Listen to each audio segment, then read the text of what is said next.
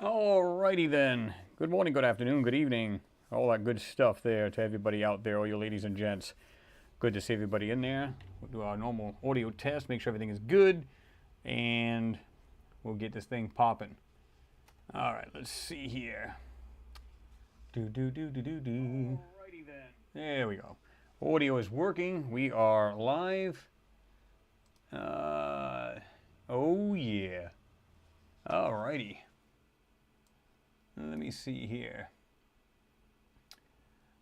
Oh, Josh D's in there early.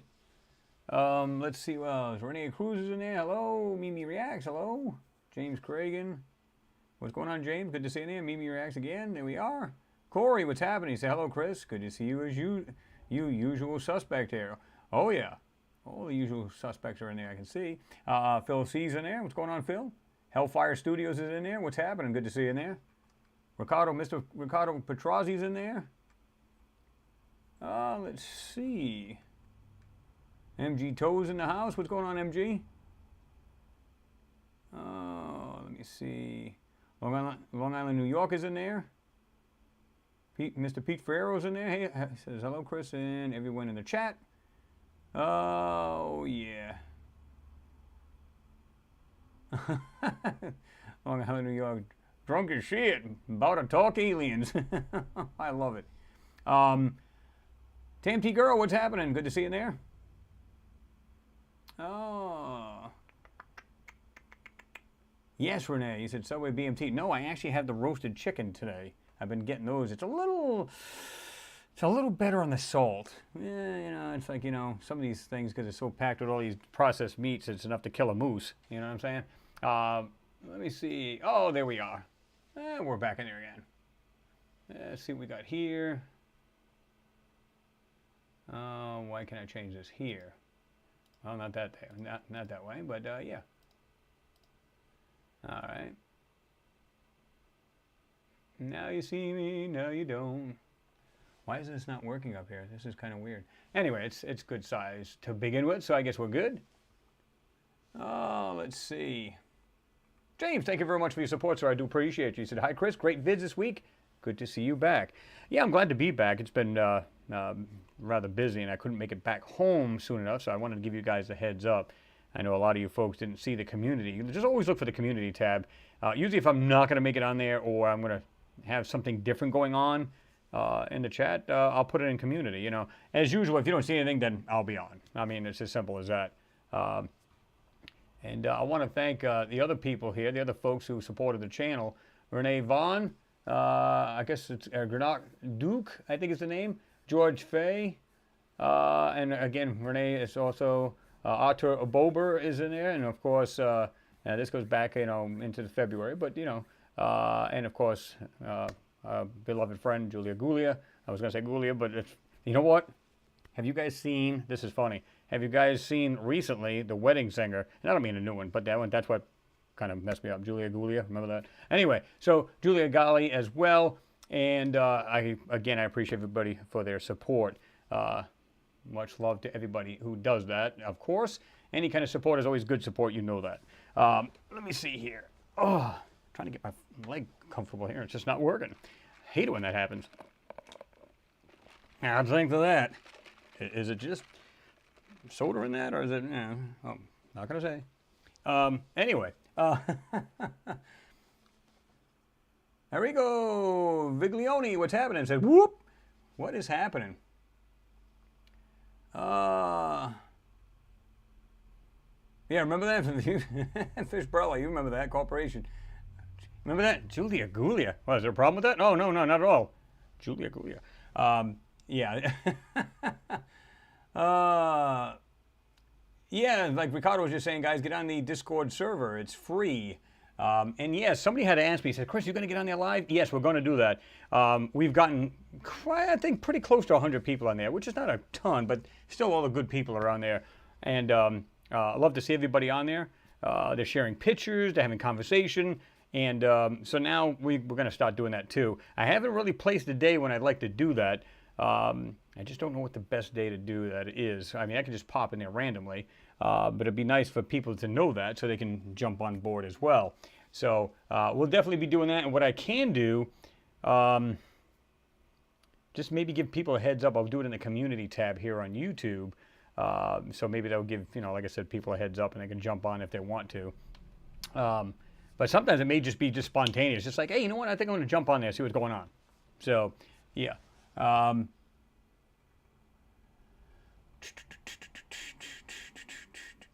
Glenn Marsh is in there. What's going on, Mr. Glenn? Chris, thank you for putting, excuse me, Costa in his place after my comments last. Much appreciated. Yeah, I mean, you know how that goes. It's just like, one thing I don't like. I don't care, and I've said this a million times. I don't care that people come on there. It's a debate, or they disagree with somebody respectfully, because I'm sure you would respond, or anybody else here will respond respectfully.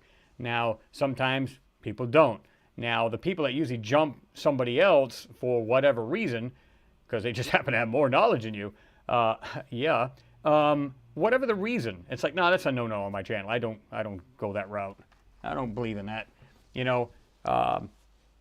It's like that other guy, Blair fan. I don't know if you guys know this, but he's actually made his duty he's making videos about my videos.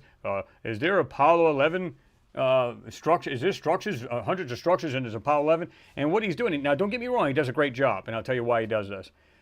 What he's doing, he's literally showing you the LROC photos from the satellite view down, and he's absolutely correct. There's nothing there to see, folks. So you may be saying, well, Chris, man, why would you say that? You're basically shooting yourself in the foot. No.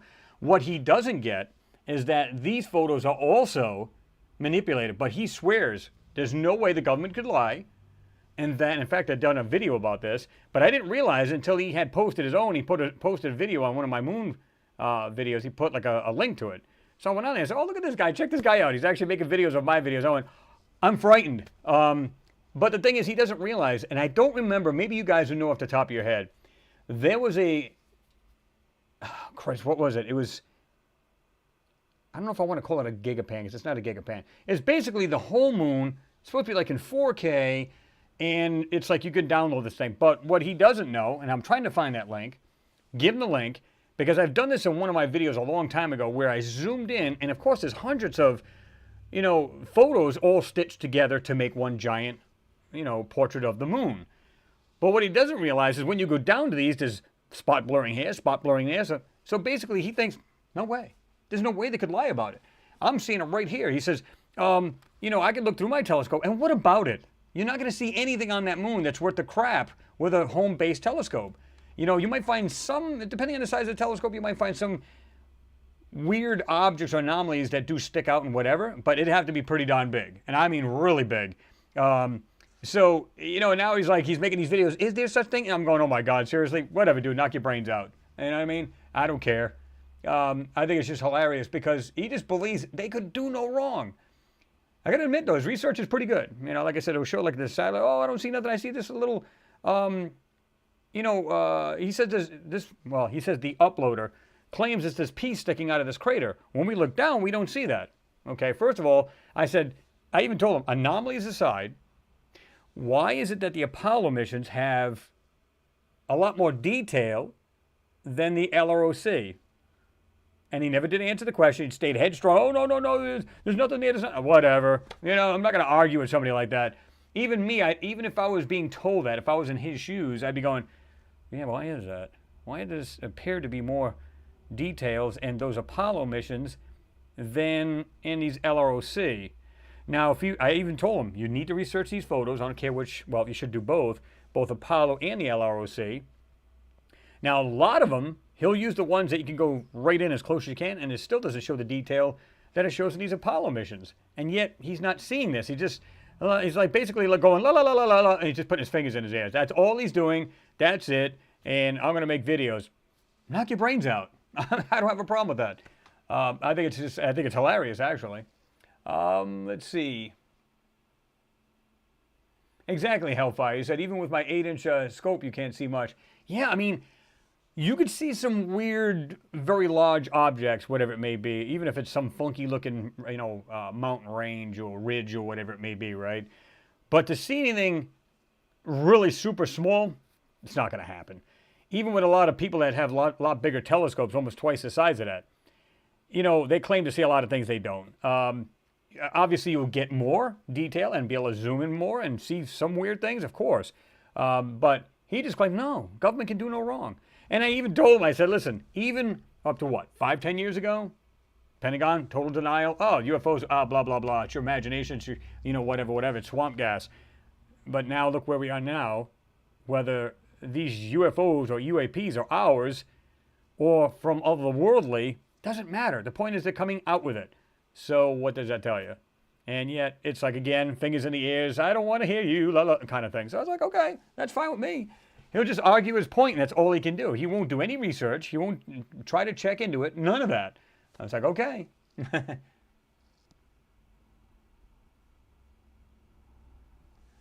Eric Blay said, too much misinformation from the authorities from COVID to NASA. Yeah, way too much. Dog Creek, what's going on? Good to see you there. Dog Creek Customs is in the hizoo. What is happening? James, you said, Chris, the Mars vid yesterday, there's 4 or 5 fish-shaped structures and that back so-called ridge line and along the base of it also. Check it out in with a magnifier. Yeah, there's actually some things people have noticed, and so did I. And I love it because some people say, hey, did you see this? And I go, these guys are all over this. They're seeing it themselves. Awesome. What's going on there, Great for All? Good to see you. He said, I'm here too. All righty. Let me see. Long Island, New York, he said Russia knows all about their UFOs, invade Russia if they don't release all UFO documents. Yeah. Why not? They seem to be doing a good job doing it to other countries, if you get what I mean. Friggin' sad situation right there. Mr. John K. says, shout out from Tampa. What's going on, John? Good to see you in there. How's the temps down in Tampa today? Must be pretty decent, right? Even here it was cool today. It was like 60 degrees, but yesterday I think it was 70, and this weekend, tomorrow's supposed to be 76, and yeah, Sunday's supposed to be 70. And it's going to, like Mother Nature's starting to kick in. The planet's turning, it's tilting back where it should be, and of course we're going to start, the warmer temperatures are going to start winning out. Thank God for that. Because I don't know if about you guys, but back here in my state, we're getting bent over on just the electricity charge. It's almost like every year they're going, hey, why don't we boost this up a little bit more? We need a little bit more money. So your electric bill goes through the roof. And what's funny is I do everything I can to keep it down, all my bills. And this last one is like the highest I've ever seen. I'm going, what is going on here? I said, next time there's a meeting with this electric company, I'm going to it. And I'm going to say, let me get this straight. You're saying you need more money for the infrastructure and whatever. You want to add on and repair and do whatever. Why don't you do like most companies do and take it out of their profits and do that instead of robbing the people? Because if I had a business and I wanted to, let's say, I don't know, do some renovations in the building, do I hit up the public for that, or do I take it out of my profits and the money I made from it? I think we all know the answer. But yet they don't have any problem taking it from you, the people, or we, the people, and basically just raping you blind. So I think that's, and you just want to just tell them they're number one, if you get what I mean. So it's sad. It really is. But every time you turn around, the gas prices now going up, food prices going through the roof, whatever. It's just like you're just getting bombarded all around you,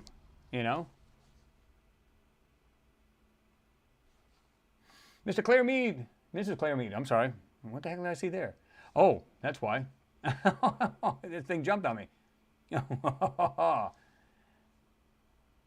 Claire Mead, my apologies. Hello, good to see you in there. Let me see. Jump down. What the heck was that? Why was that held? Let me go back. Wow, this thing did jump on me. Holy crap. Oh,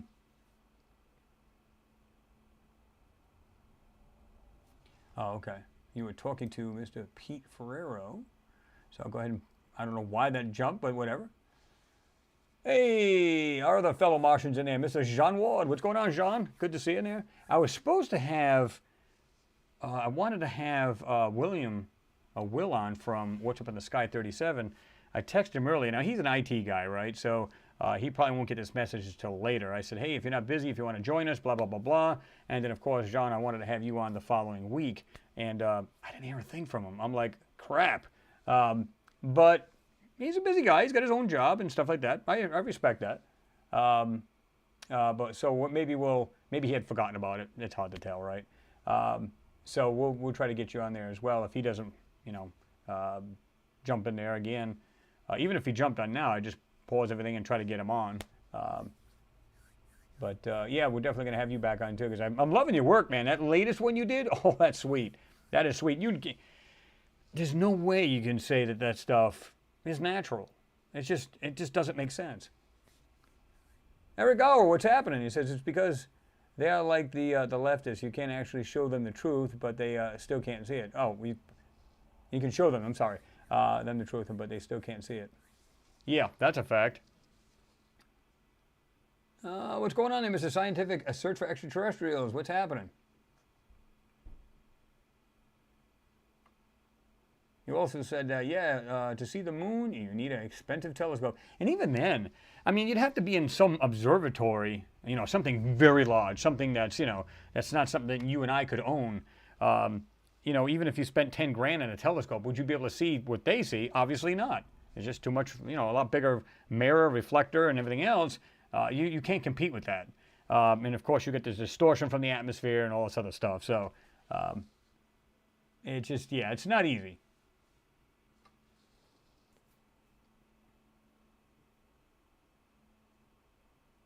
Renee Cruz says, oh, look, the Matrix Mars glitch.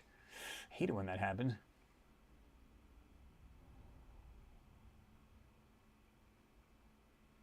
All right, let me jump way down here. There we go. George Mayer, what's happening? Good to see you this evening. How are you?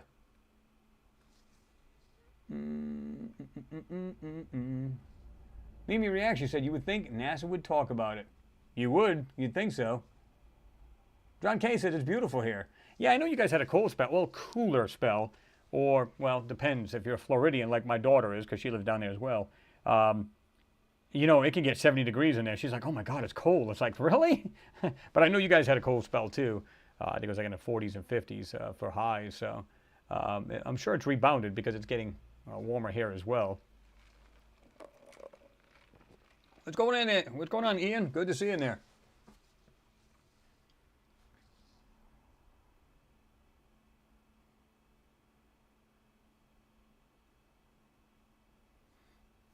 Dog Green Customs. I finally got my dislike button back. I felt lost without this. Without that sucker. Could never do it. Yeah, I mean, to me, it's like when they got rid of it here, I actually absolutely loved it. And I'll tell you why. To me, it's a distraction. And the problem with having that actually showing on here is this. And I've said this before. Let's say you're coming to check out a new channel or just a video. It doesn't matter, whatever channel it may be. Right off the bat, there's X amount of dislikes. And of course, there's usually a whole lot more likes than there are dislikes, right? And so the first thing you say is, okay, if there's a certain amount of dislikes, what do? Comments first. And so you already have this, idea in your head that this is going to suck or whatever the reason. So with that being hidden, you automatically go to the video and you say, I'm going to make my own, mind up and say, hey, this is thumbs up or shitsky, either way. But to have that, it's already have people in their mind, like it's like preset in their head, like, oh, this one's going to suck already. And you don't know that. Kind of like when somebody gives you a review about a movie. Oh, that thing sucked. You go and see it and you go, that's fantastic. What was he smoking? So, that's the way I look at it. Limey Watcher, what's happening? You say, hi, Chris and all. Hope all is well. I'm doing good, Limey. I hope you're doing well.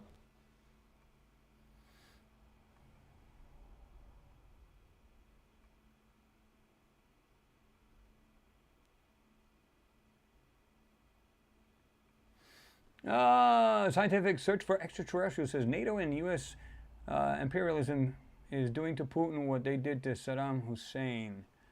Well, here's the thing. This is the way I look at it. I don't care what war it is. I don't care who invoked it. I don't give a shit, to be honest with you. The sad part about all this is the people are paying the price, whether directly or indirectly. You know, there's people that are men, women, and children dying over there.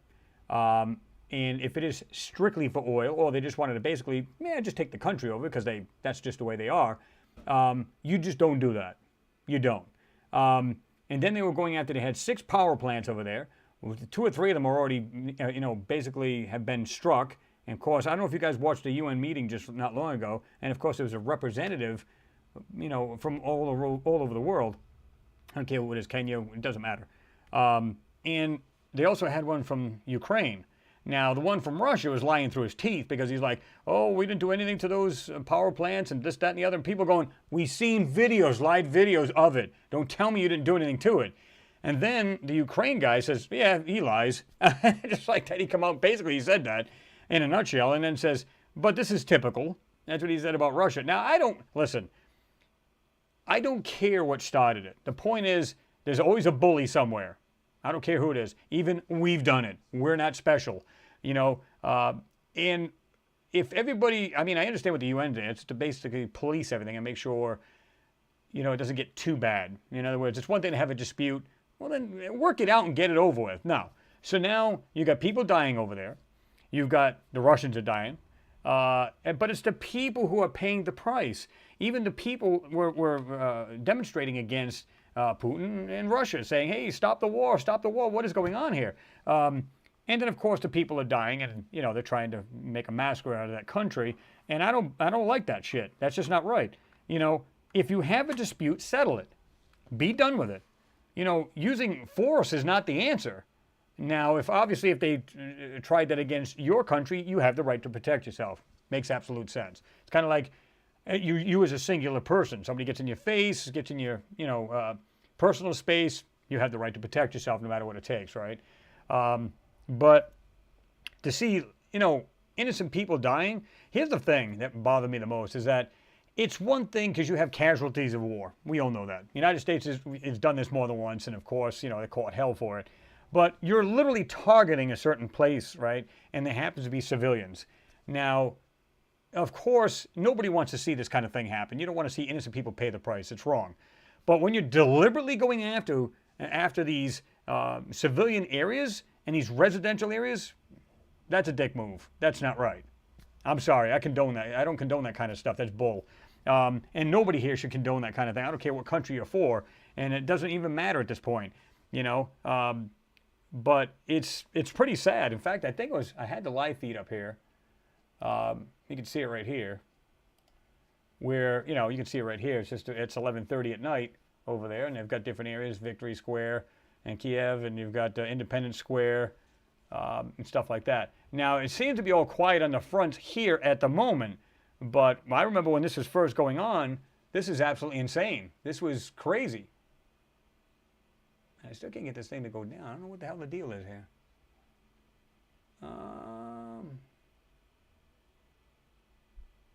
Let me see here. Oh my God, I can't get the thing to go back down. I don't know why. All right, let me see. Let me do it this way.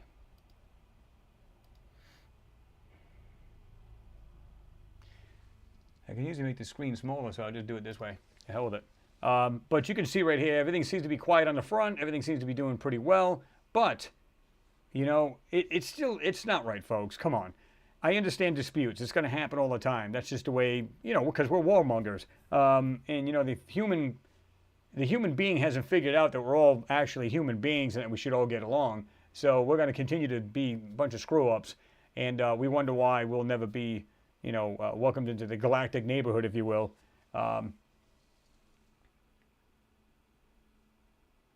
Tim Houston's in the Hangout, huh?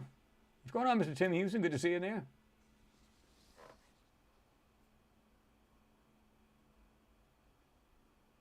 Yep. Marina Rapan, you said, they said in Georgia conflict that Ukraine was next. I mean, come on. I like I said, yeah, I mean, I can see you guys weighing in on this.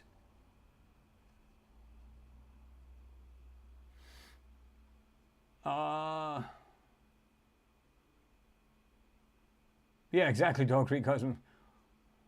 Yep, war is good for nothing, basically. Tim, I like that. Good morning from the Black Iron Prison, aka Planet Earth. John Smithy said, more innocent blood. Sad, so sad. Yeah. Well, here's the thing. This is what I have a problem with. Like I said, again, there's always going to be conflict to a certain degree, right? Can we just talk about it? No. Like I said, it's one thing to have casualties of war. You know, that's going to happen. You're going to have people, unfortunately, get caught in the mix. But to literally target that area, these residential areas, I'm sorry, that's wrong. That's just wrong, period. And what they'll do is hopefully everybody, and I know that here in the States we've been doing that. We've been taking anything that's been made by Russia. Alcohol, any kind of alcohol, next. And people are pulling it off the shelf. Embargo. Just set embargoes and just stop, just stifle them and choke them off. But it's unfortunate because now it's the people over there that's got to deal with it, because then their economy kind of gets a little shaky, and it's a no-win for anybody. The governments don't care. You know why? They're sitting right there in the easy chair, just like, oh yeah, I'm just living high in the hog while everybody else is going to suffer. And again, gas prices go through the roof. They were even saying here that it was supposed to be, what was it? Let me get rid of this here. They were supposed to be maybe $7 per gallon here in the summertime. I don't think it's going to quite get that high, folks, because I think what's going to happen is they're going to uncap our reserves, and it's going to level it off. Now, I know in California, I think it's $6, give or take, per gallon, and which is not a good thing, obviously. What the hell is that reflecting here? Oh, is that the globe? It might be. I think that was my little Martian globe here. This is one I showed you. My son got me there. It's pretty cool. It says Mars, and you see the two little people standing on the planet. But I think I had it over too far, and you can see this weird thing on the left-hand side of my screen here. Let's see if that helps at all, because I did move it. There it goes. Yeah, I can see that. Okay. Of course, I'm saying that now, 20 seconds later. Let's see. Yeah, a scientific search for extraterrestrials. You said RT, which is Russia Today. It's one of the best news sources about the Russia and Ukraine conflict. Yeah, exactly. I watch them periodically myself. Okay, Metalhead, what's going on? Good to see you there, brother. You said it's $5.50 in Cali. Well, see, that's what I'm saying. I've heard it's like $6, give or take. So it's insane. But this is where my car shines through. Like I said, I got a hybrid and I got a fully electric. I was telling the wife, listen, if I have to, I don't have a problem with that. I live like 2.4 miles from my job. I got an electric scooter, can do 16 miles an hour, which is not super fast, but not the point. I don't care. I can ride up, ride back.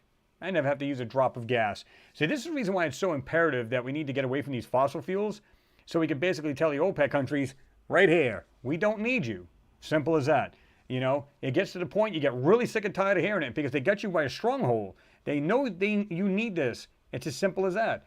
And they're going to do their best to say, hey, listen, you need it? You're going to have to bow to us. And I'm not doing that. I'm not. It's just not right. Bush Corey, what's going on? Good to see you in there, man. He said, only one thing bullies understand, that's a good smack in the mouth. There you go. There you go.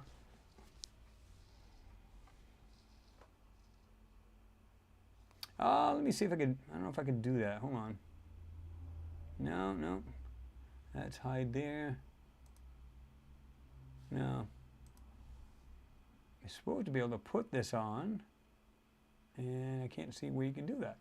You can actually put it in slow-mo, because I know what he called it. Dog Creek Customer was just saying, if anybody's replying to me, better tag me. This shit is going way too fast to keep up with. It does. Sometimes I'm watching some of these channels, I'm going, wait a minute, stop. I'm going to scroll back down so I can see it. There you go, Dog Creek. Buy a horse. Eric Blair said the first casualty of war is the truth. Yep. Mimi, you said Germany banned Russian food. Yeah, you know what? Don't get me wrong, it's not fair to the actual people, the public of Russia. It's just kind of like, we can have the president we have in our country do some stupid shit. It's not the people's fault. That doesn't mean we all agree on what he does. Half the things, you just hope he can stay awake half the time to tie his shoes. But on the other side of the token, you're saying, listen, you know, I can back him to a certain degree, but there's some things you just can't do. You know, there's so many inhumane things that go on. It's sad. You know, I don't want to see anybody paying the price because we got an idiot. You know, they have an idiot for a leader, and that, you know, it's the public that has to pay for it one way or the other. Now, again, now food's going up, gas is going up. You know, anything that's, you know, oil, petroleum based, I don't care if it's toys, you know, which plastic made out of, right? It just goes on and on. And it's not just one effect, it's a ripple effect. And the other thing is, too, when they were talking about hitting those 6 power stations, those nuclear stations, the power plants, it's like, you don't mess with those. It literally, this fallout would literally go into Russia as well. Kill off the wildlife. You know, mess with the property, the land for like a long, long time. Why would you even think of this? You know, of course he denied it. If he's going to, he's not going to say, yeah, that's us, by the way. But yeah, he was denying it.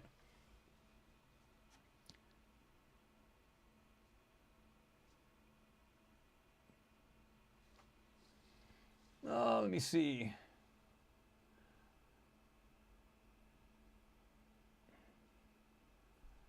Eric Gowrie said Germany banned Russian food but cooks their own with Russian gas. Well, I mean, if you think about it, everybody uses, they're getting it somehow through, you know, Russia. It's like we use gas here as well, right? There's nothing you can do about it. You have to drive your vehicle, right? Unless you can find an alternative. If you live in a small town, ride a bike. Get an electric scooter, electric bike, whatever it may be. You know what? And, you know, people go, well, you know, you're still depending on the power plant there. It's like, listen, it's still very minuscule compared to what your vehicle uses. So it's like I tell people, they go, well, if everybody plugs in cars, I mean, it's going to be a lot of, you know, drag on the power station. Well, that's true to a certain degree. My car, when it first came out, it was very small compared to these other cars. Mine is very short distance compared to most cars you see today. They're anywhere between 2 and 350 miles. Some of them only 125, 150 miles. And it's like I always said, it's like a flea in a buffalo's rear end. It's like, it's not going to, but you know, you get a ton of people doing it. Well, that's a whole different ballgame. But the point is, it's like, that's what I would do in a short term. So this way you can save the money and keep it in your pocket, right?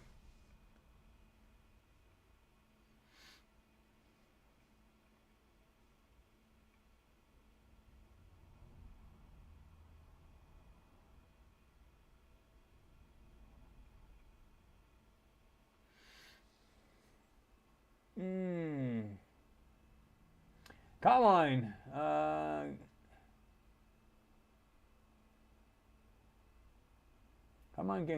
Gengemi, okay. There's too much propaganda in the media. The Russians did not fire missiles into the nuclear plants. Well, I mean, a lot of people were saying that they were because they actually seen live feeds of it, right? I wasn't there. I don't know. But, you know, it was what he was saying. Again, I don't know if you guys have seen this, but they were talking about, he says, well, the Ukrainian people were literally, you know, ambushing us and everything. You're in their country. Get the hell out of it. You know, you don't think these people are going to try to ambush you or, you know, blow you away? You're in their country killing their people. Let's reverse it. Let's flip the script. It's the other way around. Do you not think the Russian people would protect themselves? Of course they would. Who wouldn't? You know, it's your family you're talking about. So regardless of all the politic BS that goes on, it's like almost every country does this. It's like it's for their own personal gain, their power, but unfortunately, whether directly or indirectly, the people pay the price. That's what I'm against. It's not right that people have to do it. Then it's not just the biggest price of life is losing yours, but now everything is trickled down, whether it's food, gas, whatever it may be. So you pay the price one way or the other. And it's not just them two countries. You pay it too. So, you know.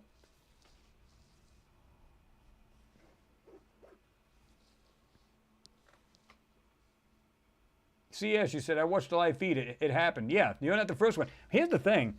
Again, I'm not there, so I don't know. All I could do is go by what the news show. Now, all the UN, all these other countries are saying, we've seen it ourselves. You absolutely did do it. And, of course, he didn't have much to say after that, and he couldn't really say anything, but because everybody's got to have their own talk. Now, I'm with you folks on politics. I think it's absolutely BS, and you don't know who to trust anymore. But, like I said, I'm more interested not so much what the actual act is for, meaning how it completely started, maybe from the smallest thing right to where it blew up to where they went to war. I'm saying the human cost. I don't care about anything else. And like I said, in one way or another, whether you lose your life or don't, and if you don't lose your life, you're going to have to pay for it in another form. You know what I mean? And I'm sure you guys would agree with that part. It's not right, and there shouldn't be casualties of war. It's one thing to have that, but like I said, when you directly go after residential areas, nah, I'm sorry. I don't believe in that crap. And that goes for my own country I live in. If you're doing that, you should be shot and killed. You shouldn't do that.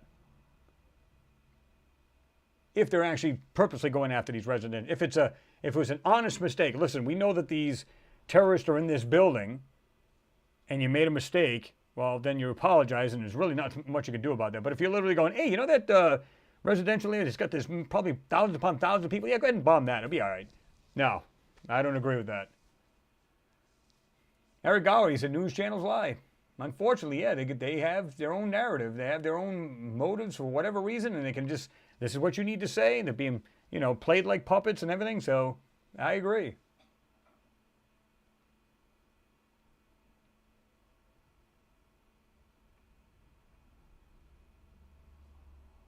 I also agree with you guys. Let's talk space. Yeah, there was supposed to be today. Was it at 4 p.m. Eastern? Or was it Central, or whatever it was? The China rocket was supposed to hit the moon. And it's supposed to leave a very large crater at that point, because I think they said it was supposed to be at, what, 5,000 miles? Was it? No. No, it wasn't either. But I know it said something about 22,000, bombs. It was supposed to like TNT or something like that. 22,000 basically bombs of that to go off. So it's going to be a very large crater where they said it'd be like, you can get several semis in there. So it's going to be a good-sized crater. It's not going to leave a hole, meaning in the moon, but it's going to leave a good-sized crater. When you think about the size of the moon in 3 semis, that's really not a huge crater, but deep enough, big enough.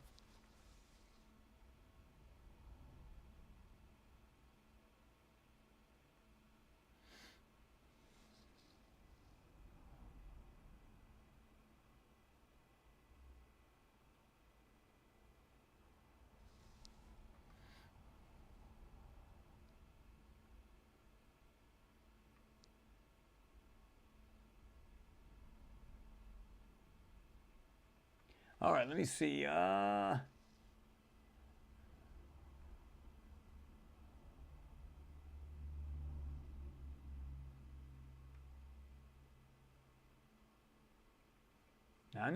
General Meow Putin.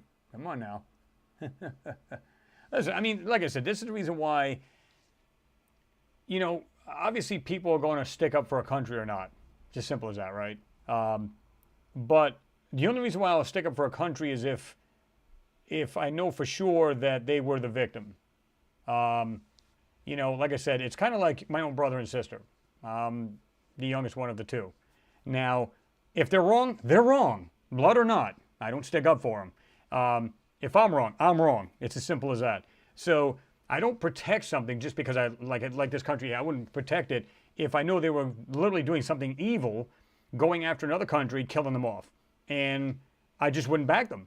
I wouldn't condone that kind of action. That's all. Now, some people will, get a little heated about conversations like that. It's not to attack any one person or any country in itself. I'm just saying that I feel bad for the actual the life loss. That's pretty much what I'm saying. So it doesn't matter the countries. So get that out of your head now. It's about just fact is these people are losing their lives, and then everybody around the world's paying the price, whether it be through gas or whatever. That's all. It's very simple. It is what it is. Oh, Harvey, what's going on? Good to see you in there, brother. And thank you for your support, as always. You said, what happened to last week's Hangout? Yes, Kyle is in the house. Yeah, I was actually running around doing a couple things. I said, there's no way I can make this thing. There's no way I can make it back. And I was probably at the time, oh boy, what was it, like an hour away? And it was like, I forget when I even left that message. I was just like, I don't know if it was a half hour, an hour before that. I said, there's no way I can make it. I got stuck in traffic. I said, there's no way. And because it probably would have been closer to 5:30, 6 o'clock. By the time I jumped in, I was like, nah, I'll just go ahead and shut it down. But I was like, trust me, I didn't want to do that. I didn't want to do that.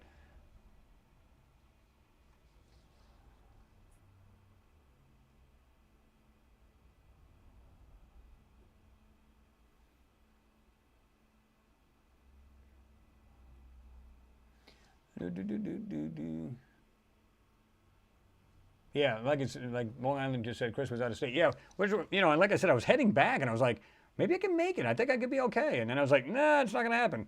So, and of course you end up in these, you're actually in traffic time because it's anywhere between what, 3:30 to 6:30.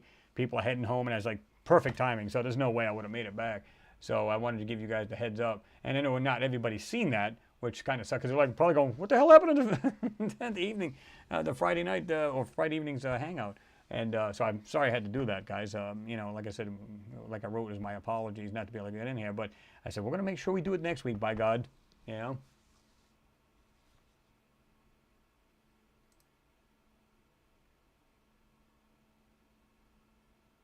Kyle, he said, yes, Chris, you do have a life to live outside this live chat. Yeah, I mean, don't get me wrong.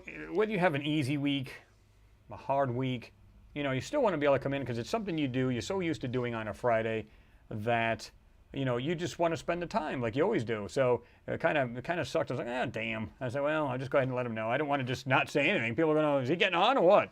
So I'll do my best to try to do that. Like I said, I'll put it in the community tab so people can see it.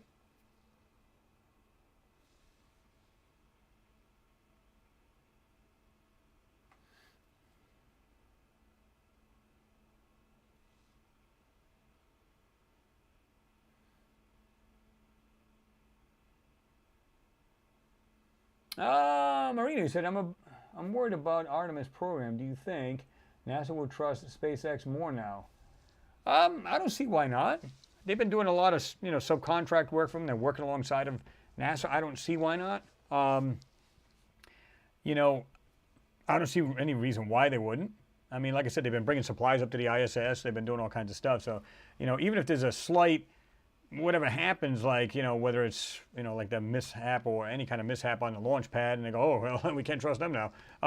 Anything like that. I'm not saying that's what happened. But when you have that kind of situation, it gets pretty much ironed out pretty quick because they're working together. So I don't see how there'd be a problem. I'm anxious to see if they take a picture with the LROC after the Chinese rocket actually hits the moon. And somebody, I think we talked about this in the last Hangout, obviously one not last week, but the one prior, where somebody had said, how do we know they're not doing doing that with a lot of junk, space junk, so we can get it away from the Earth's orbit? And you know what? It's I never thought of that. You just send it. If they have to, they could just take, send a ship out there to kind of like push it in that direction towards the moon. And of course, the moon will take over, get any kind of gravity it does have. It'll just crash right into the moon. And this is this is how they can get rid of a lot of the space orbiting junk we have around Earth. You hate to see that happen because that's not right either. Because what do you do at some point when we do actually make bases, which we already think they already have bases up there, but you know what I mean? Then you're taking a heck of a chance to do that. So, but funny enough, did anybody say the projected area that was supposed to hit? Wasn't it supposed to be the far side of the moon? Is that still going on, or is it? Did they say it's going to be somewhere else now? Because I haven't seen that part.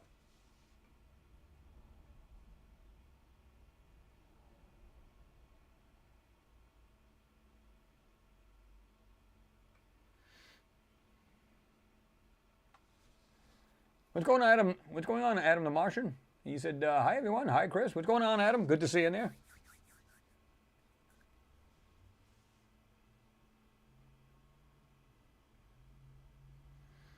Yeah, I mean, scientific search for extraterrestrial. I don't have anybody with, have any problem with protecting your resources, right? I don't care what it is your country has. You have the right to protect that because it is basically your lifeline because you sell it, right? But then when you dangle it over people, you do what for, the things we want you to do or else you're not getting it. Don't do that. That's just wrong. And that's what I always had a problem with. Like I said, everybody has, whether it's a country that it's rich in diamonds, which you really don't need that to, live life. Of course, you're filthy rich. But on the other side of the token, you're going, okay, so what about these countries, no matter what it is they sell, whether it be food, produce, whatever it may be, right? If they're the biggest distributor of it, they got you over a barrel. They just say, well, you know, if you're going to play games, we can do the same. And again, people suffer from it. So, it's not good either way. Dog Creek, you're right, spot on about that. You said you don't have to be neutral. It's about knowing what's right from wrong. Yeah, I mean, pretty much. Like I said, I don't care who you are, even my own family. If you're right, you're right. You're wrong, you're wrong. And if they're right and somebody's against that, then if they got a problem with them, they got a problem with me. And so if it was, like I said, if the script was flipped, I'd go, listen, I'd be like sticking up for the other country that's being invaded. Doesn't really matter who it is. And let's forget about them too. It could be anybody around the world. You know what I mean? If they're being attacked or being bullied, it's not right. Simple as that. You know? John Ward says, I was talking about, how about that coral plant? Yes, that one's really cool. In fact, I think I had a more realistic view of that. We can actually get rid of that now. Let me see if I even got that thing now. I had it. I got that other thing too there. I must have already put that up on. This is funny too, because, well, not funny, but this reminded me of what we see on Mars, this war-torn city. And of course, this is not what we've been talking about. This has nothing to do with this. This was, this just happened to be a random photo on Google. And I look at the piles of junk that's laying next to these things, and what does it look like? I mean, whether it's on top of the buildings, and you know, you see how, like, you don't see it very clearly, but you know that's rubble. You know that's parts of this building, right? So, isn't it the same garbage we see in these photos laying all next to these mountains and everything? And clearly that's not rocks, and now it may be bricks, and it may be, let me get my head out of the way here. I'm trying to show you guys the corner here where it's most, you know, you can see it right here on the right-hand side, where you can see, you know for a fact that's not just rocks because you're talking about on top of a building. So, you know, you're talking about probably rebar, you're probably talking about brick, window, whatever it may be, and anything that was inside them rooms. So what you're seeing right here, yeah, crazy, right? This is what makes me believe what we're seeing down there is these structures. Of course, they do their best to cover all of these. And you can see where they blurred a lot of this stuff out. Look at this. Because this is basically a military photo, by the way. And you can see where they blurred out a lot of stuff. There's probably a bunch of bodies laying all over the street, and that's probably why they blurred all this out. See it? You know, you can see it's right here in the middle, a bunch of junk laying right in the middle of the road. And the intersection, remember we were talking about that? Where it looked like that one video, it looked like junk coming down from all corners? Yeah, like right here. Let me get out a little bit here. Check that out.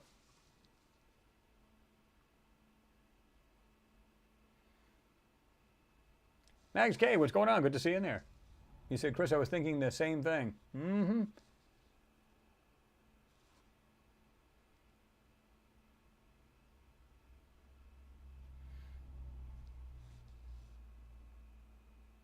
Exactly, and you said exactly. Imagine the rubble, but covered in sand over thousands of years, or manufactured sand or manipulation to cover that. Because you can see right here, they've done this right here on these roads, right here on these buildings. Look at this, right here. You see it's blurred out, and you see where they literally drew over this stuff. So I don't know if there's bodies laying on top of there, you know, bloodshed all over the roads. I don't know. That would be the only reason why I can see they'd do that. But you can see the junk. Look at the shapes and stuff. It looks like a little pool or something right there. But anyway, a satellite dish here on the roof here in the middle of the screen. But you can see the rubble, and it looks a lot like what we see in these Martian photos. Look at it. It looks like just a bunch of digital spaghetti, if you ask me, if you put it that way, right? But look at it.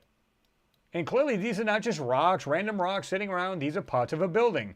See the shapes right here? Like this white piece with this black round circle? Imagine that.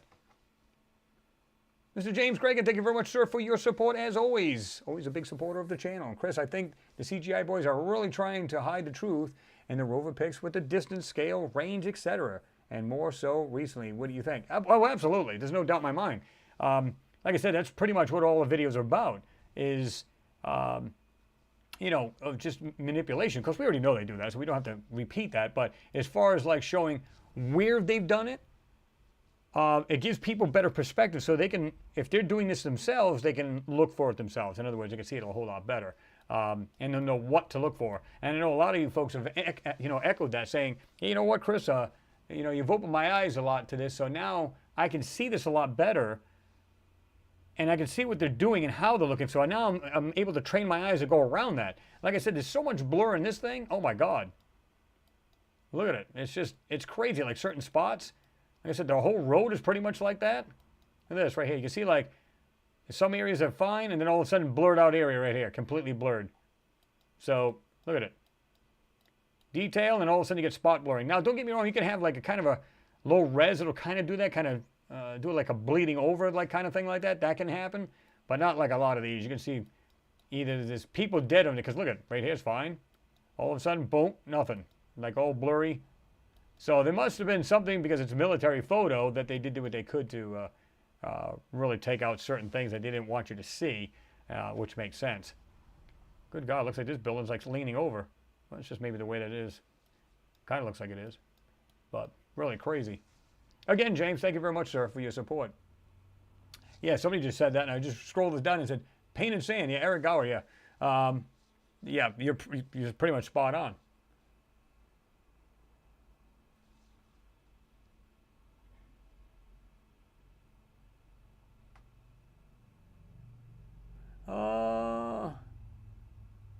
See, yeah, she said, saw a video of a World War II tank half buried that was being reclaimed by the earth, and a buried part was being turned into rock. Yeah, basically it becomes like an encrusted, or it just becomes, like you said, it looks like it's rock after a while, right? Well, like I said, when I seen this photo, and I wanted to show you this, so when people go, well, I really can't make out what the heck that crap is, it's got to be just rock. Well, I don't know about that, because I'm looking at these things. Look at the shapes in here. And it looks exactly what we see on Mars in a lot of these photos. And even if I back up, you can look at it, if you happen to have a magnifier on you, you can look at these parts. It's the same thing we're seeing. And like I said, that photo where it looked like this junk was coming down from all corners, it's exactly what it looks like. This pile of junk right here.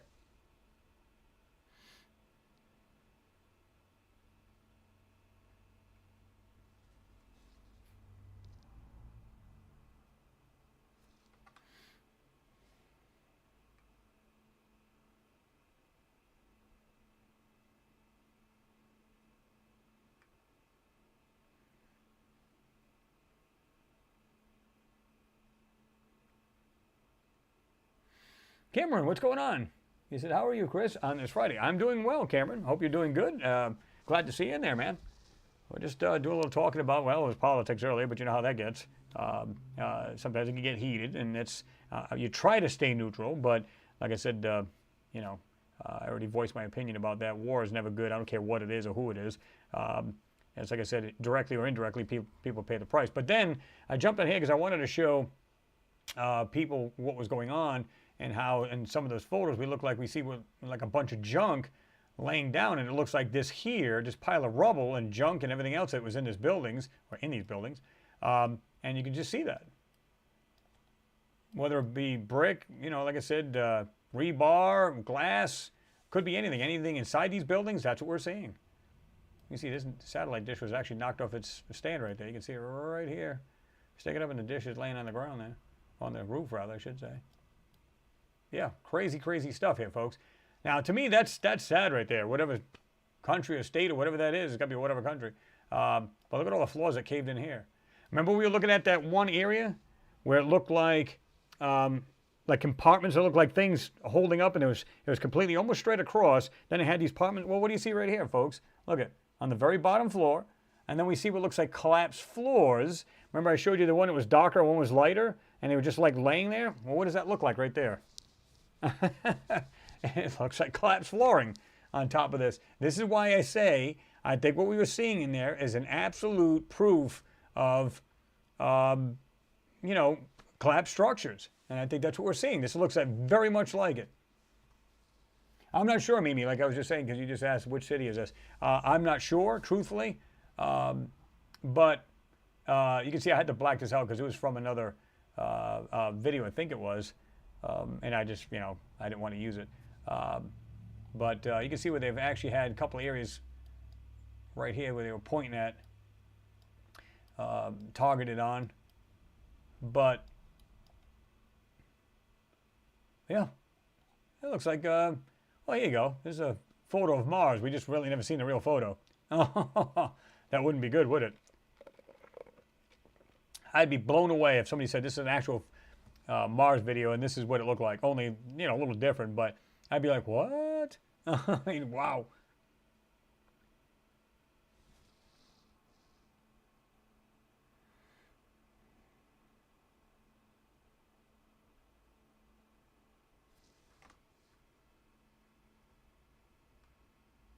Let me see.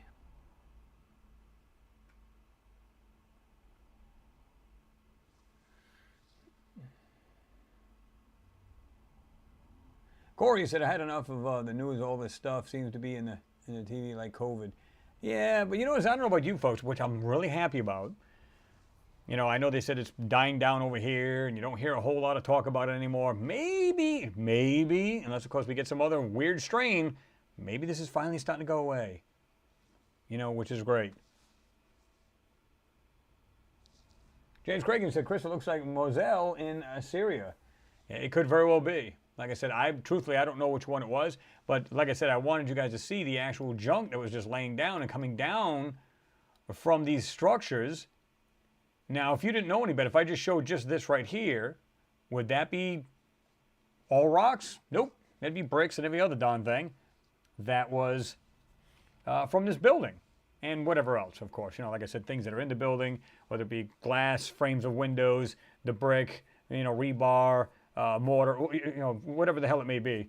You know, just everything just comes down. And like I said, this looks surprisingly, like I said, there was two areas that were on top of those, that straight with those supports. We had two of these things laying right on top, and it looked like you'd see floors on it. Now, was that? I don't know. There's no way to vet any of that, but that's what it looked like to me, right? I had that flower thing, and I can't find it now. So that's great. So yeah, that's always fun. But you know how that goes. Let's see.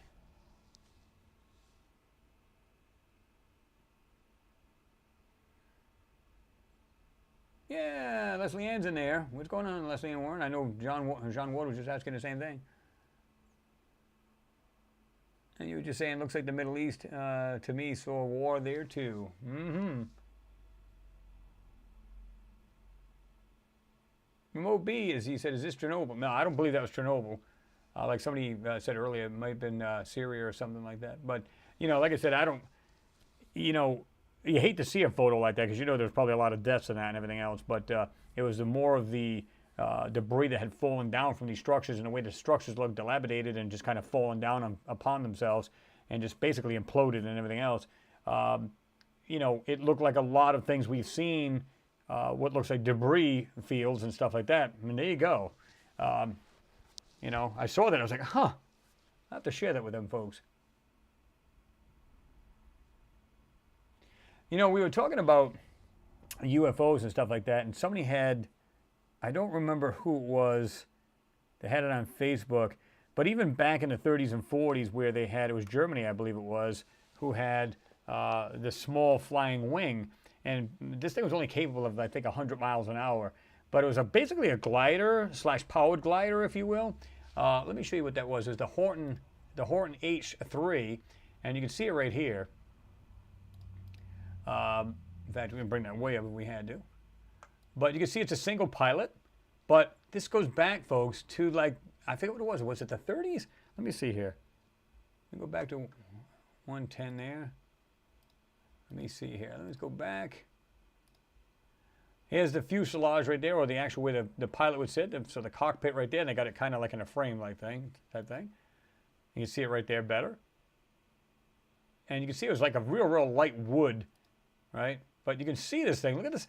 And this was back in the early time, people. Look at, what is this? I said, okay, but that's not it right there. Let's see. 1937 to 1944. What? So Yeah, so 37 to 44. So the thing is, they built this back then. It says the H3 series was incremental development of the Horton H2 with reduced speed back of 23 degrees span, increased to 20 millimeter or 65 feet, 7 inches, and modified lateral. But so it goes into that and talks about the history of it. And it says they had like gliding competitions and everything. But the whole point is the idea that this thing was made back in the late 30s, mid 40s. It's like, wow, that's insane. Let me see. Yeah, this says in Berlin, various locations including, okay. The first two H3s in the, I guess it was the 3A and the 3C, I guess. And it says 10 and 11 were built in workshops in Cologne in 1938. Subsequent H3s were built in various locations, including, of course, I don't know what the hell how to pronounce that, in Berlin, and so on and so forth. So, but again, you see these things. Why is it so hard to believe that we can have anything technologically advanced today? Like, you know, incredibly technology, incredible. So it's not like we haven't had these winged spacecraft for, you know, for forever. So this is what makes me think when you see these giant V-shaped crafts, are they really alien? Or is it something we're building? But the funny part about it is, let's say it is us building it. What's the point? It's kind of like the Tic Tac. It's kind of like the, I can go anywhere I want to. And they can, if it is ours, somebody's on this planet.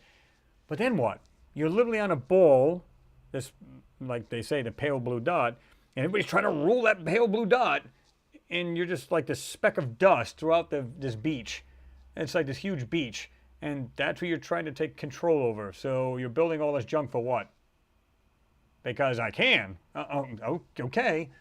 So, yeah, I always thought that was amusing.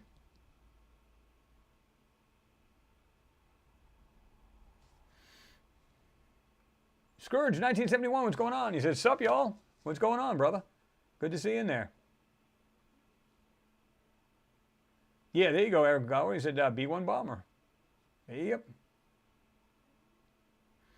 Yeah, exactly, too. You were saying earlier, amazing how much it looks like the F-117 stealth fighters. Yeah, that's what's crazy. And look at the date. So what would they have now? Because you know these people and go, okay, let's just build this. In fact, we can go down here. And I wanted to show you the specs on this. Let me see. Should be right here. General characteristics.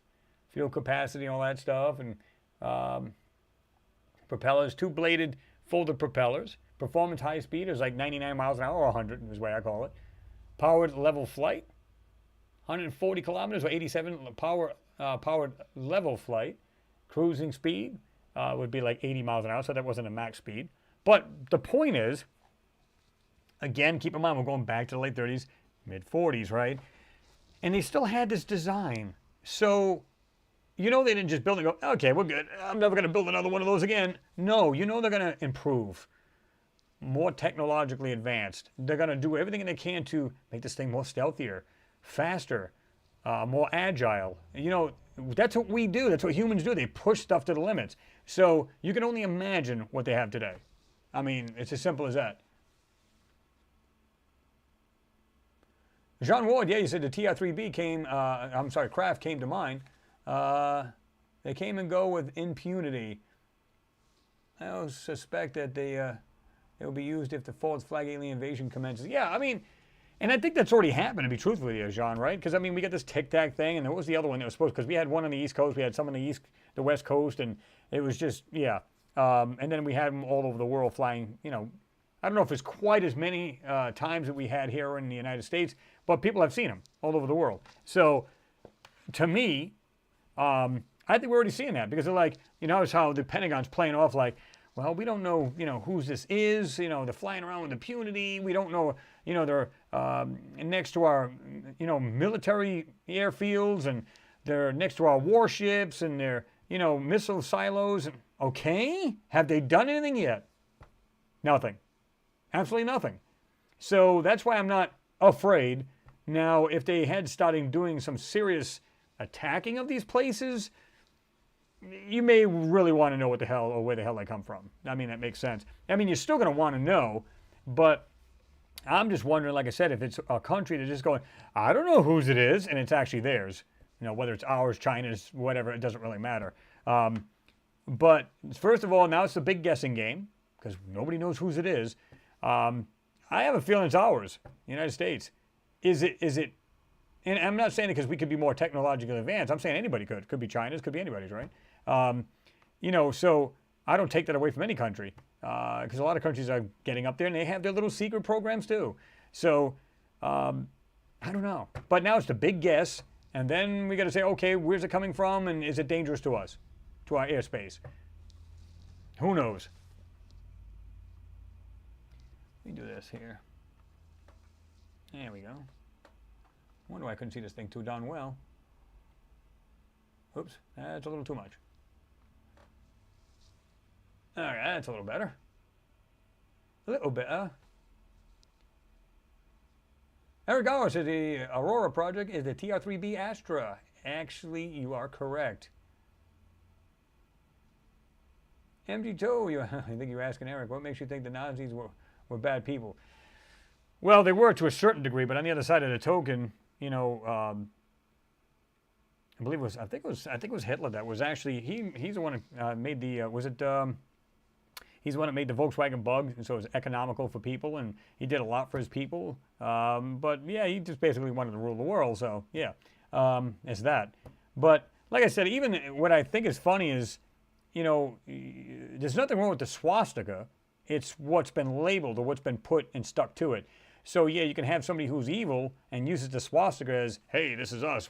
And of course, if you're a madman and you got this on you, first thing you think of is what? Evil.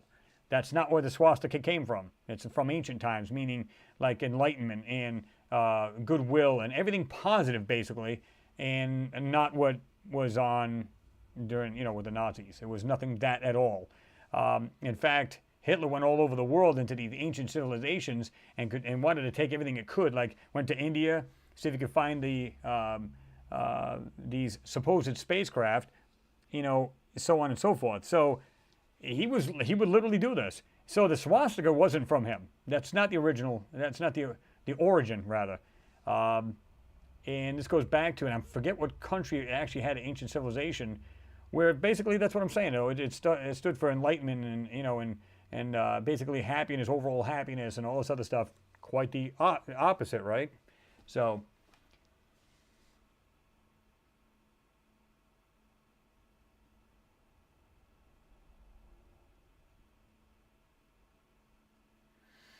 St. John 1 says Paperclip and Mr. Von Braun. Yes. Like I said, these people, if you built this kind of spacecraft back in the day, you didn't stop. It's kind of like, I don't know if you guys remember any car guys out there, remember when they had the Blue Flame? And I believe it was in the 70s, 60s or 70s, where it broke, yeah, that too. There was a guy, well, there was a guy in it. But anyway, there was, it literally broke the land speed record over like 600 plus miles an hour. And of course, that they're going to try to go faster, more aerodynamically, more propulsion. You're going to try to improve and better and stretch the boundaries to each of these objects. So if you built a spacecraft back in the day, you're not going to stop. You're going to just try to make it better. It's kind of like I always say this, like if I'm going to buy something for my house, it's going to be to improve whatever I already have. So whether it be your TV set, your sound system, maybe you want a more comfortable bed, whatever, you're going to improve on what you're going to do. Of course, you're not building it yourself, but I'm just saying, but that's what you try to do. You try to improve or try to get better. But as far as manufacturing and designing such craft and stuff like that, that's what you do. That's what we do. It's like we know the other countries are probably building something like these kind of spacecraft or their own versions. How fast would they be? We got to make ours faster. Will it be invisible? Well, we got to make ours even more invisible to radar. So, you know what I mean? It's kind of like you never stop. You continuously always do that. That's just what people do. James Cragen, thank you again, sir, for your support, as always. He said, Chris, going back to the moon for a sec, your fantastic lunar vid last week, wow, man, I mean, is one of the craters alone, there is 2 huge structures. Yeah, I mean, if you look really carefully, you can see, like I just looked at a photo today. Wasn't all that great. But there's one thing that as soon as I started just going lightly with the burn tool, something went, and all of a sudden it stood up inside the crater. Like the lines were there, but you could not see them. So going over that manipulation, all of a sudden the lines came through, and suddenly something stood up like it's like a 3D. And it literally looked like a structure with a structure wall. So I thought that was pretty wild. Really, really cool stuff. Again, James, thank you very much. Let's see. Mr. Pat Owen, what's going on? Good to see you there, man. I'm not sure what you responded to, but you said good people cook for other folks. Yeah, true.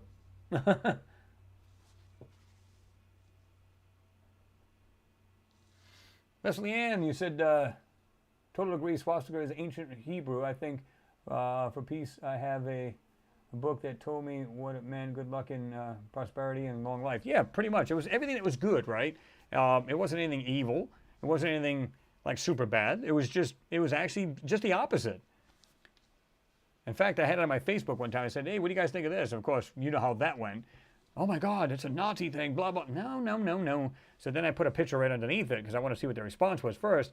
And then I showed them it was carved in an ancient statue, and it meant nothing but, like you said, Leslie Ann, you said prosperity and goodness and, you know, enlightenment and so on and so forth. Had nothing to do with the opposite of the Nazis. Had nothing to do with them at all. They made it bad.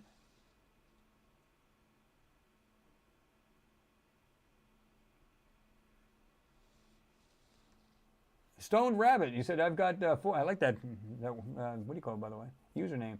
I've got 4 different swastikas tattoos, all from ancient cultures. Yeah, this is, so you know what I mean. It wasn't something that was invented by the Nazis, no, by far.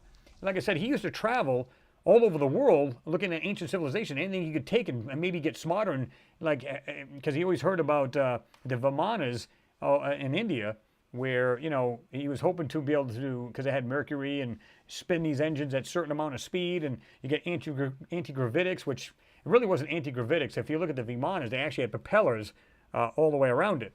And it would actually, it would take air through the whole unit, and it would like force air down through a tunnel pipe. It's weird. So they weren't anti-gravitics, but there were some areas, even in like Egypt, they found in one of the bottom of one of the pyramids, they found like a small lake of water, or I shouldn't say water, but it was mercury. So, you know, so he would go around to all of these ancient places and try to get this information and get everything, you know, just basically grab all this info. And so he's a smart man as far as that goes, but as far as that, and I think what he did was he probably stumbled on it and said, I love that kind of symbol, it looks cool. Yeah. So it wasn't all bad. That's a fact. Mackie Boland says, hello from the Baltic Sea. What's going on, Mackie?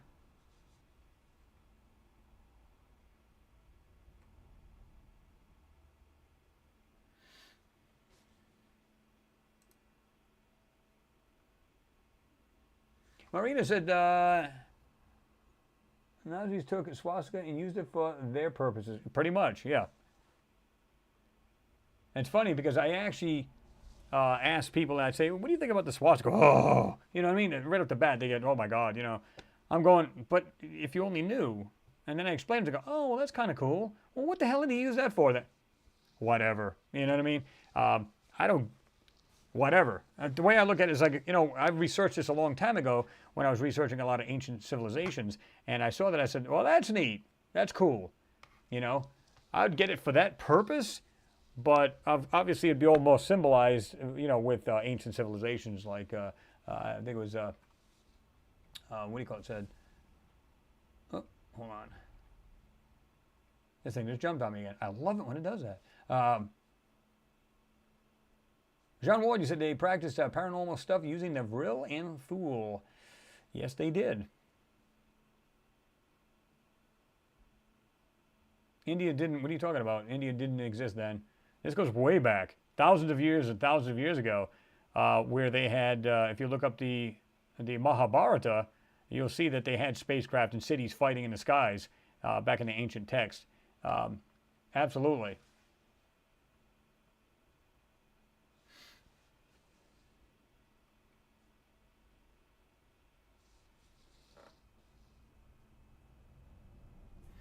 Jerry, you said Viking mission 1976, 46 years ago. The photos taken today on Mars are not too much better. Something's not right there. Exactly.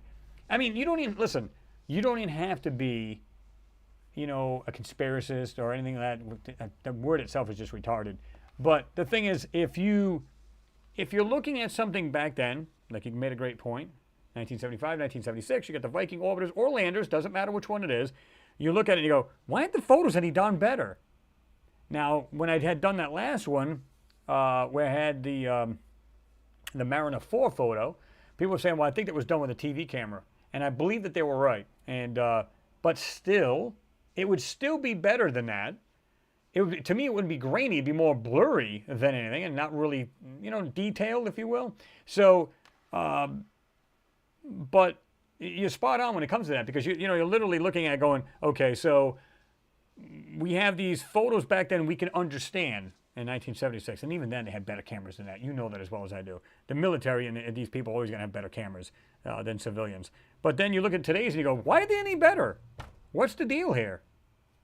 Doesn't make any sense.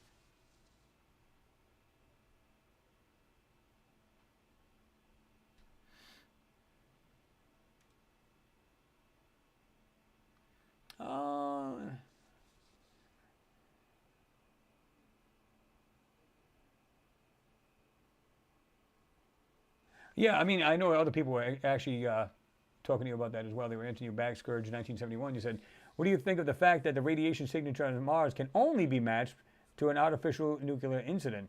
And why isn't it more said about it? It's like that data is completely ignored. Well, and that's exactly what it did, just swept it under the rug. But like I said, when you have xenon-129, you've got all of the basically chemicals that can make up these two explosions that happened in 1941. It was witnessed in 1941. That, you know, well, I should say, and it's also been matched by, I think it was Maven spacecraft and the Curiosity rover. They actually could sense this stuff in the air. So it is still there.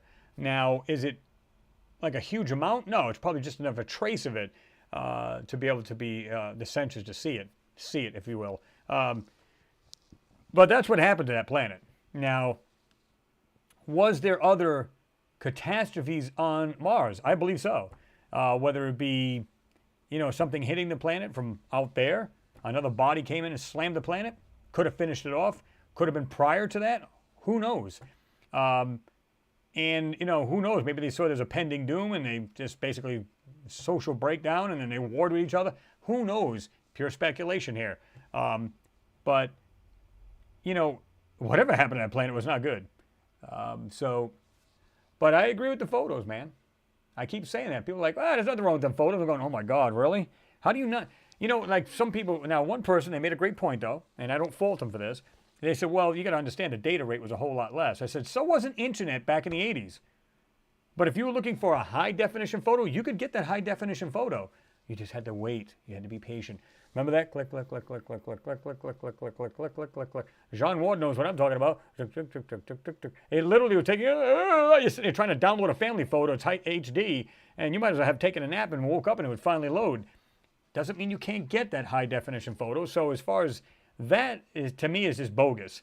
It would just take them a lot longer to get this information than it does today. But that doesn't mean they couldn't get a high def photo.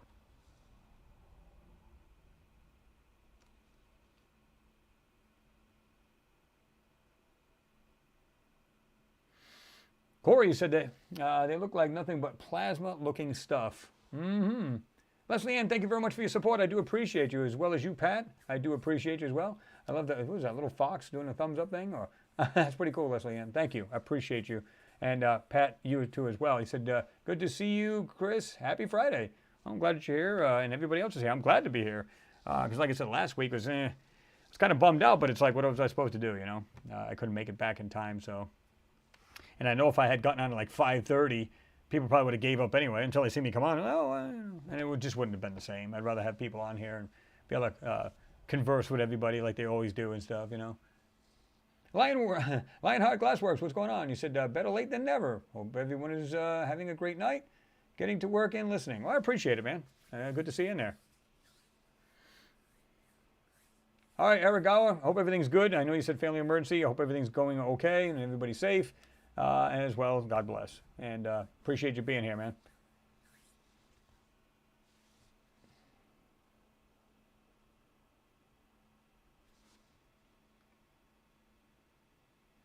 Steve Garnham, what's going on? Good to see you there, man. Yeah, you're talking to Jerry, said their manipulation just got better. Yeah, I mean, here's the thing. They're hoping that these photos, they just say, well, you understand, right? I mean, it's a long distance from Mars to Earth, and, you know, the photos just don't come out as well. We're not talking about an FM station or an AM station drifting in and out here. We're talking about data coming from one, orbiter or directly from the rover, depending on how they're doing it. But they're doing it both ways, I believe. So it's coming to Earth, and even if it's very slow data, it doesn't matter. You'll still get a high definition photo. You just have to be patient. So unless, of course, you have a link drop and you don't get all the information, well, clearly you're not going to get the whole photo. You're going to have like a quarter of a photo or half a photo, and the rest will be black. But, but you're going to get the whole photo, even back in 1976. If it took you an hour to download the thing, who cares? You're still going to get absolutely pristine photos. And, of course, you won't see that.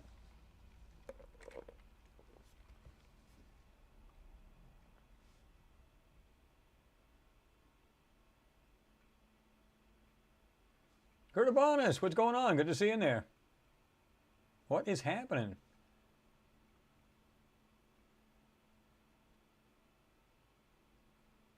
No, you were right, Marina. You said in the Mahabharata they also described nuclear wars as, I remember.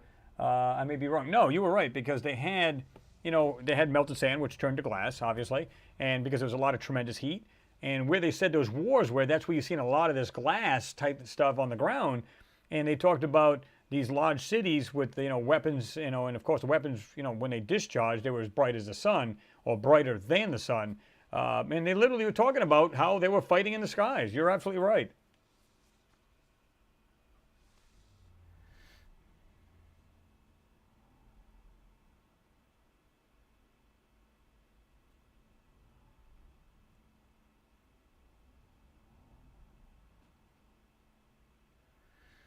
Let me see. All right, John, I'll be in touch, brother. I know you said it's a great hangout. Again, thank you. See you in the next video.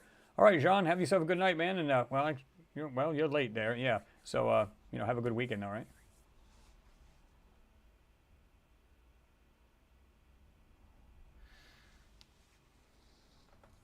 Ian Fisher says, love this, and the things you find is obviously there was a life on Mars, and something happened as in war. In Liverpool. Yeah, I mean, that's pretty much what happened. I mean, they can deny it if they want, but we can see that. And like I said, just that photo I showed you where it had that war-torn city, you can see all of the debris laying down at the base of these structures, these buildings, and it looks exactly what we see. Even if it's not clear, this is what we're seeing on Mars. It looks identical with these weird shapes and all this other stuff. And what do you see? Same thing we're seeing in the Mars photos. So, and some of the stuff is even clearer than the photo I just showed you. So what does that tell you? Yeah, pretty crazy stuff, which is cool too, Of course, it wasn't cool what happened to the city, obviously, but, But how it kind of confirms what we're seeing in these Martian photos to what we see here on Earth on something that's been destroyed. Pretty much the same thing. Let me drop it to the bottom. See, this thing already moved anyway. Oh, James, again, thank you, sir, for your support, man. He said, Chris, imagine if you got your hands on all of the real Clementine mission photos. Geez, man, we could all be squinting in a week, LOL. Pretty much. They're meant to be unreal. Yeah, I mean, they're just crazy, man. It's just some of those. I mean, a lot of these photos, though, I found out that even a lot of the, the Apollo mission photos, they did a great job of really manipulating and covering this stuff up. And what's really weird is, like, you can find just like one or two little items, and the rest is completely like blocked up. And I go, I know there's more in this photo, but you can't bring it out. It's like, damn. And so you get frustrated. You have to, okay, throw the damn thing aside and be done with it. But what I might start doing is bringing that out and then have that in one photo, and then just, be part of the video as well, so you can see more than just one photo, things like that.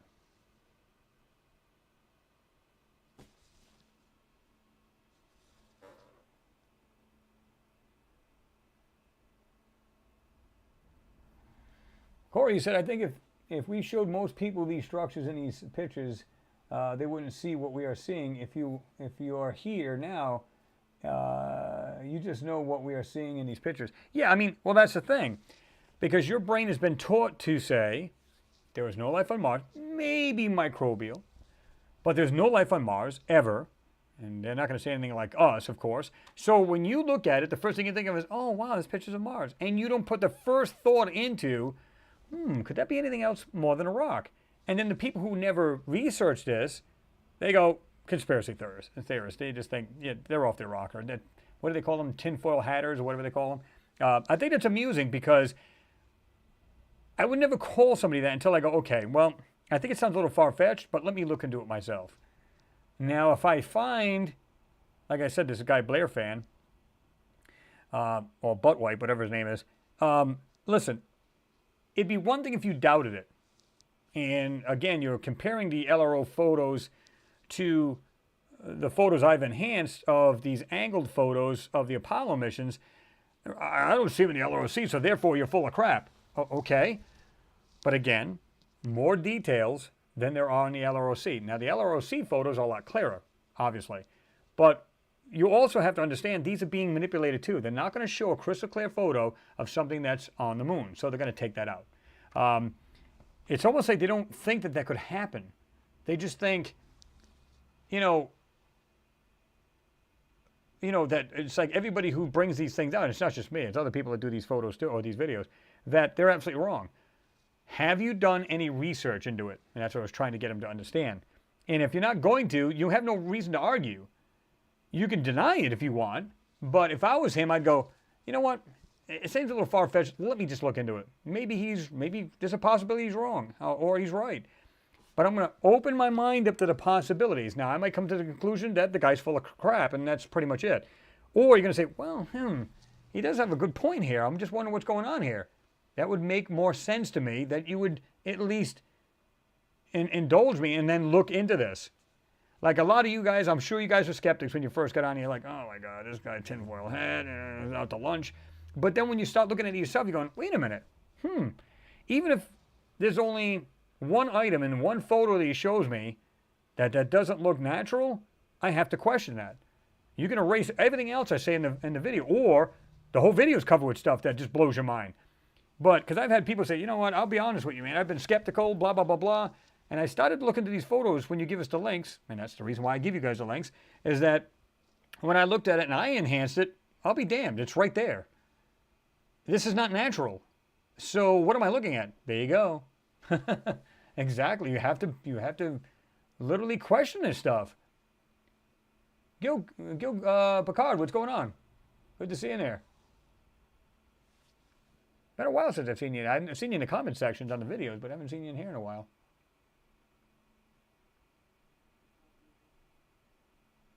Bush Corey, Gaz, what's happening? Good to see you in there, man. What year would you guess NASA publicly shared a picture of a man walking on Mars? There was, well, somebody had claimed that. There was supposed to be I think it was a woman. And then, of course, his story was put all over the place. But they said that there was what looked like people coming over the horizon, like a couple people coming over the horizon. They were going towards either the rover or something. And then, of course, there's that other photo where it looked like somebody's leaning over working on the rover, which was not. It was an actual shadow of the arm of the turret arm. And, of course, it had the tool head. And because it was close to it, it had that illusion. It looked like hair and like it was a guy standing right next to the rover, and that's not true.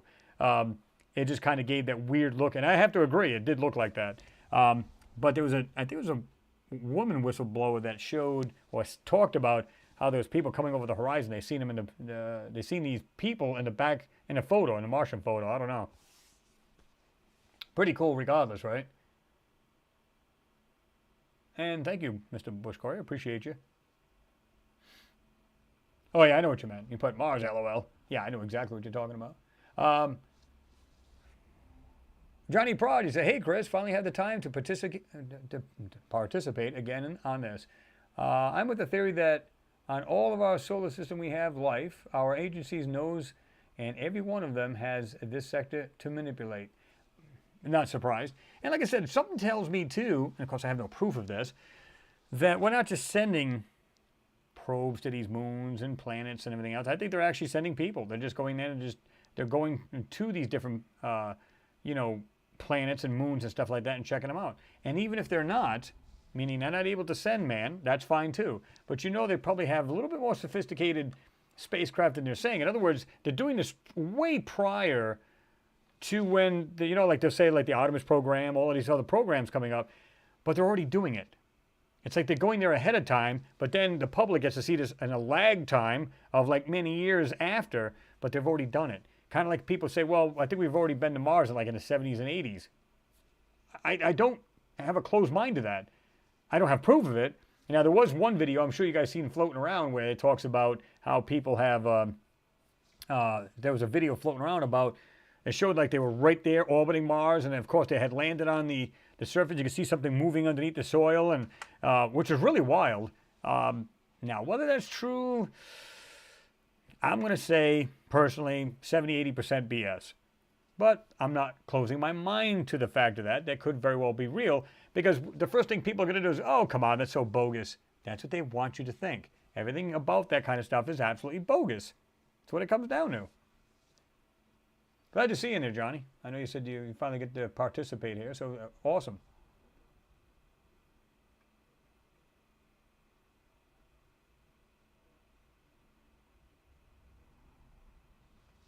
Oh, which one were you trying to see, Stefan? Which one were you trying to see? He said, come on, show the picture again. Which one are you talking about?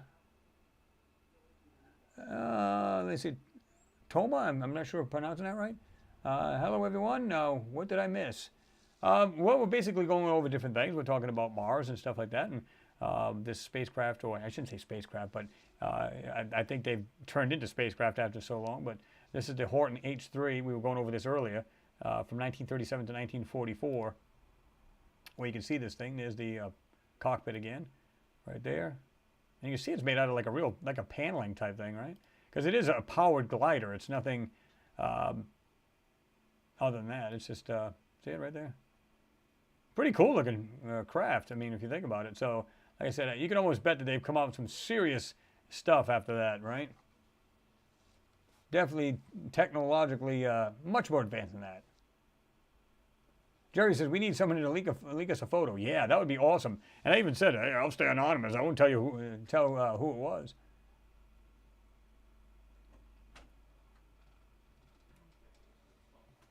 You say? Nothing. Yeah, love you too. Yeah, right, you're still mad. Hold on, let me see. What is this thing?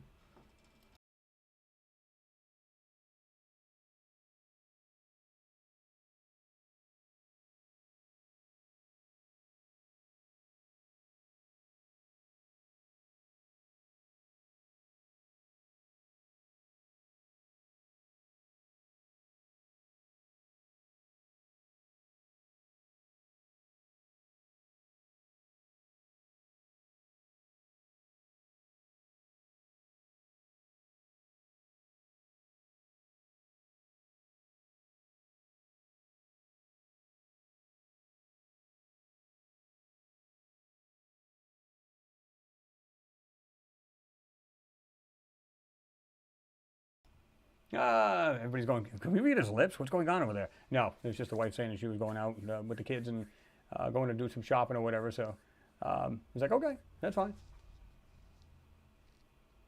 So let me mute this thing. Not that it really matters, folks, to be truthful with you.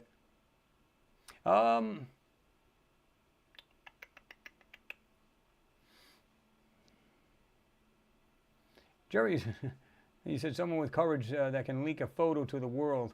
Yeah, with a good set of bees, that would be good, right? Just leak the damn thing. Let me see, do we go down here? Yeah, that was me, Renee. I was just, like I said, the wife was just telling me she's going to be going with the kids there and go some shopping and doing whatever. Yeah, sure.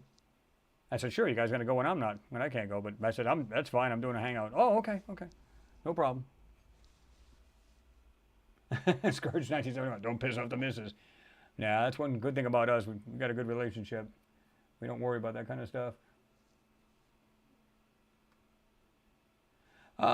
Gillis Jaden says, one question, why is the government hiding such information? Who are they protecting?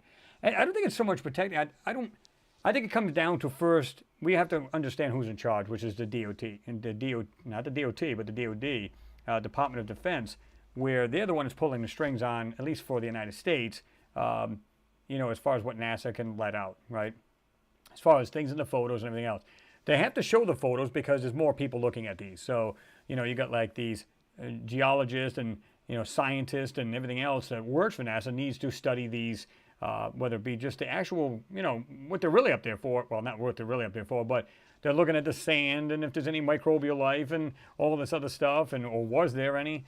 And then, of course, like I said, I believe there's a black ops thing going on where they're literally there for a recon mission, and they're just basically really driving through what's left of a basically city in ruins.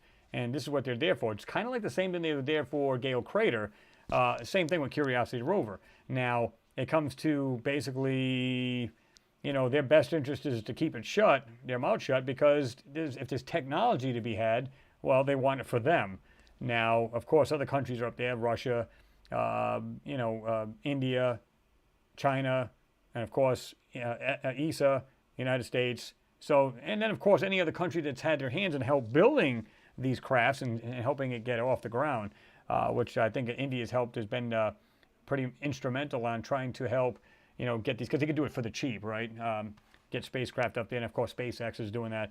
So there's a lot more countries getting involved, which is great.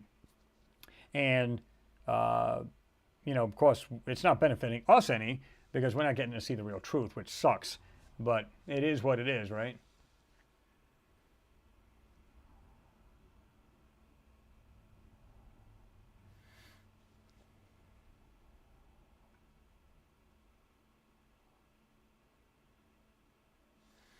Let me see.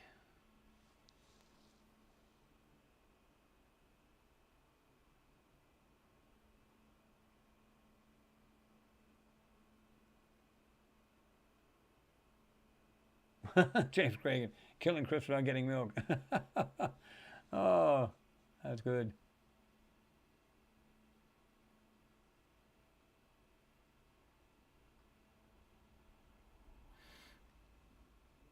Let's see. TJ Arnold, what's going on? Good to see you in there, man. He said the Horton brothers down in Argentina, where they all went, and as did Kamler and a few other Nazi. Yeah. Robert Morgan, what's happening? Good to see you in there as well. And my COVID-19 coma, I saw what some whack job stuff on the moon and Mars had to be hallucinations. I don't know. I mean, if you've seen like people with antlers and stuff like that, or some kind of antenna, that might have been a hallucination. But or you're reflecting on some of the stuff some wild stuff we've been seeing in these photos, right? Yeah, like I said, Toma, you said, have you seen the picture with the flower and found them? See, the weird thing about it is I had this photo, right? And what I did is I actually done a enhancement of it, so I had more of a natural look, and it didn't look as like orangey. But for some reason, I think I put it up on one of the other, I think it was a Facebook page where, because everybody's like putting it on, everybody's seen it. It looks more like a coral than anything, right? Which I find really interesting. And of course, even NASA says that to a certain degree, but you know how they are. They're like, it could be, ha, ha, ha. But, that's just the way they do that. Now, I don't know if you guys have seen this, but this is in Z100 New York. It says a UFO over Hawaii causes F-22s to scramble. But, of course, it's like a kind of a BS kind of thing.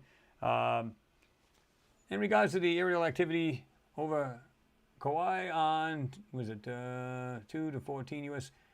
Pacific detected a high-altitude object floating in air in the vicinity of the Hawaiian Islands. In accordance with Homeland Defense procedures, the Pacific Air Forces launched tactical aircraft to intercept.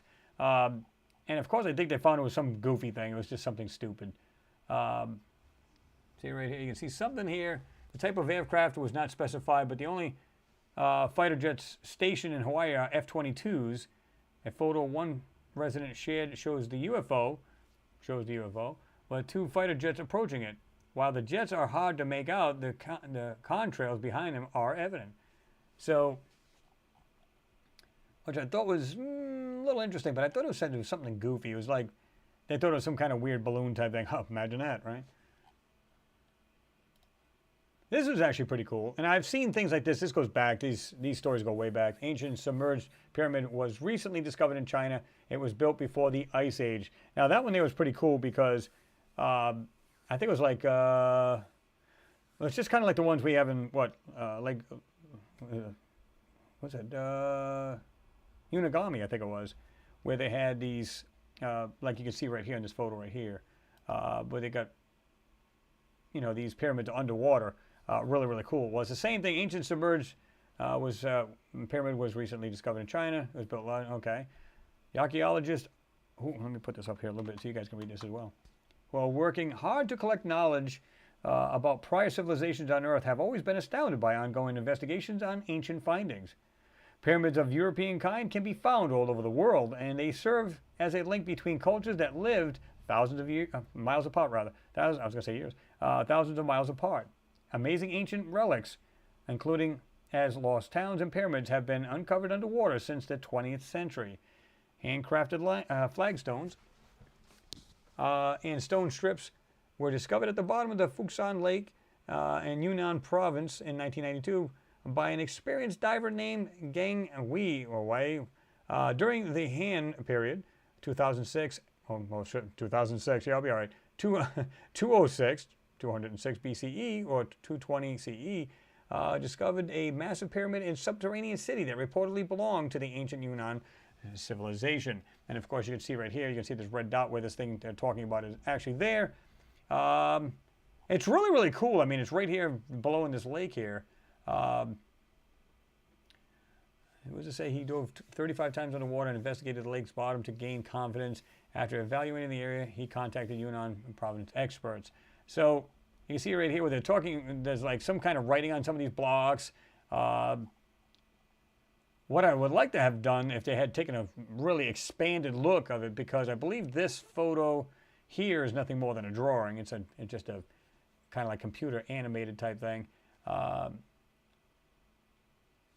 The Dian people who were skilled metal workers are said to have built the underwater lake constructions. The ancient Dian kingdom was absorbed into Han Dynasty when it expanded into Yunnan province, and by 109 BCE it had vanished. So you can see that, and of course it's got a, right here they're talking about how there could have been a city under there. I don't understand why they constantly link that with UFOs. I mean, it's a city that just pretty much sank, so the oceans were lower, obviously, and then, of course, they had risen over a course of thousands of years, and this is what you get. But they automatically say, oh, maybe it's a UFO that built it. That doesn't have anything to do with it. It doesn't mean that's the case. Let me see. So basically, somebody seen in 1991 on October 24th, a fisherman saw a disc-shaped UFO at the lake that emerged from the depths. He described the UFO as a gleaming disc that tossed his boat into the ocean by generating large waves. So, really, really cool. I thought that was interesting. I love stuff like that when you see, well, they either find something that's buried in the ground or underwater like this here. I think that's always cool.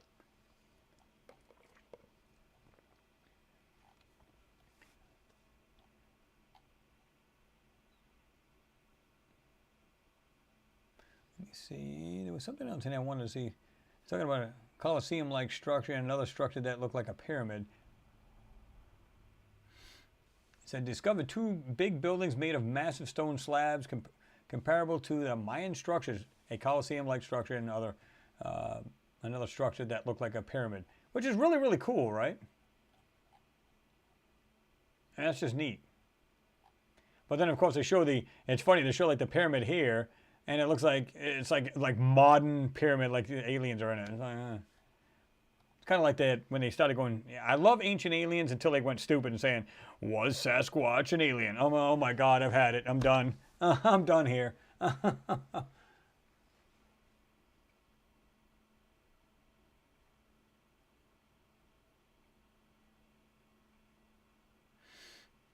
Nicholas Paul, what's going on? Appreciate you, man. You said, hella love your content, homie. Thanks. Well, I appreciate it, Nicholas. I really do.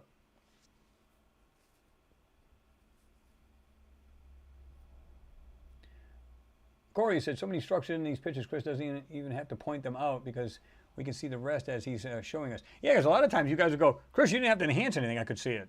So, which is really good because if you guys are literally starting to pick up how you can see these things now, and these outlines of these said whatever they are, because they could be anything from like something else intelligently made very small to something very large, you're actually seeing the signs of it before I even point them out. And that's the whole idea of this. This is the reason why, like, you see me do commentary in these videos because you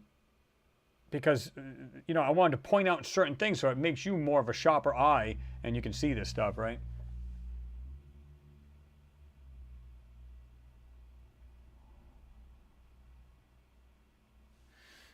Let me see.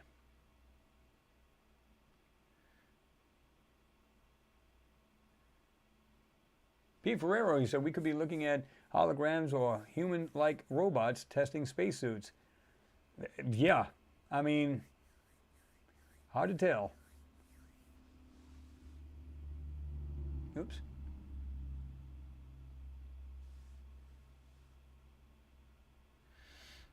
I've noticed that too, Josty. You said there's been so much talk about UFOs coming out of the water, including all recent ones.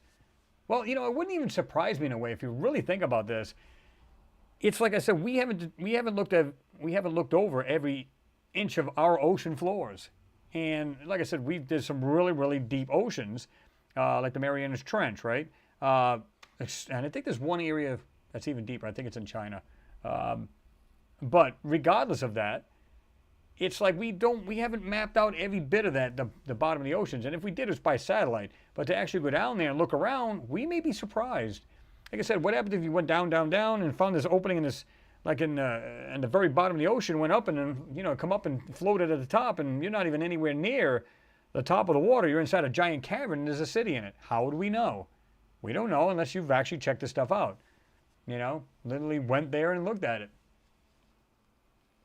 Larry in the Mac 3, what's going on? Good to see you in there. Thought I saw you in there. It's kind of like, went to go up there and the thing just jumped on me as usual.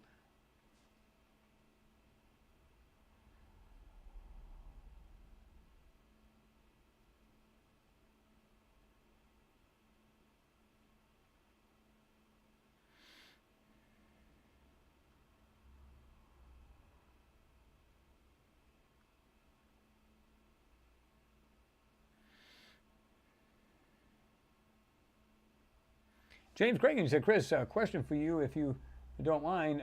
Do you think that they are mining on the moon at this moment? Because you, like me, don't think they stopped going up, you know. Well, I mean, me personally, if there's a base up there, surely they're doing that. Because, think about it, if they're, you know, digging up or, you know, well, basically digging up helium-3 and stuff like that, if they're processing that for energy or whatever the case is, take up plenty of it, right? And if it's not even the case at all, it could be just simply a base on the moon. Because I know they were talking about how the Soviet Union wanted to do that years ago. I believe it was the Soviet Union. And they were, I'm trying to remember when this was. I think it was early 70s, 73, 74. And it was, it would have been too much to be able to do that. But I'm not sure if they said they actually built a base on there at one time, but it was a secret, kind of like the projects we have, like Paperclip and all that. And it was very similar to that there, right? But it wouldn't surprise me, even if it's just to say, hey, we're on the moon, we got things functioning here. They could be building things to actually do mining, or, or they already have. You know, I don't know. But you can almost bet if they found structures on the moon, or spacecraft is, like I said, is just dilapidated or whatever, or just nobody's in them, they've been there for thousands of years, you know they're going to want to build a base, because you're not going to want to keep going back and forth, right? So you're going to build a base, and you're going to have something that can turn, you know, whatever into oxygen, machine that just makes oxygen all the time, and you have a, you know, plenty of oxygen to be able to just go out and look into these structures and these spacecraft, take things apart, bring them back to the your base and pull it apart, send the information back to Earth. You know, you're conversing back and forth. You're doing the, you know what I mean? You know, I don't doubt that for a minute, to be honest with you.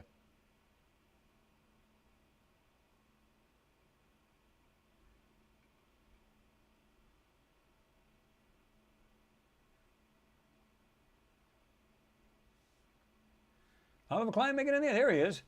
Oliver Klein, what's going on? Good to see you in here. He says, hello all. What's going on, Oliver? Oliver. Let's be right.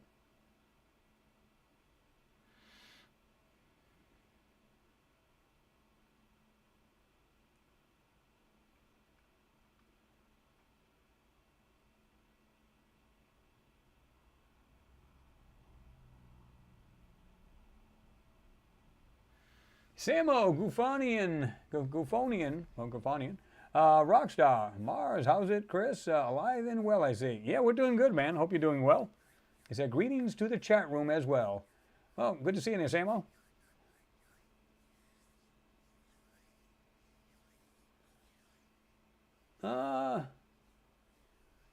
There you go, Corey. He said, imagine going to your closest beach and look out at, to sea, and there's no sea all, what? Oh, no sea, all water is gone. What it would look like. Yeah, that would be pretty, that'd be weird.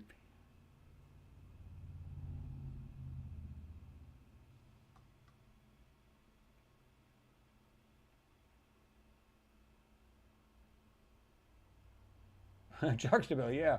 First he's in a lake and then he gets tossed into the ocean. Well, yeah, I mean, yeah. Let me see some of this. No, it wasn't this page. Okay. What else do we got here? This is, yeah. Asteroid was headed to hit Earth and then mysteriously moved away. What? The asteroid was moving so fast that there was not enough time to attempt deflection, and the European Space Agency, or ESA, said that worryingly the chance of impact appeared to increase. And of course, this was India Today, by the way. And as you can see, India Today, you can see it's right there. And this was folks, this is February 25th of this year. Asteroid 2022, I'm sorry, AE1 observed with the, I think it's a Calar Alto Smith telescope in Spain on the evening of the 19th of January, 2022. And of course, credit goes to ESA for that. For the few tens days in January of this year, astronomers were tracking a I'm thinking right here, I'm looking at the bottom here too. Tracking a near-Earth object cruising towards Earth with its trajectory showing it's hitting the planet in 2023, when it mysteriously changed course. The asteroid, dubbed 2022 AE1, was on a course to hit Earth on July 4th, 2023, which, imagine that, July 4th, right? With astronomers predicting real damage to a local area. The asteroid was moving so fast that there was not enough time to attempt deflection, and the European Space Agency, or ESA, said that worryingly the chance of blah blah, we already read that. The first observations were followed by a dramatic week in the dark as the full moon outshone the potential impactor. When the moon moved away, the telescope looked again, only to find that the chance of the impact was dramatically falling. Since then, it has been confirmed that the 2022 AE1 will not impact Earth and has been removed from ESA's risk list. So I thought that was pretty interesting, right? And this is what they figured it would be, somewhere around the equatorial region, right? Warning impact corridor for asteroid 2022 AE1, when its chance of the impact appeared highest. Further observations ruled out impact entirely. So, yeah. So what happened? The asteroid was detected on January 6th, and a day later was flagged for a potential future impact. But now this is weird. Can you imagine, though? Because it said, if you go back to, let me see. Ooh, I hate it when that happens. Freaking drink is going to kill me. But you see, it says they named it 2022, but it was going to hit next year. I'm like, what? It was flagged for future impact and by the Asteroid Orbit Determination, or the AST-OD automated system. It was literally, I mean, they're just finding this out now? Can you imagine that? Oh, guys, I wanted to tell you, by the way, next year we're all dead. So, kiss your friends goodbye, family and friends. The system automatically calculates the orbit from asteroid observation data provided by telescopes in observatories around the world. The asteroids rely on the Palermo scale that categorizes, and prioritizes the impact risk from Earth, or near Earth, objects, or NEOs. In January this year, we became aware of an asteroid with the highest ranking on the Palermo scale that we've seen in more than a decade, reaching 1.5, or negative 1.5, the way they got it written down here. In my almost 10 years at ESA, I've never seen such a risky object. I was thrilled to track the 2022 A1. Yeah, I'm sure you did, in case, you probably say, I can't wait to get killed. And refined its trajectory until we had enough data to say, for certain, this asteroid will not strike. Marco Michelli, an astronomer at ESA, explained. So I thought that was pretty cool, and thank God for that, because that would have really sucked. And I don't remember if they said the actual... I'm not sure they even said the size of this thing. Either way, I'm sure if we went into the, what do you call it, NEOs, we probably would have found that out. But I don't really care at this point. From threat to no sweat. Astronomers said that the several asteroids often appear risky during initial observations, get riskier, and then suddenly become entirely safe. As is often the case, the overlap with Earth remains even while the risk corridor gets smaller due to further observations, and so the risk appears to increase.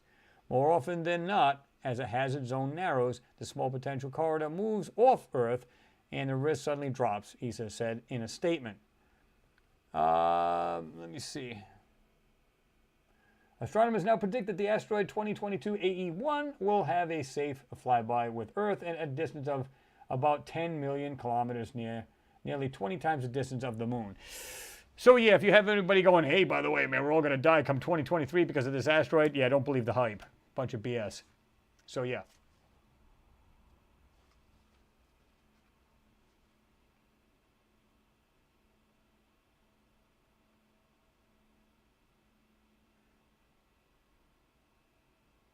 Goat Heart, what's going on? He said, yeah, I guess you're taking off. He said, I'm out.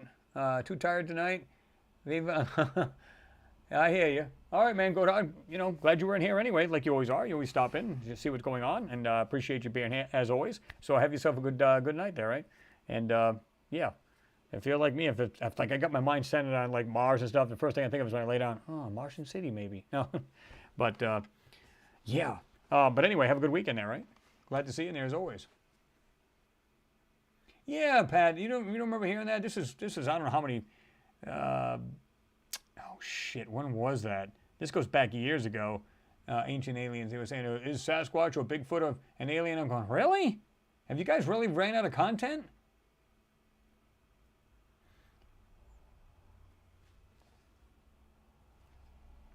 I just noticed that IR Film is in there as well. What's going on, IR Film? Good to see you in there, man.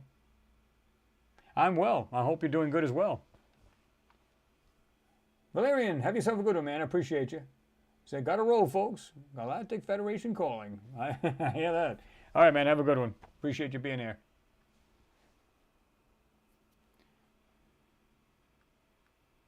John Chase said, technically, it's their planet. Well, right? James Craig said, Chris, I've seen an article in the magazine recently about how a company that are in the space race, etc., had said that the oxygen can be created by certain chemicals that can be extracted from moon rocks. Yeah, exactly. I think they can even use water as well and extract the oxygen out of it, if that's the case. There's so many ways that they can extract it, right?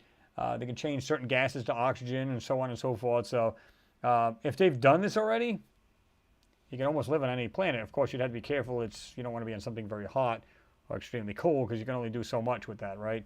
Unless, of course, you happen to be on like the Goldilocks zone of that planet where either its rotation is very slow, so you're always in the sun for a while, and then, of course, you can vacate or go underground or go into a structure when it gets cold.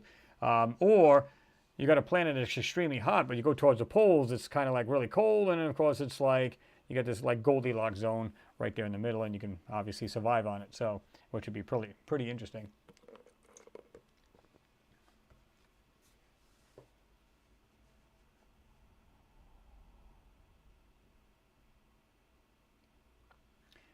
Yeah, you must be talking about the Sumerians, John J. So potentially they altered, our DNA for A worker race. Yeah, for basically digging up, gold and stuff like that. And there's a lot of, if you go to Africa, I think it's like South Africa where they have a lot of gold mines, they said it might have originated from there where they started doing that and they were, mining for gold there. So, yeah. Steve Godham, he said, Oumuamua changed course as well. It did. Absolutely did. And they still question that. And that other scientist actually still does that. What's his name? Loeb, I think his name is. Where he still questions that. And he believes that it was probably a spacecraft. I don't think it's out of the realm of possibilities. Like I said, if I wanted to, if I designed such a, well, they would think it's just a piece of rock. But if I wanted to go into a solar system, I can have sensors on, but I just completely shut this thing off, let it go from tail end to tail end, just kind of like just going through somebody's solar system and to make sure, we'll just work this perfectly where we can slingshot off of planets, different planets, gravitational pull and slingshot back towards and right outside the solar system, go towards the sun and right back out. We can do this with ease. Shut everything down. Don't have any, rockets or anything assisting or whatever propulsion they're using, because it's not going to be rockets, of course. But, just kind of just let it tumble around so it just looks like a dead rock out in space, and that'll be the end of it. But like he said, he noticed there was no, any ice particles or anything coming off the backside of it when it went around the sun. When it come around the sun, nothing came out of it. There was no plumes of ice crystals or anything like that being ejected off of it. None of it. So he kind of questioned, like, what is going on here? So, yeah, so then he started to question it, and then he just come up with his own ideas. I don't know if there's other scientific research, but, he thinks it's a spacecraft, and it could very well be.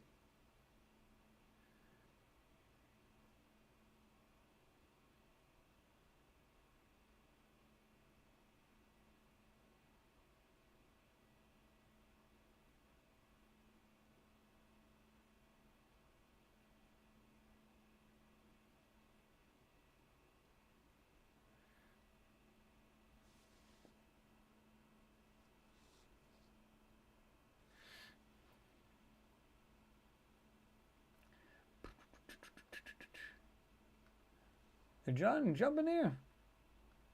Oh, there he is. John Schaub, what's going on? Good to see you in there, man.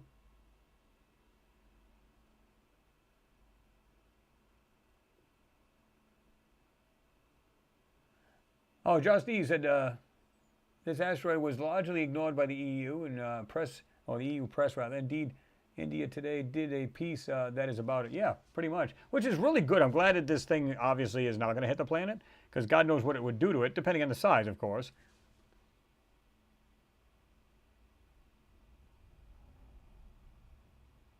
I am doing well, IRFL. Thanks for asking, man. I hope you're doing well as well. Do do do do do do.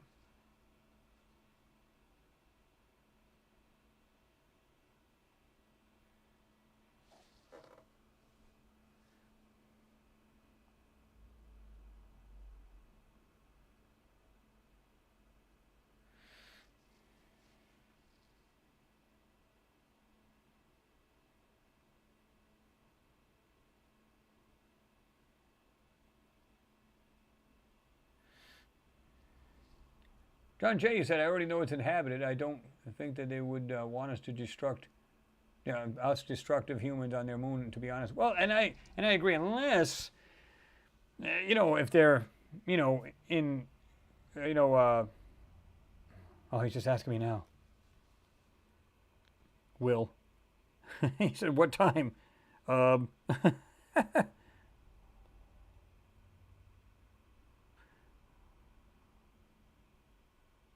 Let's see. I'll just tell him.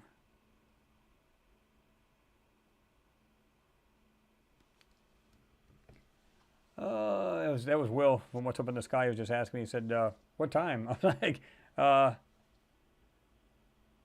okay."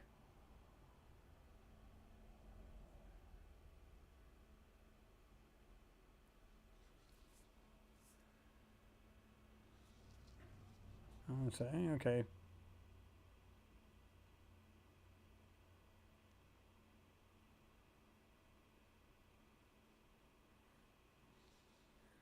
Next week I'm on the road tonight, so I can understand that. Like I said, he's an IT guy, so it doesn't surprise me. He's probably bouncing, have to go different places.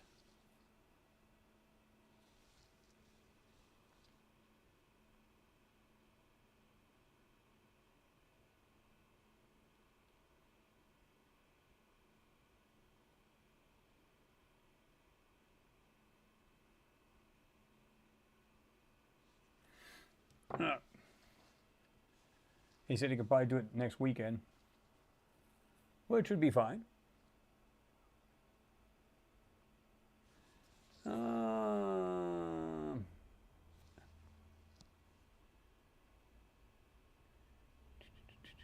This thing just jumped. Let me see. Cloud 33 Studios, what's going on? Good to see you there, man. I just happened to go back and I saw you. So you had moved here. This thing had moved, and I said, oh, there he is.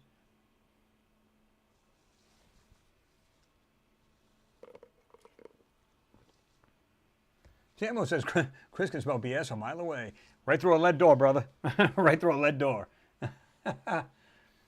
What about Planet Venus? Well, they've landed there. I think the Soviets had landed there as well. And if you see what happened there, right? I'm trying to remember.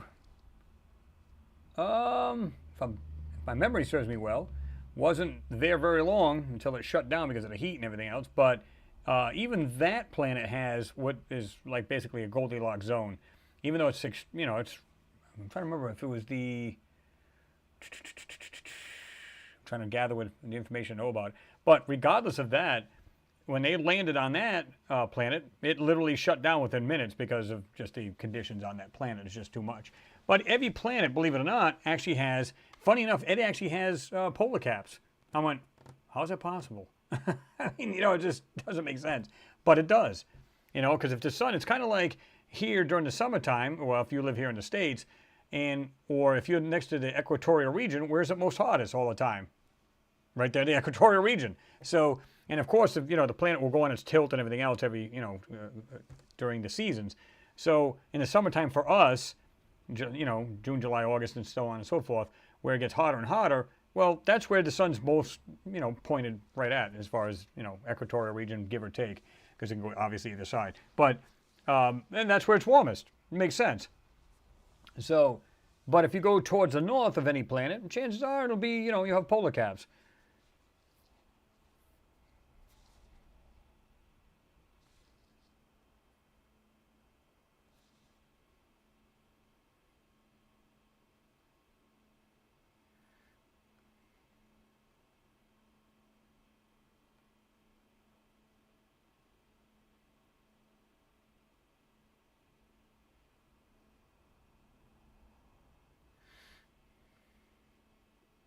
Scott Duffy, what's happening? He said, hey, Chris, what's going on, Scott? Good to see you in there, man.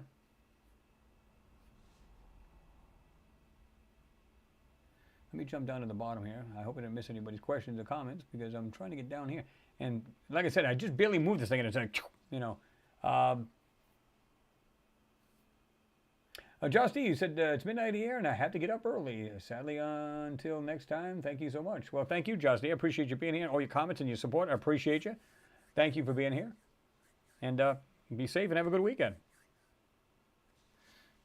Dean Brazil, what's going on? Good to see you there, Dean. He said it's definitely a spaceship. Well, that's what he believes. Like I said, this guy, Professor Loeb, he believes that's the case. Now, I don't know if, you know, of course he's got laughed at from other scholars, but he's not persuaded by that. He's not swayed by that at all. He's like, no, this is what I believe because it's not acting like any particular, you know, comet or any of that sort. So he's got doubts, and he's, by, you know, studying this thing, he believes it was some kind of a spacecraft. Whether it was or not, we'll never find out, at least us personally. John Sharp says, I'm in northern Scotland tonight. Oh, okay, cool. What are you doing up there, John? Anything good or just hanging out?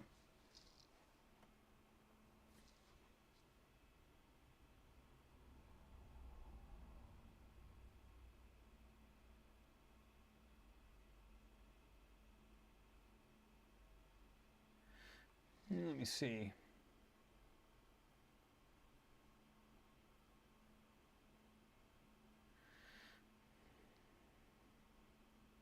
James Grant, get milk, Chris.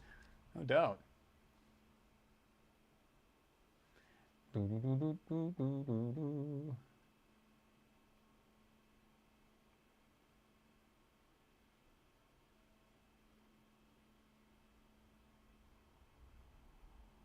Yeah, I mean, it is a chance of that, Corey? You said, I bet we lived on Mars, destroyed it with nukes or something.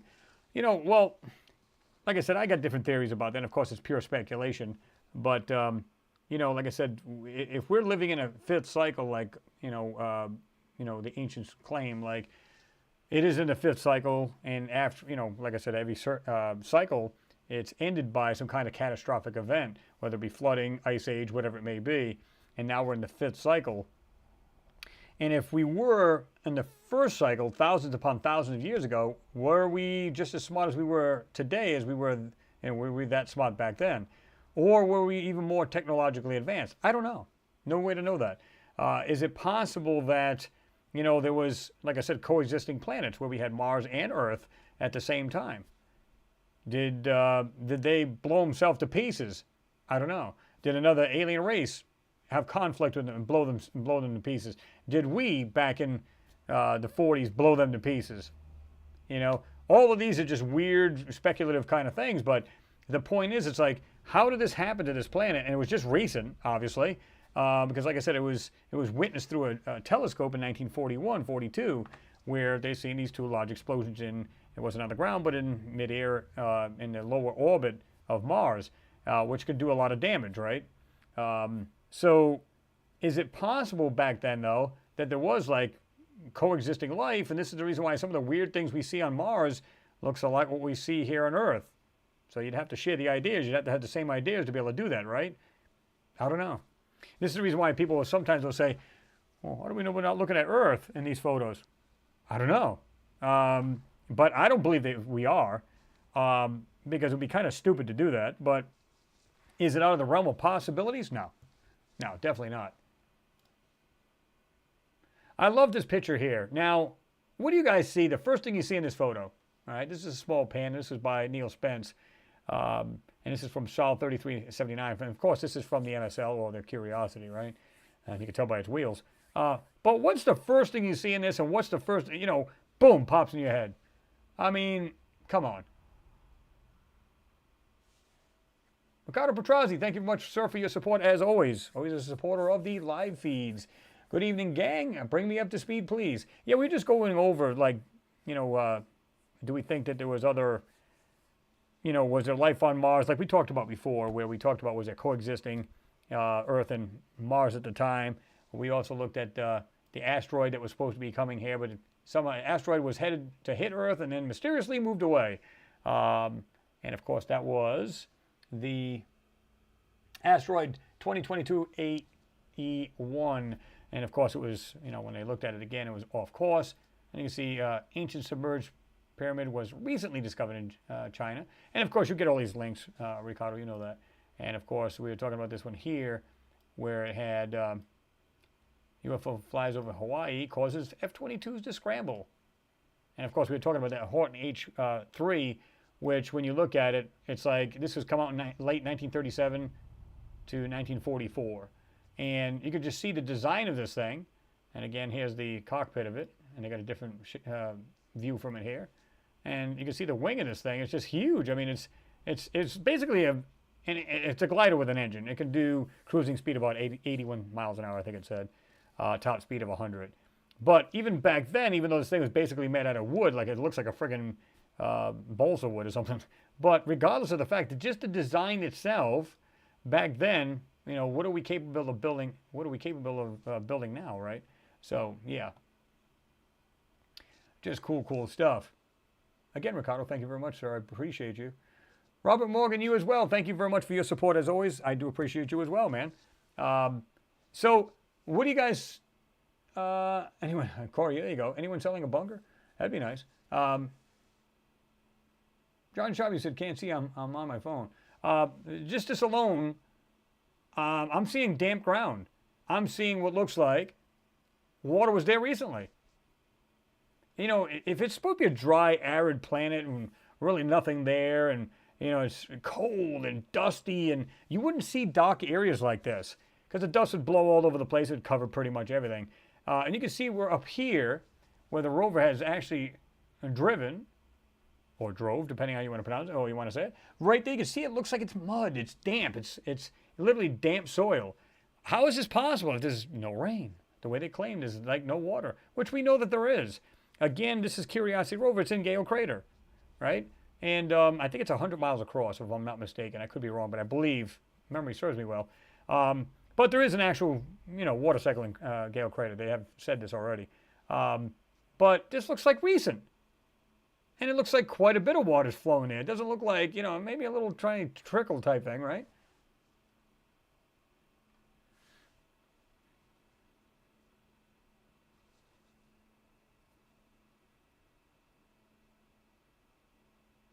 Yeah, so you guys see Delta River, maybe. Marina said, I've seen some Delta River rather, Delta River. I may be wrong. Well, the thing is, I'm seeing what looks like something recent. This doesn't look like it's dried up, just Sahara Desert kind of setting, like they want to make you believe that it is. I'm seeing it looks like water's ran there pretty recently. Look at that. Even around this rock, you can see where it erodes it around the rock. Like if you put your feet in the sand on the beach, what does it do?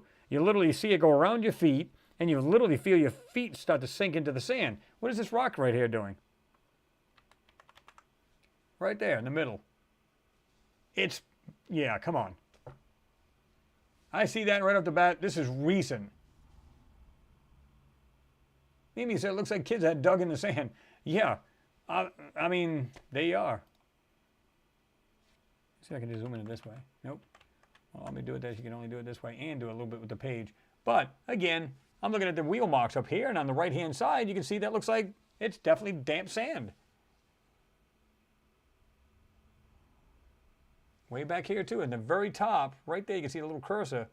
The very top there, this whole area has got a lot of damp area. Well, it looks like muddied ground.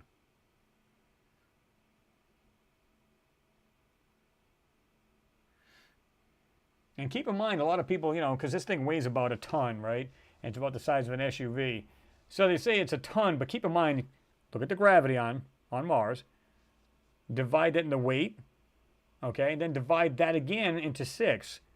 So in other words, the weight is distributed over to these 6 wheels. And what I come up to is like 100 and something pounds per wheel. I don't know if it was like 130, 156, somewhere around some goofy number. I did this years ago. So if you divide the gravitational pull into the weight into the weight of this actual rover, and then divide that into 6, there's your weight per wheel. Now, obviously, it can change depending on if it's going up and down a hill. There'll be more weight on some of the wheels and some not so much. You know what I mean? But yeah.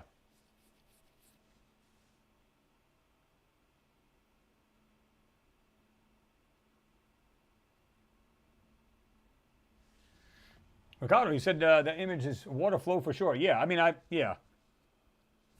Let's see. Let me see. Yes. Exactly. He said it is soapy as the coast when you drive in the sand. Yeah, it's the same thing. So, again, each of these wheels, this is the reason why it's not super dug in this damp soil, because, again, each wheel, the weight on each wheel is not that heavy. I mean, I wouldn't want to be run over by it, but you get what I'm saying. I can just see it now. You got like these wavy marks on your forehead. Let me guess, Curiosity rover run over your head? Yeah. I screwed up. There I was, trying to change the oil on it. No.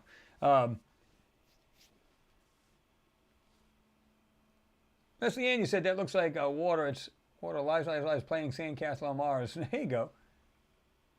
Maybe you said the same thing. Martians building sandcastles. Could be.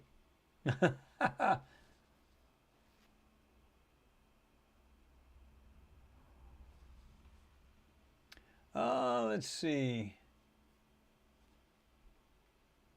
Johnny Pride said NASA's like hiding stuff until they don't have an alternative, and press explodes with those in pressure at the ice thing and some water in the past. They just affirm that after ufologists impressed. Yeah, I mean, it's pretty much the same thing. Like I said, I've said that a long time ago, and long before they even come out with that there's a water cycle. I said there's water in this area. Now, don't get me wrong. They argued there's a lot of brine, which is basically high, salted water, content. So that makes sense. But I would thought, maybe I'm wrong here. Maybe you guys can explain this. If I was to take salt water and filter it through fine sand, gravel, and everything else, and by the finished product, you probably should be like no salt, right? Or a lot less of it. It's basically like nature's natural filter. Now, you know, they've also had, like I said, I studied what was going on at the polar caps, and they come back just like here on Earth. And then, of course, this guy come out not long after that saying, because he was like I said, he was the project engineer for the drill for the Curiosity.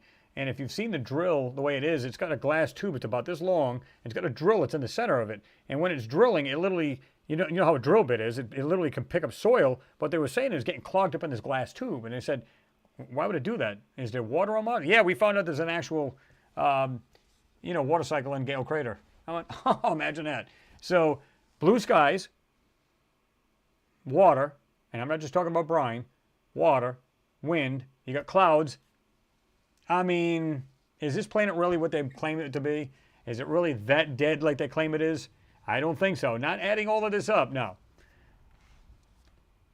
And the temperatures actually get warmer than that. Like I said before, I said 100 times that the Curiosity registered one time as like 104 degrees in the shade. So even if it's 60 or 70 degrees in the shade, you and I could live on that planet with no problem. Now, is it possible that there is a lack of oxygen and be very thin, you wouldn't be able to breathe it? Okay, you bring a breathing apparatus with a little bit of oxygen, you can walk around with a short sleeve shirt and walk around there. And as long as you're in the protective magnetic fields where there's spotty on Mars, you won't have like solar radiation basically turn you into a crispy piece of fish. So you'd be fine.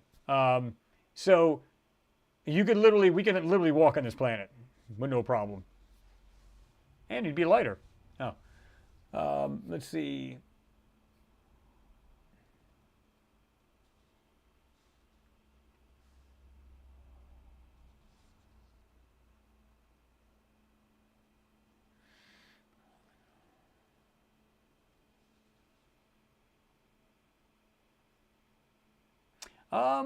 Critter Bonus, you said your question was, how could the rocks be over the rover tracks? Artificial action, rather?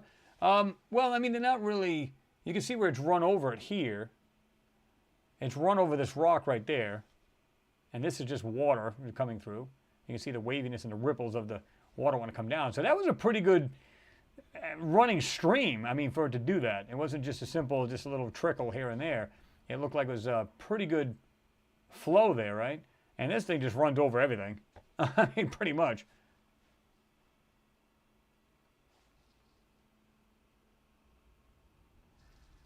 Terry Kelling, thank you very much for your support as well. He said, looks like the tide just went out. Doesn't it? It's like it either had a hell of a downpour and then it just kind of stopped. You know what I mean? And that was it. Just bled off the water and just ran off and wherever it went. So yeah, it actually does. Looks like I had a good heavy shower and then it quit.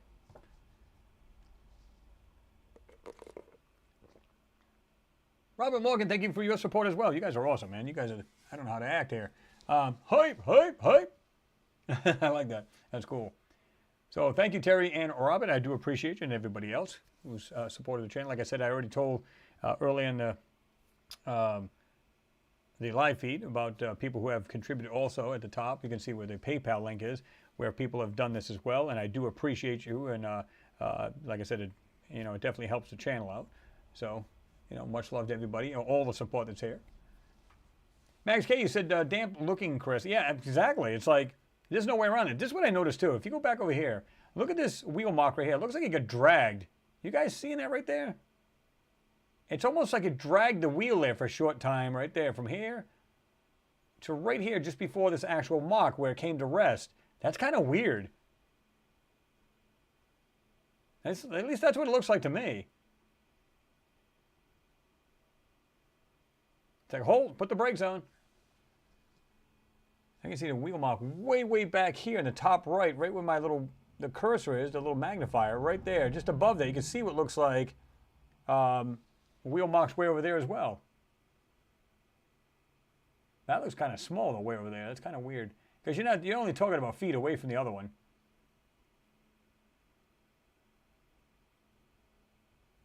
I've seen areas where they look like they drove over small artifacts on Mars. It looked like and they were intelligent. Man, these stones, it looked like it run right over the top of them. I'm like, how do they not see this stuff?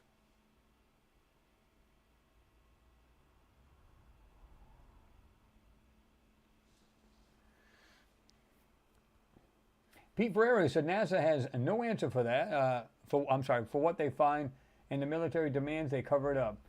Yeah, I mean, they're probably looking at it and saying, okay, we'll take the pictures of it. You guys do whatever with it. And if they're working alongside of them, that makes sense. In other words, they're like, yeah, sure, we'll get the LA information for you. We'll just give it to you. And they don't care. They get to see the stuff themselves. Why do they care? And of course, I'm sure it's mum's a word and they got a gag order. But still, I'd be pretty interested. Imagine seeing these things, all these photos untouched. Oh my God.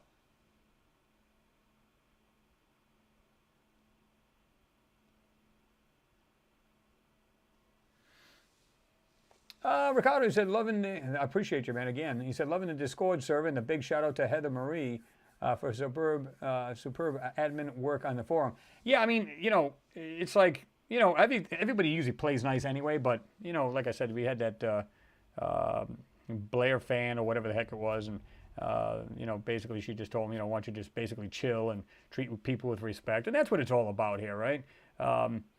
So... And like I said, somebody asked me, and I said this on the top of the hour when we first got in there. I'm going to pop in there. Sometimes I might just do it randomly and just jump right in there, because I'm still have to get acclimated. Because like on this screen, like I got the main screen right here, you guys see. Well, when I'm on Discord, it's on the other one, and it's kind of weird. It's like I have to take all the tabs, put them up there, and then share them that way. It's just really bizarre. So my head would be like this, like I have like a kink in my neck by the time I'm done. So I might have to just somehow switch it around, and just because I can just switch the screens, make the other one more the one like I'm working at now, where that's got the recording and live software up there, and this is just the main screen. And then of course this computer here shows what you guys are seeing. So yeah, she's a good admin. She does a really good job there, no doubt.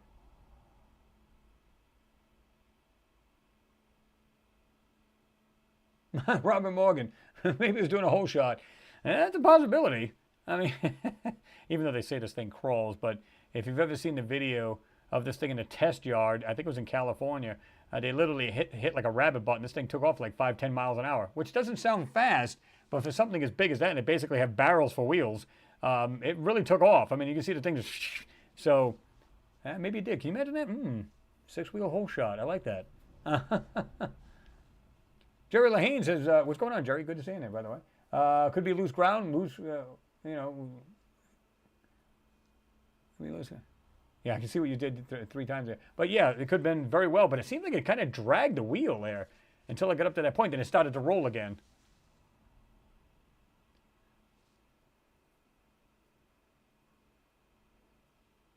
That's Leanne, you said you can see water all about LOM.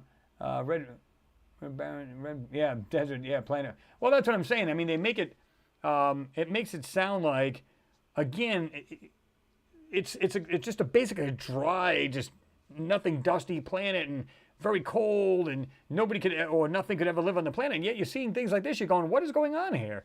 How is that possible? Jerry says definitely mud. That's what it looks like to me. It's just definitely definitely water's run there, and there's no doubt about it.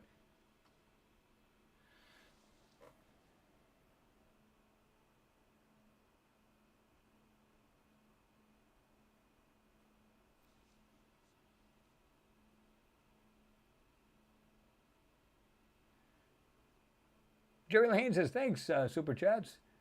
Yeah, these guys have always been a supporter of the Super Chats, which I find is really awesome. And like I said, it helps out the channel, and that's what it's all about. And like I said before, I always like the idea of, I support any channel I watch, because I'll be honest with you, like I said before, the junk on TV, really, sitcoms. Oh, don't forget them home shopping channels. Gotta love those. No, I'd rather give money where I'm going to get the best entertainment, something that, gets my juices flowing, so to speak, where I can, wow, this is cool. It's something I'm really interested in. I'm willing to pay for that. I don't care, I'm fine with that.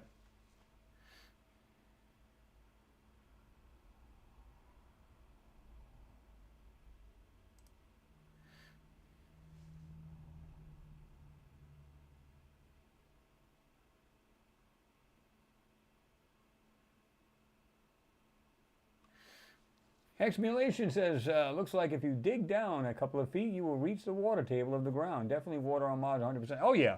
And I've stated that years ago when I got into this, and I was like, oh, my God, please. But you don't usually see crystal clear photos like this. See, it looks pretty crisp. You know why? Because there's nothing really here to see. They're not hiding anything. Why isn't every photo like this crisp and clear like that? You don't see that. So it's not like the camera's not capable of doing this, folks. It clearly can do that.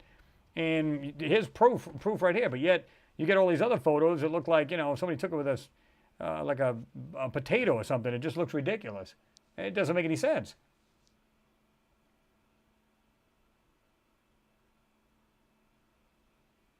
Marina, you said your question was, are there pyramids or am I wrong? I don't know if you're talking about this object right here in the middle. It's just a triangular shaped rock or something. I don't know what the heck that is. I don't believe, like, some of this may still be doctored up a little, but this looks pretty clean. I mean, this looks pretty darn good. And yet, you don't see, if there's any blurring, I don't see any of it. It's a pretty darn good photo, which I'm really shocked because, like I said, anybody could see from that right there, that's just muddy ground. But they want to make it sound, there's barely any water on Mars, you know, maybe a little trickle here and there, and it's, you know, basically, again, salt, it's just brine. Clearly, if there's water coming out of somebody, there has to be a water cycle. It's as simple as that. It's got to come up from the ground. It's got to go back into the ground. So there's evaporation. I don't know if you guys have seen that. I don't know if I still got this. I should have it. Let me get out of this. Let me see if I can find this. Of course, you guys have seen that going on. There it is right here. There's the Curiosity rover snapped this photo of this tiny and delicate mineral flower. So I knew I had that. I wasn't sure where the heck it was at. He said, this is Curiosity captures drifting clouds. Get this now. Now, I find this a little amusing how they got this right here. And you can see the waviness of darkness on that right here. Let's see if it'll do it here. Right here in the back where the thicker clouds are, right? I'm not sure what this is all about here, this weird graininess kind of go F yourself kind of photo or photo stitched together thing. I'm just, I don't know. I don't get that at all. Let me see, that was right here, I believe. Oh, is that the other one? Yeah, that was the other one here. That's fine. And let me see if I can find this again. I probably won't. Right here. All right, so look at this thing. This looks like a fire. You know, clouds can be seen drifting across the Martian sky in this 8-frame movie made using images of the navigation camera aboard NASA's Curiosity rover. Shadows from these clouds can be seen drifting across the terrain. These images were taken on December. Of course, we're talking about figure. It should have been this one here at the top. And you can see that, but I'm not sure what's going on with the goofy, I don't know if they did it in the infrared or something like that. I don't know what the hell they did there. These images were taken on December 12, 2021. The 3,325th Martian day or sol of the mission. The second 8-frame movie taken using the same navigation camera is included. Here is a figure A, which you see right here above. These images show the clouds as they are seen drifting directly above the Curiosity. Scientists can calculate how fast the clouds are moving and how high they are in the sky by comparing the two perspectives. So it must have been the same area. One was looking directly up and the other one was seeing that way. And you can see that. The clouds were very high, nearly 50 miles or 80 kilometers above the surface. It's extremely cold at that height, which suggests these clouds are composed of carbon dioxide ice as opposed to water ice clouds, which is typically found at lower altitude. But you see right there, lower altitude, rain. So Martian clouds are very faint in the atmosphere, so special images techniques are needed to see them. Multiple images are taken to be able to get a clear, static background that allows anything else moving within the image, like clouds or shadows, to become visible after subtracting this static background from each individual image. Curiosity's mission is led by NASA's Jet Propulsion Laboratory in Southern California. JPL is managed by Caltech, which makes pretty much all their cameras, right? So, yeah, I was thinking that too, Ricardo. You said it looks like volcanic smoke clouds. Yeah, I mean, does that look like a normal cloud to you? That's crazy.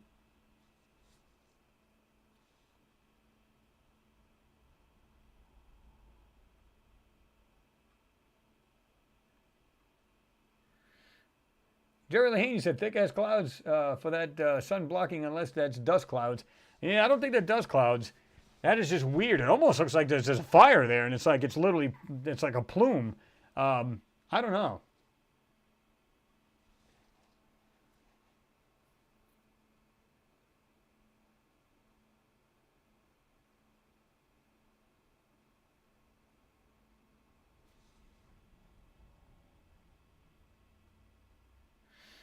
Let me see.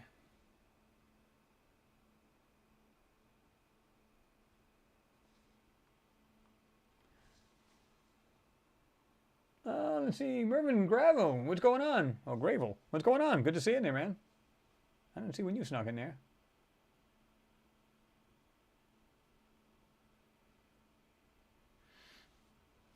Yeah, I seen that explanation. You said the real Jimmy Roberts one showed flowing water around Gale Crater and some kind of dam at it. Yeah, you can see in the background where it looked like he kind of animated where it's like traveling, and you can see it coming through what looked like that dam area. I know exactly which one you're talking about.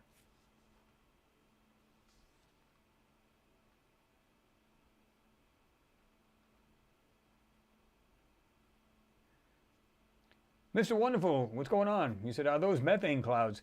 They don't claim that it is, although there is methane on the planet, right? And it's usually seasonal. Imagine that. So, let me put that on there. I don't know why that was helpful. What do you call it? For review. But yeah, I mean, to me, it looks like it's like if there was a fire right there, that's what it looks like. The clouds you get out of it. I don't know. Or like Ricardo said, it looked like some kind of volcanic kind of thing going on. But I thought it was kind of odd. And I understand why they were doing this here, but you're telling me you couldn't take a normal 8-frame photo and you had to put it in this weird kind of filtering? That doesn't make sense to me. Because they've done it before where they're just taking simple photos and you can see the clouds. Whether, you know, they were just like a wispy cloud or whatever.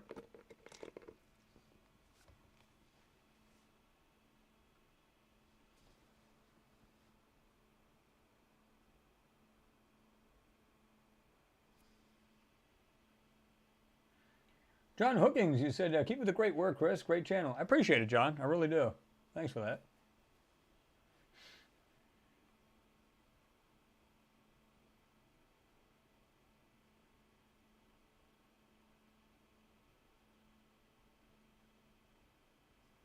Renee V said they go so fast. They go fast. Those clouds have somewhere that the clouds on Earth can reach 800 kilometers per hour, but looks like indeed Vulcan clouds. Yeah, I mean, you could just see that. I mean, it's just weird.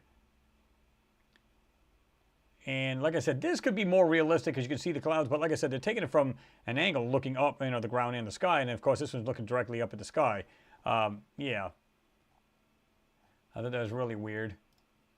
Strange stuff.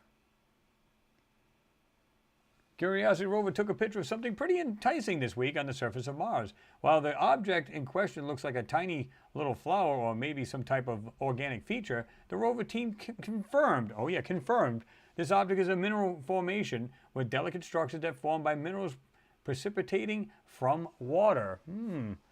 It still looks like a piece of coral to me, if you ask me.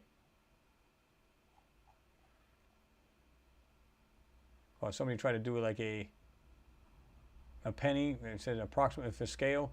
So this thing's really, really tiny. Now, they have seen it before, and I've seen this. I think they even show a picture of this. This is like a 3D rendering right here. And you can see it right here. And you can move this around. Right? You can see that. Now, of course, the 3D is going to make it look kind of crappy, but that is kind of a cool way to do that.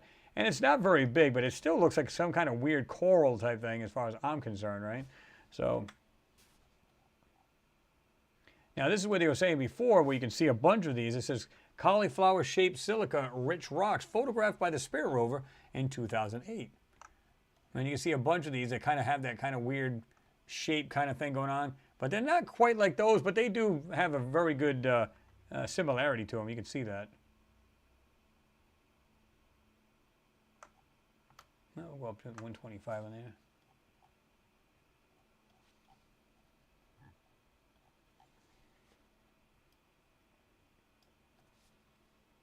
Even if it was something that was alive, to be like, it's not real.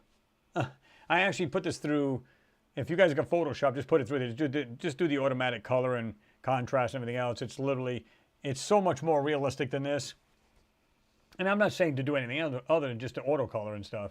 And it literally, it's got more of a realistic ground and, you know, color to this thing.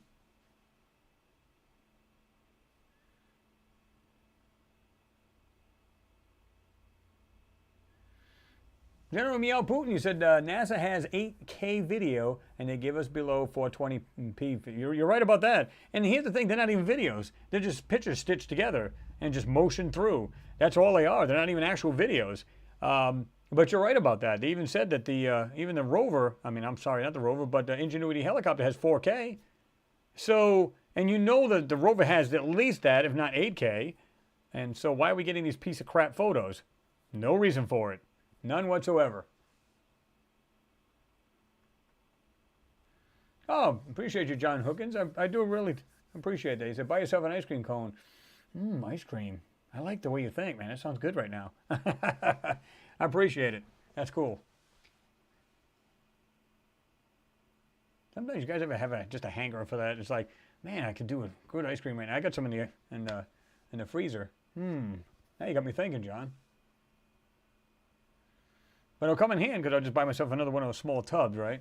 Oh, wait a minute. They've become really expensive. So, yeah.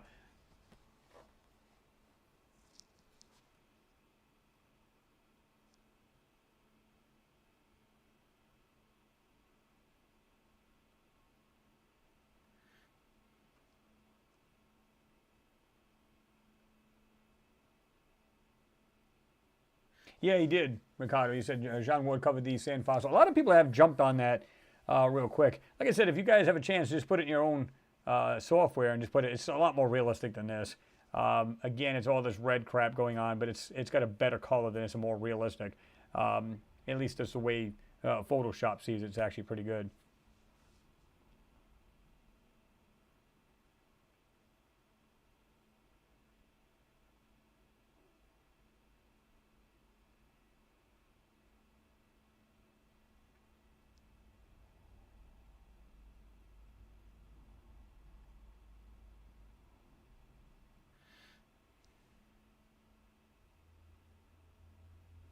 Yeah, basically Terry Kelly. Yep, low resolution slideshow. Absolutely.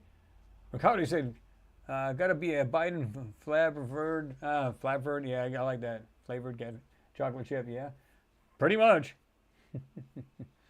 Renee V said, Joe, Chris, Jean, all three covered the sand and fossil coral. I mean, I haven't really done this. I haven't covered this one yet, except for the live feed. I waited for this. Because like I said, I had the photo. I don't know what to do with it. But nonetheless, it's still an interesting feature, regardless of what it may be. But like I said, for some reason, they won't even tell you it's coral, which doesn't make any sense because they said there was oceans on here at one point.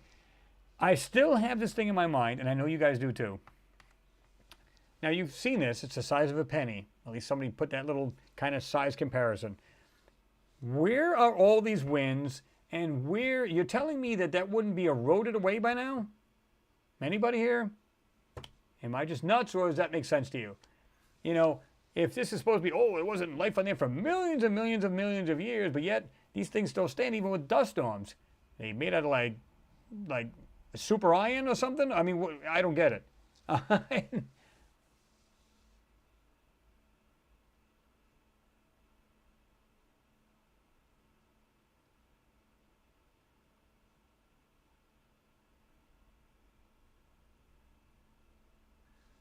Linda Borum, what's going on? Good to see you in there.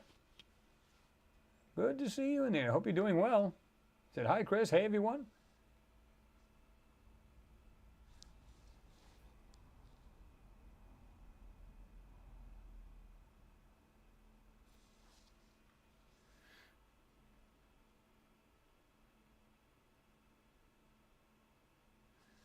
Renee V said cactus species are really, believe me. Well, that wouldn't surprise me. They're just very, very small, right? Yeah. That actually looks like a fossilized life form. It doesn't look like some kind of, you know, what they're making out to be.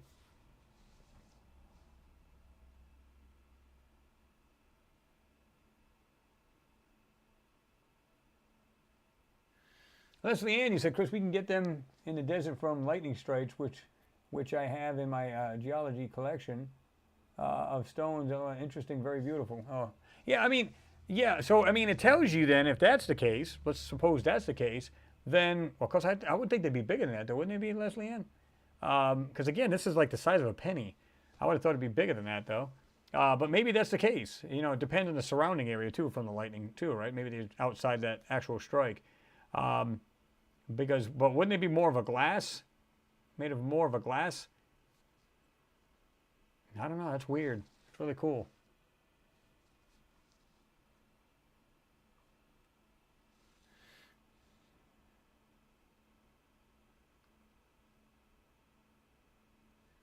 That's a great question, Marina. I don't know. He said, is that the fossilized flower or coral former NASA astronaut Chris Hadfield dreamed to find? I don't know. That's a great question. Could be.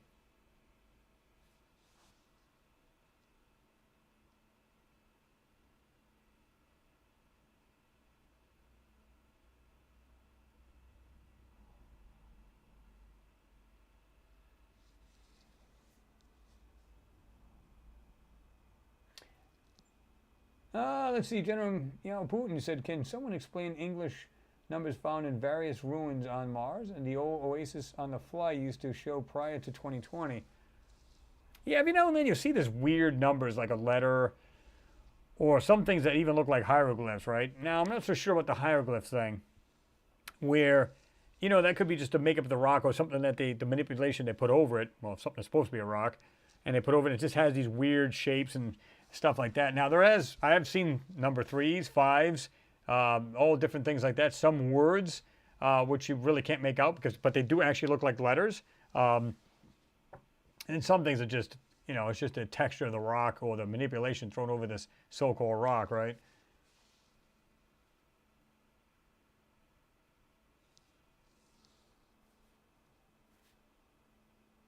Leslie Ann Warren said, yes, Chris, yes, I think it's a coral. Or he said it's a live plant. Well, that could be too.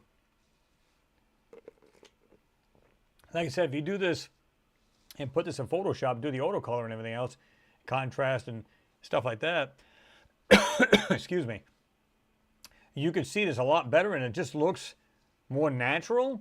And who knows, it could very well be a living plant.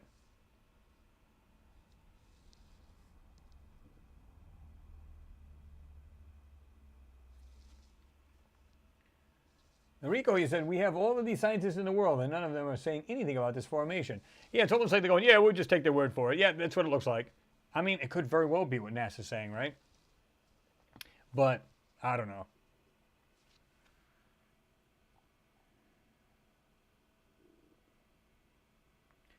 Called diagenetic crystal clusters. Diagenetic means a recombination of rearrangement of minerals, and these features consist of three-dimensional crystal clusters, likely made of a combination of minerals. Imagine that. And of course, you guys have seen this. Lunar rover discovers mysterious glass spheres on the far side of the moon. Imagine that. China's U2 mission has made another fascinating discovery on the far side of the moon. Glistening amid the dry, gray dust, the rover's panoramic camera picked up 2 small intact spheres of translucent glass. Now, if I'm not mistaken, they said that it was maybe because of, thousands or millions of years ago when they had, volcanic activity. Such sphericals can record information about the moon's history, including the composition of its mantle and impact events.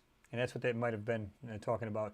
U2 was unable to obtain compositional data, but these natural lunar marbles could be important research targets in the future. Glass isn't uncommon on the moon, as it happens. The material forms when silica material is subjected to a high temperature. Of both of these ingredients are readily available on the moon. Really? Could be now. See, like they're saying here, in the lunar past, there was extensive volcanism leading to formation of volcanic glass, which makes sense. And impacts from small objects, such as meteorites, also generate intense heat, resulting in a formation of glass. Yep, that's a fact. That could happen. Of course, it goes on to talk about more, but that's pretty interesting. What do you guys think of that? They almost look like little pearls. This one on the right looks like glass. That one over there looks like pearls. It's more of a whitish, as opposed. This one looks more of a transparency almost. See the difference there?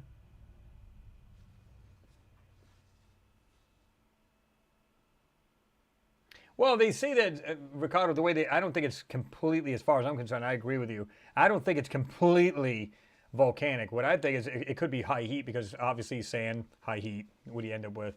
Now, I just find it a little interesting that you'll have spheres as opposed to, like, in other words, because remember they said before they had this weird other material they found, but what I find weird is that you would think you would find like a flat piece of this glassy material because that would make more sense to me. High heat would just kind of just splatter or burn the dirt away or over the top of the dirt and melting it.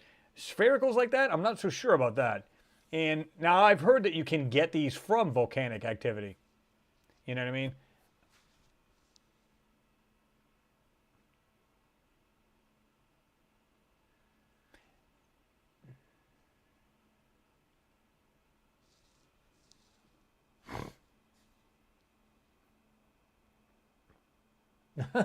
I like that, Ricardo. BS detectors going wild. Ding, ding, ding. Yeah, I have a feeling there's something more to it than that, right? Who knows what it could have really happened there. It could have been caused by something else. Let's say, for argument's sake, and again, we'll get totally sci-fi on you, that there are structures on the moon, of course. We've seen them. But is it possible these were come off as something else? And it's not what they're saying at all. I mean, you know, again, pure speculation, but it's just weird how you just have these two little things like that and they look almost like perfect, especially the one on the left. It looks more of a perfect spherical compared to the one on the right, where that one looks somewhat round, but it doesn't look completely round. You can notice the shadow. It's not completely round there, where this one on the left kind of does look like that. See that? From the angle of the sun, it looks like it's got more of a smooth shadow at the top, where this one clearly does not. It has like a piece sticking out right there on the right.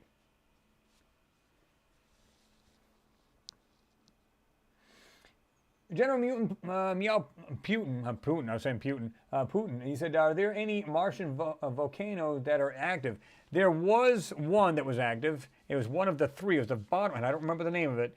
It was, you got Olympus Mons, which is the largest one in the solar system, and of course you got the three of them that are just like, well, depending on how you're looking at them, at Mars or the map of Mars, it's like southeast of Olympus Mons. You have the other three, and it was the one on the very bottom, the smallest of the three on the bottom, where it had a plume coming out. It was like, I forgot how many miles it was, and it was like, you know, X amount of miles wide. But like I said, I actually investigated that too when they first came out with that.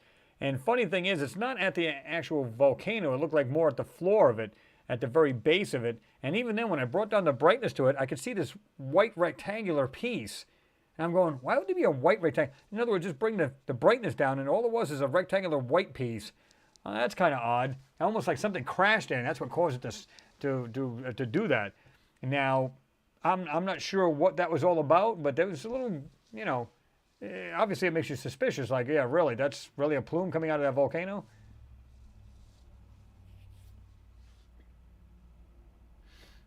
The Pale Horrors, the question was, could a CME have caused it?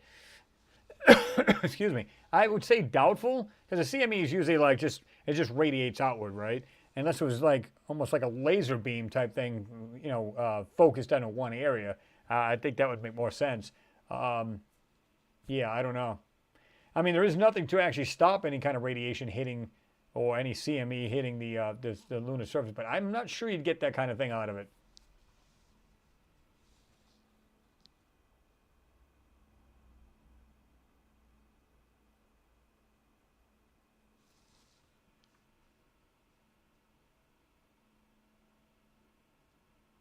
James Cragen said, Chris, it looks like it's rising up from the surface. Man, yeah. Well, yeah, kind of, sort of, in a way. Well, this one on the right really doesn't. It looks like it is kind of embedded in the sand. And the other one kind of looks like a little bit, maybe sticking out a little bit more. But they look to be grounded, though.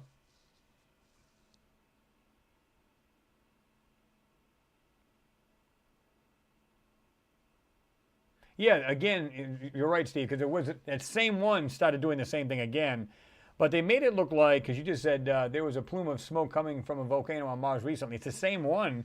And what I find interesting is, like I said, they said it was coming out of the volcano, but it was kind of like a Mount St. Helen thing, whereas, well, you see where that blew off. It blew off the whole side of the volcano wall, where this was at the very base and further away from it. When you first inspection, you look at it and you go, Okay, I see the volcano. It looks like it's literally coming from the volcano. It's not. When you zoom into that, it comes. You can see if you're looking down, you can see it goes down like this, and it's way the hell. Well, not a way the hell, but it's like a good distance away from it, from the base of it. So I don't think that was the case. I think it was something that was there, and it's emitting this kind of smoke or whatever it may be.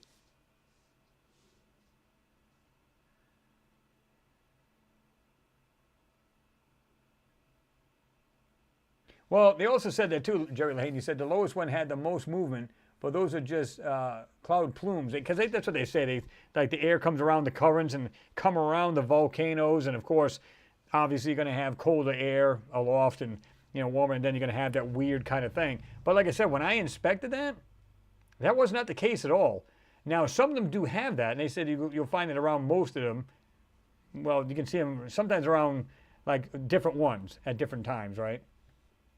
But when I inspected that, no, there was something like rectangular, and it was light in color at the base of that. So I'm not sure what to make of that. It almost looks like something crashed and it created that plume. Now, I'm not saying that's what really happened, because it did just happen recently, like Steve had just said. So what's really going on there?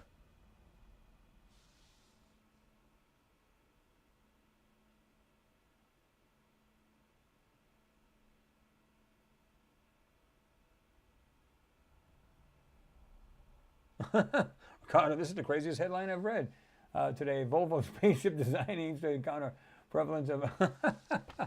Oh, yeah. That's what we need. A few of those flying around. Oh, that is pretty crazy. Was that an actual headline? Where did I see that just recently, too? Now that you mention that. Was it on Facebook or something weird? I'm trying to remember where the heck I've seen that. There was some kind of weird, there was something to do with that. I was just, what the hell?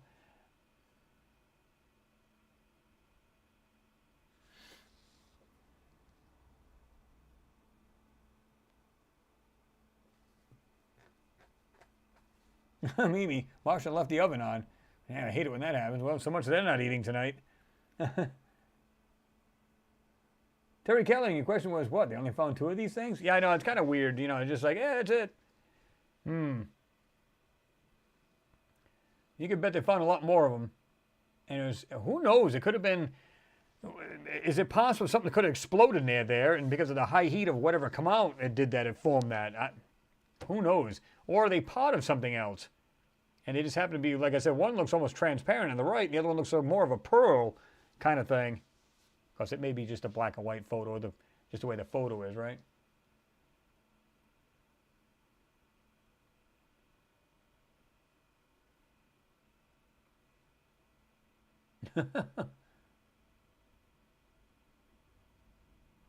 Oh, it is true. You said straight up true. Dezine.com. Okay.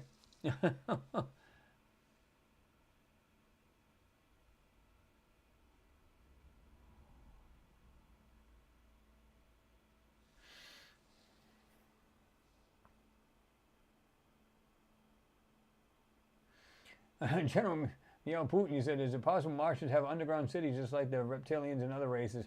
See, I'm not a big fan of that. I've never been a fan of that idea of reptilians and stuff. Again, is it possible it's like offshoots of human beings, or are we offshoots of them, whatever it may be, depending on their composition of their atmosphere and whether it's thick, thin, or different gases they can breathe, and meaning combined with oxygen. Is it something along them? I'd believe that more. Is it possible? I think they could very well have cities underground. We don't know how far they were advanced before they were killed off. We don't know.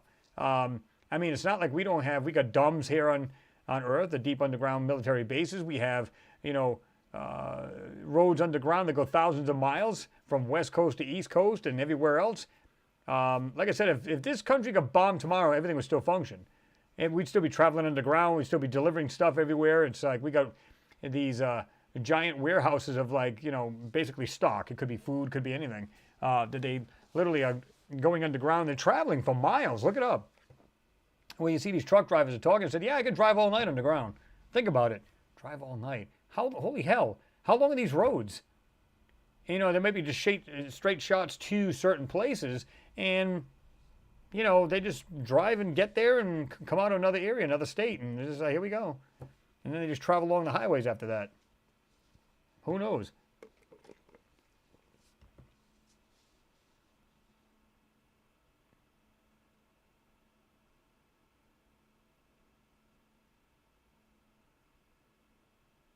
Hey, Ferrero. Glass balls on the moon, blue balls on Mars. What's the connection? Yeah, poor aliens just ain't getting enough, man. Oh, not them kind of blue balls? I know which one. Poor guys. James Gregan, thank you very much for your support. You know, it's nice that you just give them cloth to them guys, man. The poor guys need it bad. You know, they're like, yeah, clean them damn things off. Poor guys can't see anything. But I appreciate it, man. That's awesome. It's time for the cloth, for a cloth for the CGI boys glasses, man. Pretty much.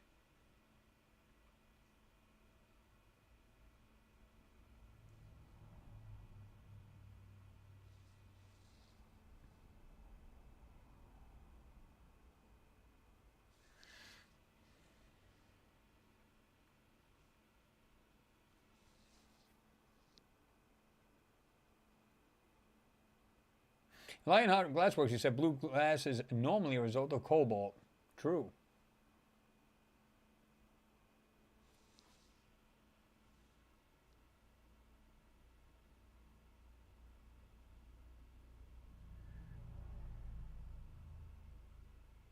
Gritabanus, you said perfectly spheric. You know, that's not a natural element. Well, I mean, the one on the left seems to be a lot more smoother. You can see even from the shadow from it, it looks rounded at the very end of that shadow, where the other one, it's got like a little peak, like almost like a beak. It looks like a bird. It's got like a little beak type thing sticking out of it. You guys see that? Let me zoom in a little bit more here if I can. I can't. There we go. All right, right there. You can see it right here on the right-hand side of that shadow. There's like a little peak, so it's not a smooth piece of glass. So that you kind of go, okay, but the one on there looks pretty smooth. And like I said, it's more of a pearly kind of thing than anything. Kind of strange, right?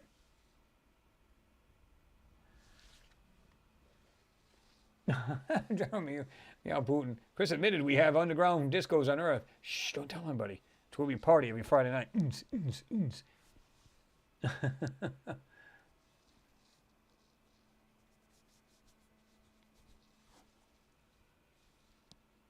Steve Gardner said we had the London Underground during the World Wars. Yep. Jerry Lehane, there you go, BB guns.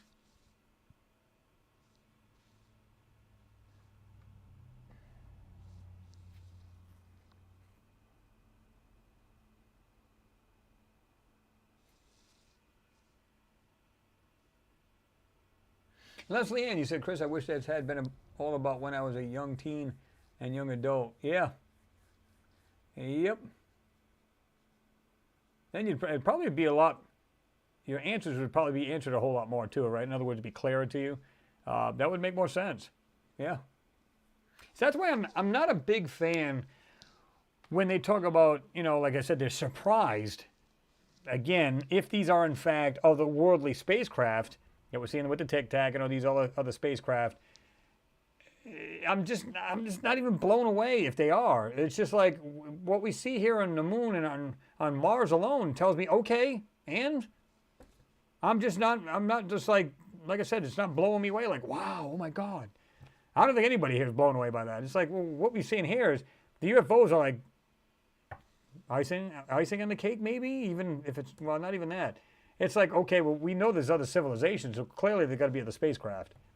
And that's only in our solar system. That has nothing to do with exo solar system. So, yeah.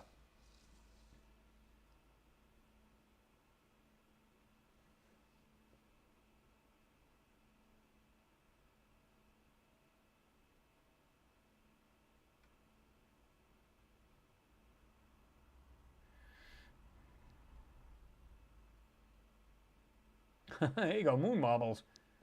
And I was sitting here playing marbles here. I wonder if the Earth things will get back. Hold on. I can just see that now. D. Tubbin, what's going on? The deaf? Oh. Let me see something here. Oh, this thing did jump on me here. Yeah, I was just thinking the same thing, Terry. You said maybe a Martian child had a hole in his or her, not whore, but her Bobbles bag, yeah. Well, this is the moon, though. So, either way, it's poor aliens that lost something there. They're like, oh my God, we lost. Yeah, I got 2 missing.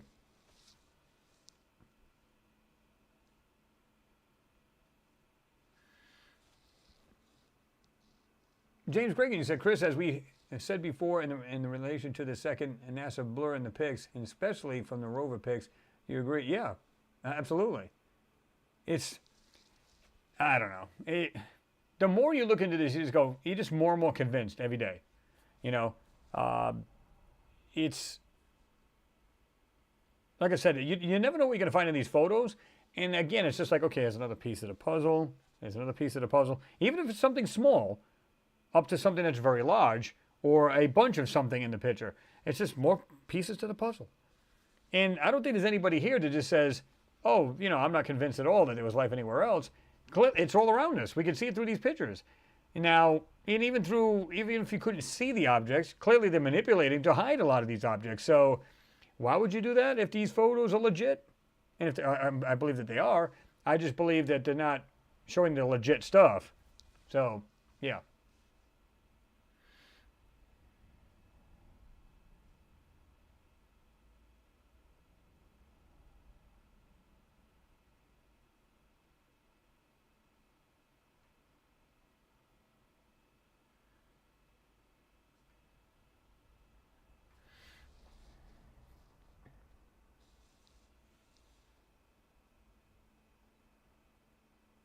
Layered, good one.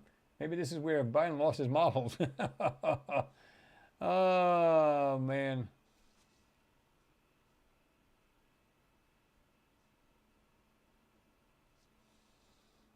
Lionheart's Glassworks, he said it takes a little soda ash and boron to get the glass clear. Clear natural glass marbles in space is a miracle.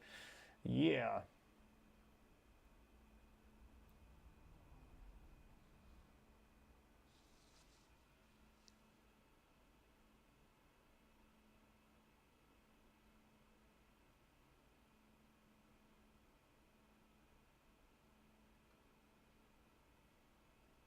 What's going on there, Cloudy, with a chance of UFOs? He said, looks like a pearl or ball bearing. Yeah, I was thinking the very same thing. Well, not the ball bearing part, but I was talking about that one on this the left looks like a pearl type thing, and the other one looks like it does look like a glass, you know, round ball, but it's not completely round. It's just something, it's a piece of glass. It's just not spherical like the other one appears to be.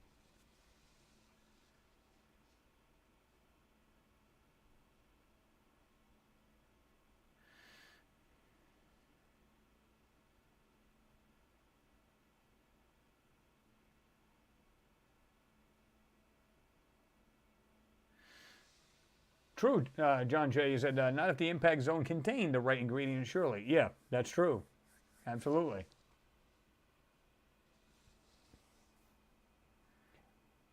James Reagan, thank you very much again, sir. He said, let's not forget about the fake Cydonia images, man. No, those are not fake. Come on now. But like I said, I believe if we go back to the Viking photos or the orbiter photos, I believe those to be the real deal. But I've actually I dismantled that photo a long time ago, and that face, it's almost like it's been put there, painted over it, because it's like the elephant in the room. They want you to focus on that, and you go, oh my God.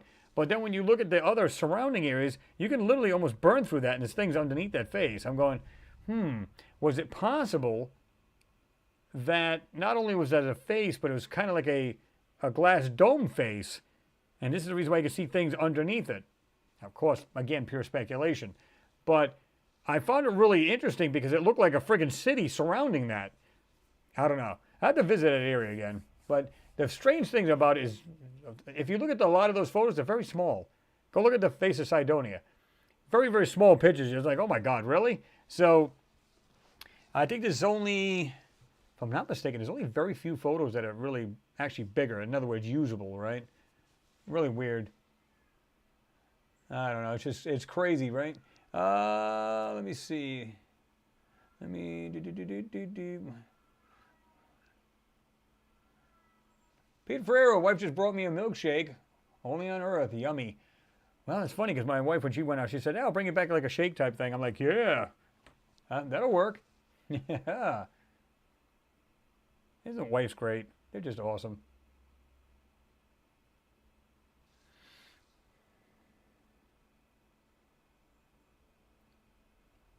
D. Tubman, you said, I see in the History Channel movie where an earthquake destroyed, hypothetically, pyramids and the buttes on Mars look like them afterwards. Yeah.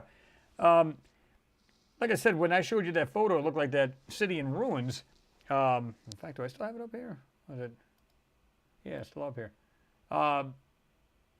Again, we can't see the actual parts super clear, like, but you can see like there's different shapes. Like I'll put it right in the middle of the screen.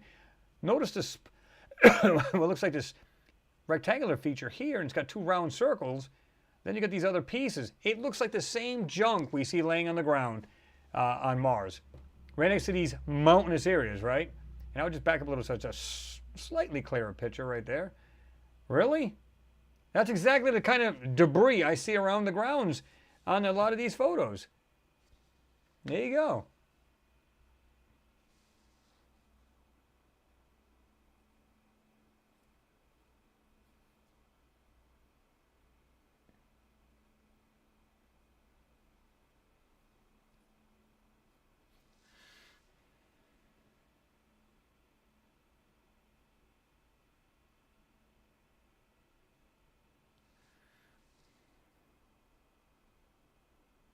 Pete Ferreira said, Anderson, you're talking to Dairy Queen near me? Not open yet. Hell, I just got one maybe well, that's about 5 minutes down the road. Good stuff. A lot of times I just get something quick in there. I'll get like the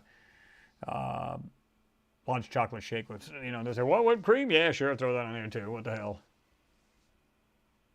Why not?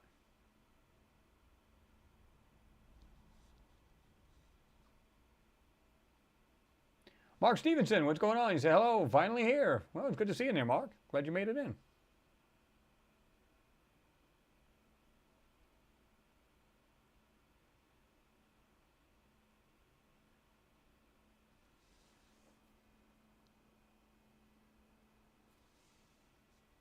Oh, yeah. John Jay, you're right. Anyhow, Mars had trees. You're right about that. Been documented a few times.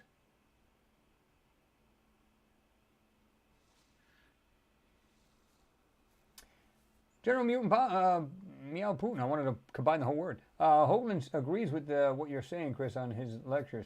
Well, that's why I was trying to also get Will on there as well, because he was actually, what was the word I want to use? He was on with Richard Hoagland a lot, doing a lot of his shows when Richard wasn't able to. So he's like co-hosting the show. And we were on there at one time. This goes back several years. We had gotten on there. There's a bunch of us from UFA, the United Family of Anomaly Hunters. And we had gotten on there, showed like really good photos of what we thought was the best ones for the time, right? And of course, all of a sudden his server got hit. And we were doing a 2-day thing on this. It got hit the first time, and they couldn't get back on their site. It got hacked, and they were trying to get back onto it. Couldn't get back on. Even the guy, the administrator, the one that actually set the thing up, he couldn't get on it. So he had to go through this kind of like a back door kind of thing and got back into the server. And the next day we got on, same thing. Started screwing the thing up, and but we were able to get through it. But it was just weird. Really, really weird.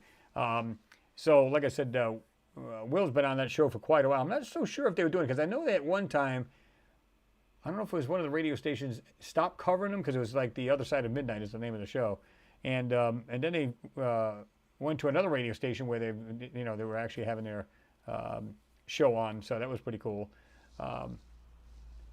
Will's a good guy. Oh, did you hear that, Steve? You said your cat is hungry. No, she'll just do that. She's an older cat. And she'll just do that for no reason. She'll just stop meowing. She'll literally eat and then meow like that. I'm like, what is going on over there? And she's been doing this for quite a while. And I don't mean a long, long time, but I mean, she's been doing it. She's an older cat, like I said. She's going to be 17. And she just does that.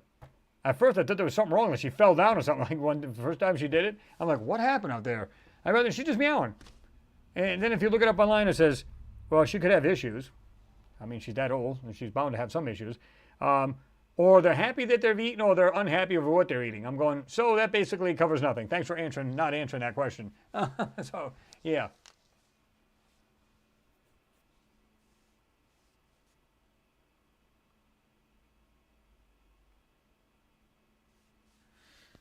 James Green, thank you. Thanks for your support, brother. He said, Chris, Ricardo Petrozzi has a holiday home on Mars. He does? Man, he's been hiding that all this time? That ain't even right. That's not even right. Hell, I want to travel up there. Hell yeah. Ricardo, he said, radio with pictures. Pretty much. That's pretty much what the show consists of. And a lot of good stories and stuff. You know, it was cool to be on there. Because we were trying to, you know, like I said, we showed our best stuff that we had at the time. And, oh, God, what was his name? I'll think of it in a minute here. But there's another gentleman that's on there, and you know, after the show, we were kind of talking about different things. Oh, I just had it. Oh. Anyway, he was the one that actually was. I don't know if he was actually working for NASA, but he was literally like knows quite a bit about the photos there, and we had like kind of, I wouldn't say an argument, but like a debate about it, and he was talking about how they're hiding things in there. I said, oh, it's so evident. You can see this stuff from a mile away. Oh, I don't know about that. I mean, some of the stuff is, you know, it's legit photos. I said, no, every one of them's legit photos. It's what they're covering in them. And so, you know, it wasn't any kind of blowout. It wasn't anything bad. Keith Laney is his name. Good guy. But, you know, we were having a healthy conversation about it. And I said, Keith, no, that's not the case at all, man. I can tell you right now. I can show you this stuff. And, you know, he agreed on a lot of things I said. And some of the stuff he was kind of like, well, I'm 50-50 on that, and so on and so forth. So, but it's good to have something, you know, a spirited conversation about it, especially as it's of mutual interest. And it was pretty cool.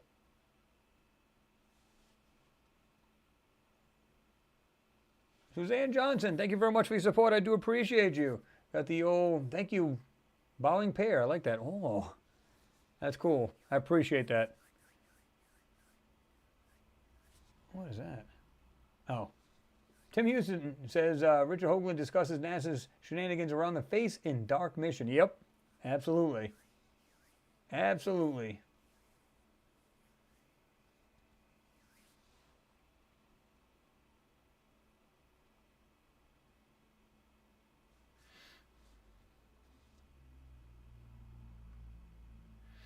Yeah, I read about that too, Pete. He said, just watch the show on the Bosnian pyramid, still giving off power. Yeah, it's kind of this weird field, right? Like a power field. Should look on Mars for similar action. I'm sure they know all about this crap. I'm sure they know all about it. James Grant, Chris, if Ricardo Petrozzi can survive Scotland, well, he definitely can survive Mars. Well, that's true.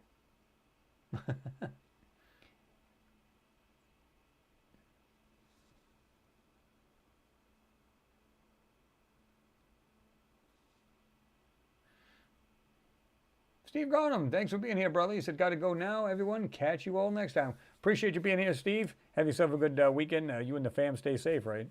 So appreciate you being on here.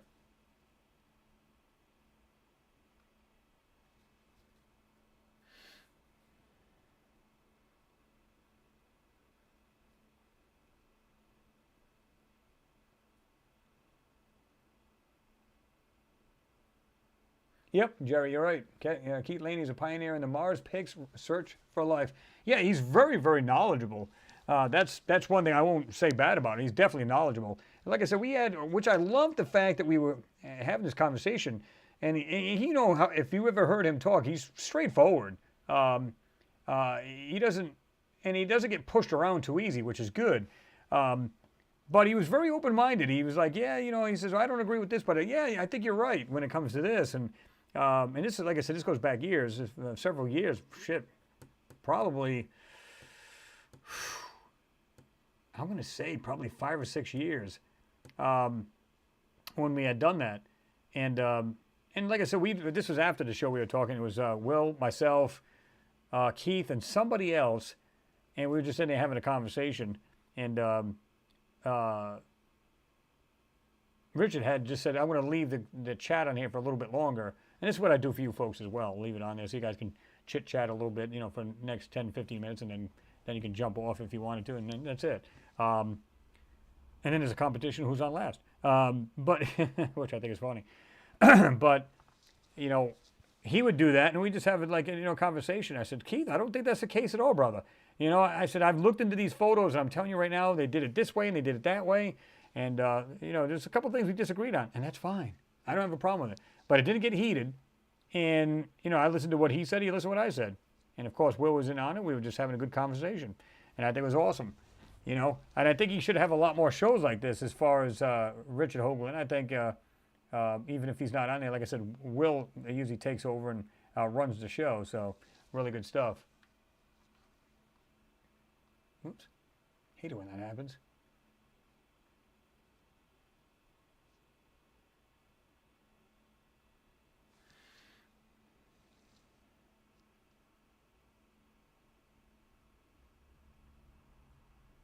Yeah, Tim. Yeah, I was saying that earlier because if you look at a lot of these things, something tells me that in the streets you can see there's probably, unfortunately, bodies and other stuff. Maybe there's military vehicles on the road too. I mean, it's hard to tell why. But even some of these areas here, look at this. Like on the top of this, what's actually a floor of a building, or it's the rooftop itself. Look at it, blurred out. And then you see like details in the other areas, but this is all blurred out right here. Why do you suppose that is? Unless there's bodies on the roof. That's the only thing I can think of, and it could be in the street. And you can see something white right here. See it right at the very bottom? Something tells me there's something else in that area. It might have been other, like I said, military, vehicles of some sort, right?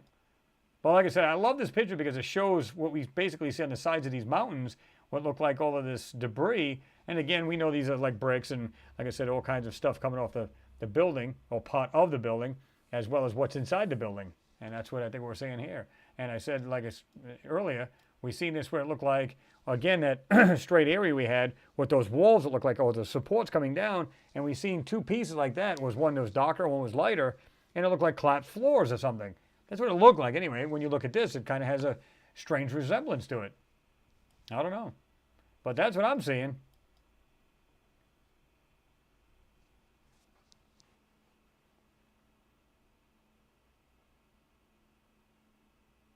Susan John, you said, I love all the info and the photos you share with us. Yeah, I mean, it's like I said, I mean, there's a lot of people sharing different things here on here too as well, which is cool.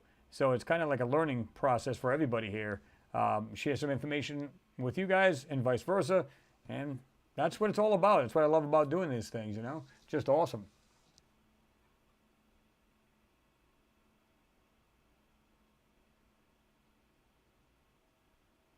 Second channel says, hi, Chris. And you said, waiting for your 3D images enhancement to see more of the evidence.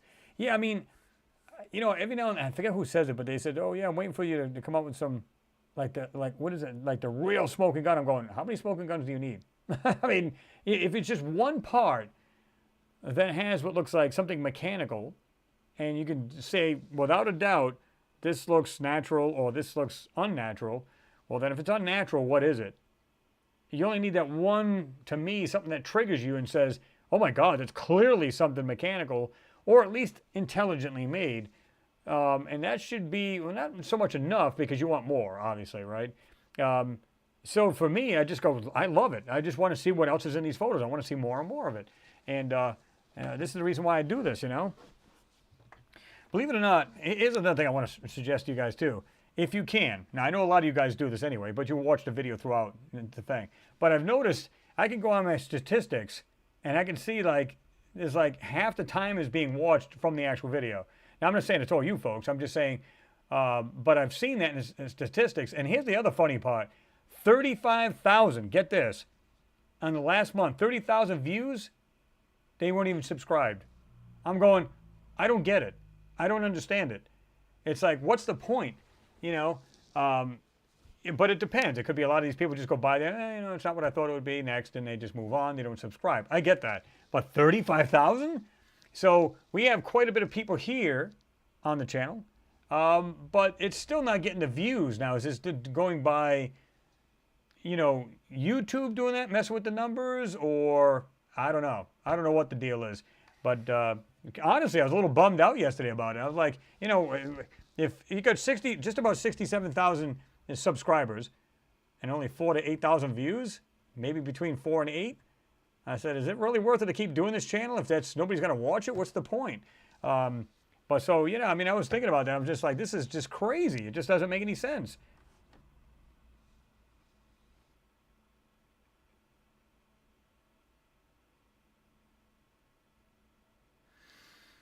Ricardo Petrozzi said, we need to combine the great work with Jimmy Roberts, Dave Gannett, Chris, and Jean Wood do with all those previous stuff from Hogan.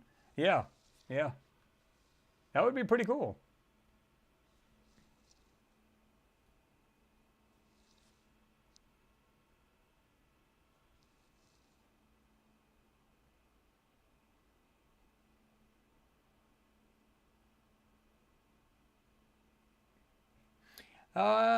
Second channel said the thing with Keith Laney is he actually knows how to download the PNG, TIFF files from the original archives. That is not just simply press download, which is okay if you want JPEG, but if you want PNG, well, a lot of times, you notice a lot of them lately have been PNGs.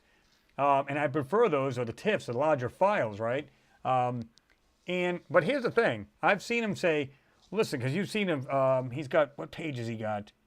He's got his own page where it shows both Moon and Mars, right? The problem with a lot of these, and let me think here. There's a lot of people that actually go after the notebook where you can actually get these really good photos, and they're really pristine, right? The problem is all of those are pretty much doctored up. And I mean to the point where they're so good that you don't even see the blurry areas of nothing that you see in these other, anything like that, if you know, like the JPEG. The reason why I like the JPEGs, people argue with me sometimes, they go, why are you using JPEG? Why don't you use like a PNG? Which I prefer to use those, and I've seen those many a times lately. But the thing is, you can see more of, because it's not as good quality, you can see really where they've done the manipulation. When you go to the finished product, meaning absolutely, it looks like perfect condition photos, they're not. They've been all generated and they've been going over to look perfect, and they're not. Because you can see such discrepancies between the JPEG. Now, I understand the quality, obviously, is hugely different. But you can literally see blurring in some spots, and I mean where they've literally squared out places, digitized some areas, and because that's the actual original photo. And then, of course, you get these pristine ones that look so clean. And then people argue, oh, I don't see it in this really clean one, and you're using this piece of trash for JPEG. Because JPEGs, you can see with them, they literally have messed with these photos. So, and even those JPEGs, you can clean up. You can actually clean them up a little bit and get them to look a lot better. And then you can bring these objects out, and that's why I like using them. But I prefer a lot better photos like TIFFs and PNGs, absolutely. If I can get my hands on those, I'd rather get my hands on those.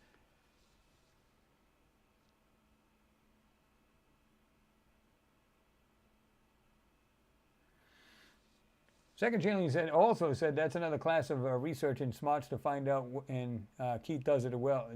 Oh yeah, absolutely. Like I said, I've talked to Keith about his photos too, and I've told him, I said, and just like I just explained, these are all nice and all, but the, like I said, I'm still trying to think of his name. I don't know why I'm trying.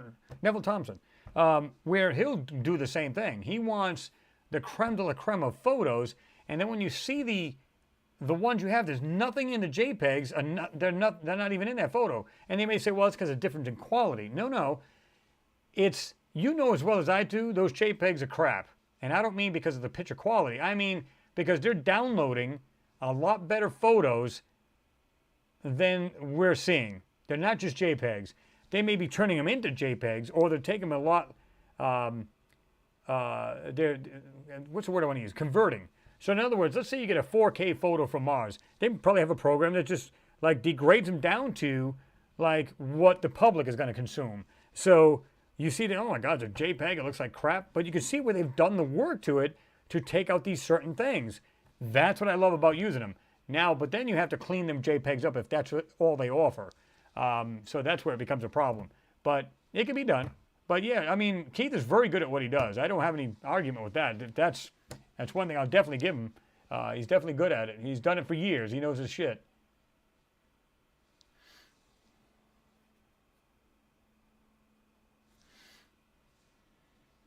Oh, man, this thing really jumped on me here.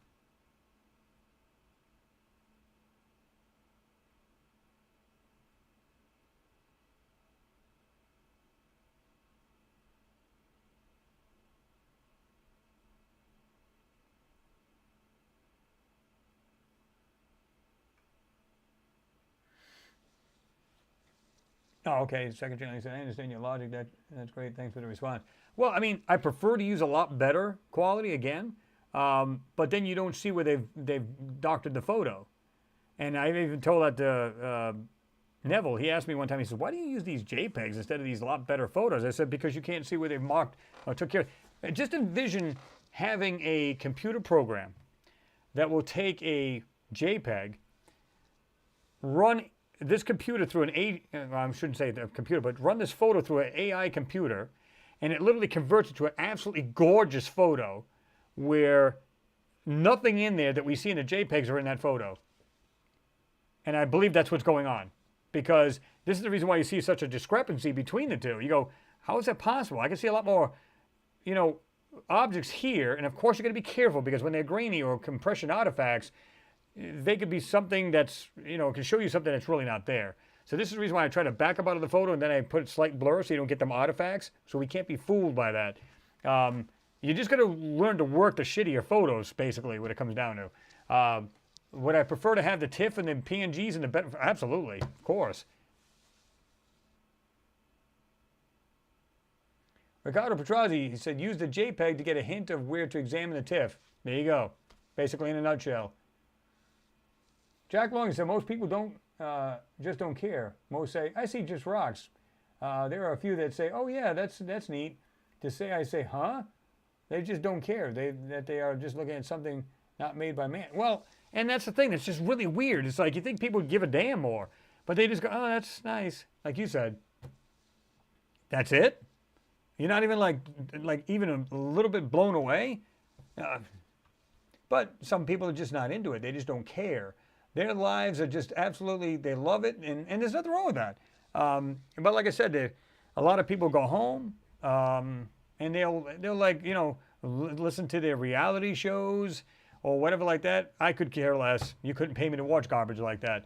I don't want to watch brain rot. I want to watch actual stuff that educates me or furthers my knowledge. I want to learn something, not be like, turn into a mushroom. I don't want to do that. I want to learn something. While you're alive, you should try to learn something new every day if you can, right? So that's what keeps me interested in this kind of stuff. Whether I was doing these videos or not, I'd still be, doing this, just like looking at it here and there,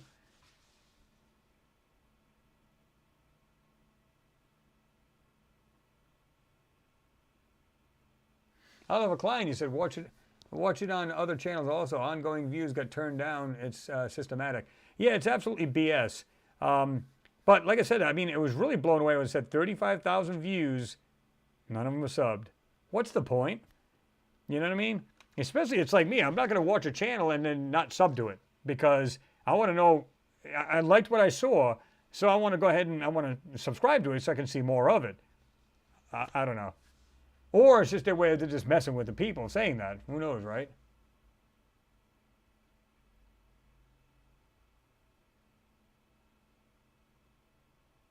Eric, you're back. It's still going hardcore. Yeah, we'll be coming to an end pretty soon, but we got a little bit of time. I'm not sure, Eric, what city this is. But either way, it definitely took an ass whooping. I don't think there's a structure in here that's untouched. Except for this large one in the back. See that?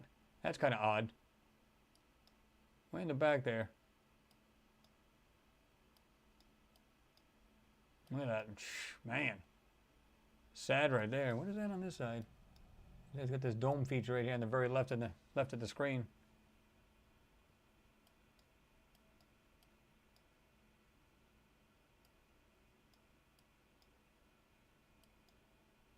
But like I said, when I see stuff like this, it's eerily what we see in these photos on the side of these mountains. It's exactly what I say. Let me see. What wrong one here? Let's do this. Back it back out.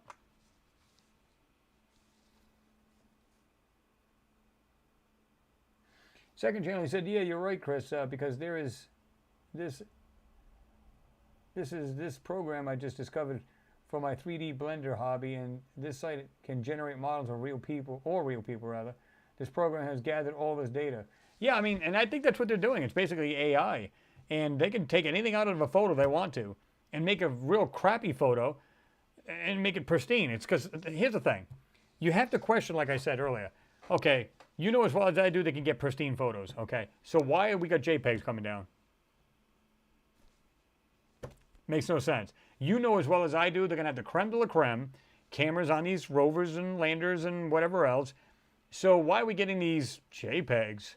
That simply doesn't make any sense. It should be literally the best format, 4 or 8K, brilliant photos. But then they go, well, they are. If you see this one right here, no, this is all manufactured. This is crap. This is junk. This is the reason why I believe that the JPEGs are the real deal and that they generate the better one, or they have the better ones to begin with, and they give the JPEGs to people like us and say, well, that's the best we've got. That's all we can come up with. And then all of a sudden they come up with the same area. There's not a thing wrong with the photo. It looks, but you know as well as I do. You look at some of these rocks, you go, listen, I know rocks are like snowflakes. They're all different colors or different shapes. I get that. But some of them, they look so like mushed over, like they're painted and they're made by CGI. It's just ridiculous. It's just like just an AI doing this. It's just crazy, right? You go, come on. You look at these mountains. They don't even look nearly like anything realistic.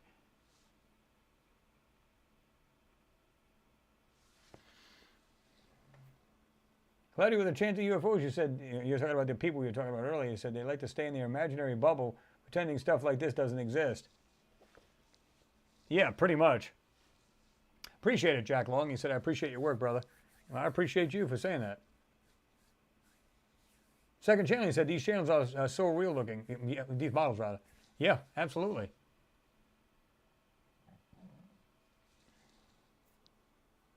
Eric, you asked, Chris, are you on Rumble as well? No, I haven't. Some people suggested that. I'm not. Probably wouldn't be a bad idea, though, huh?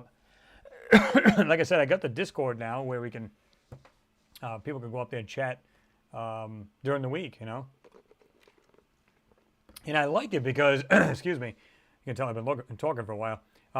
What I like about it is that people go in there and they're sharing photos and things that they find really interesting and things that interest them. And people are responding and everything else, which is really cool. So it gave everybody an outlet. So, and not so much waiting for the weekend anymore, which I love anyway, because I still like to be able to chat it up. So again, I'm going to be probably trying to pop in there too, and just it may be just randomly, just to go in there and just see what's going on with everybody and chit-chat it up here and there, because I didn't just want to just put the thing up there just for that, strictly for that reason. I also want to be on there as well. Okay.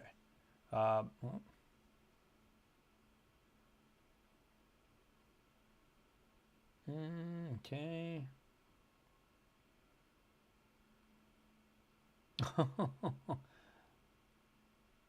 Like here's a guy that probably doesn't know anything about it, but this guy David says, talk about grasping at straws. I don't even know what video that is, but it's one of those on my phone. I could just do a quick glance and not actually go to the actual comment, but it's pretty funny.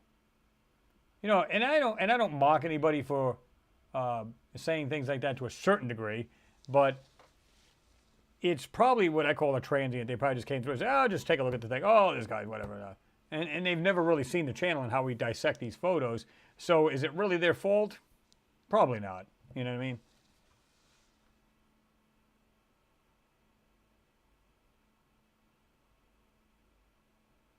John P. Adventure says, hello, Chris. Good evening. Good evening, John. How you been?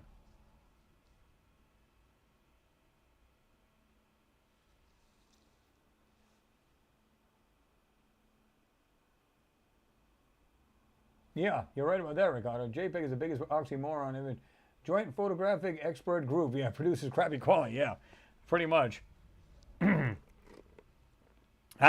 honestly think that they get pristine photos, and they just either they reset the camera. So in other words, they just like it takes like X amount of photos, right? One would be like a 4K photo. The next one would be a JPEG. And then those are for like I said, for us, the public, and of course they get the pristine one. And I'm talking about ones that are not, you know, obviously manipulated. And they get to see all that. And then they go, okay, we'll just go ahead and take out this crap here because we're going to go ahead and give this to the public. And we'll just give them the pieces of shit we can possibly give them. Just hand it to them. Here you go. This is what we got. You know as well as I do, they're much better photos. Come on. So to see a JPEG even come out from them is just mind-blowing.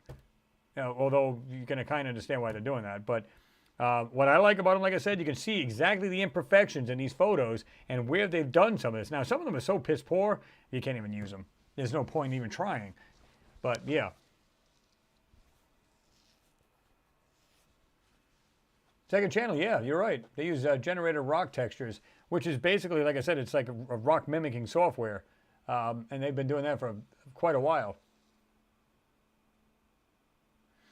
James Cragen said, there's a massive amount of proof that there was or is a civilization on Mars and the moon. End of story. Anything else is selective viewing. Yeah, well, and that's what it comes down to.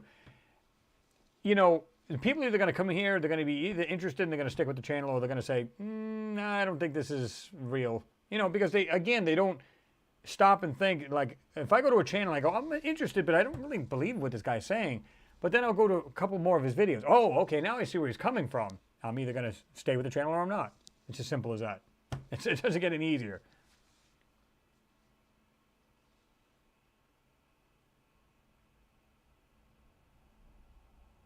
Greta Bonus, you said, yeah, we want the 20K color photos. That'd be sweet. And you know, like I said, they got probably ungodly photos. The cameras on them things must be unreal. Let's just put it that way.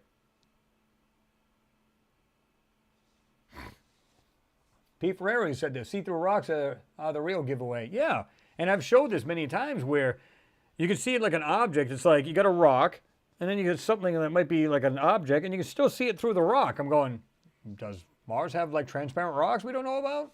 I don't think that's the case.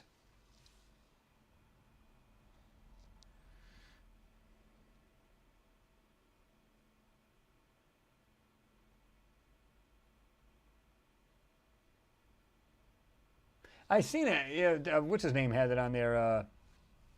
Secure Team 10 had that. What are you talking about? He said, Chris, did you see the video with the gigantic rectangular near the sun rectangle?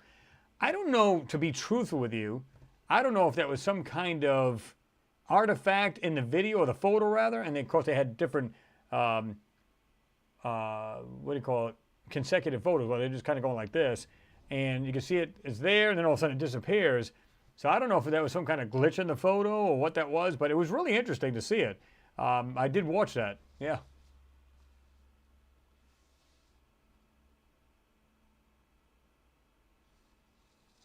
Nick Gustafsson, you said, hi Chris, hi again rather. Is the moon still ringing like a bell? Not last time I checked, unless, of course, when this Chinese rocket hits it, it's going to, that's for sure. Renee V said, good to also appear on Discord, growing and broadening the truth about Mars. Yeah, I mean, like I said, I thought it was a great idea, because I had that, believe it or not. And I was like, well, I might as well just go ahead and just finish this thing up. So, yeah. And this way here gave people more of an outlet.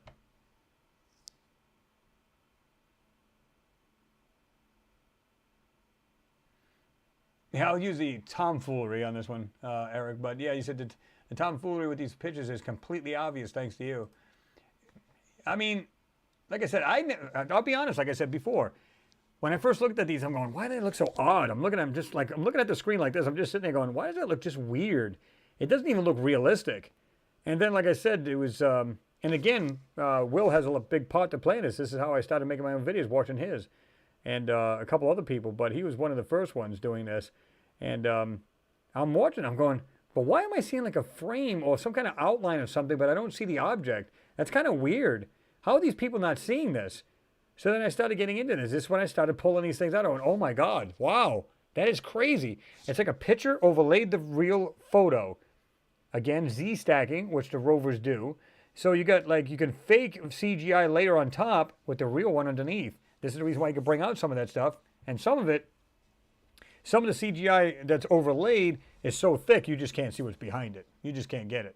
So this is the reason why we see bits and pieces of it.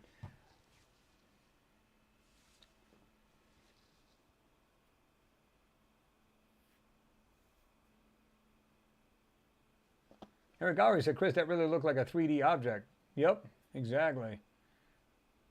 Second Cheney said, the thing is, Chris, I was skeptical about these enhancements, but you gave us the link to see for ourselves. That is the difference between us who know and those who are entitled and believe that are entitled. Yeah.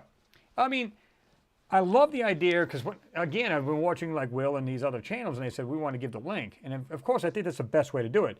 You can't just come up with a video and say, "Oh, by the way, this is a," let's say the object is pretty obvious. You don't really have to do anything to it, and you're looking at it and you're going, "Really?" Now, if I don't give you the link, you're going, "Did this guy put this thing in there? Is he full of it or what?" No, I give you the link so you can actually, dissect it yourself, especially if you're throwing it into like a Photoshop or a software that you can analyze the photo.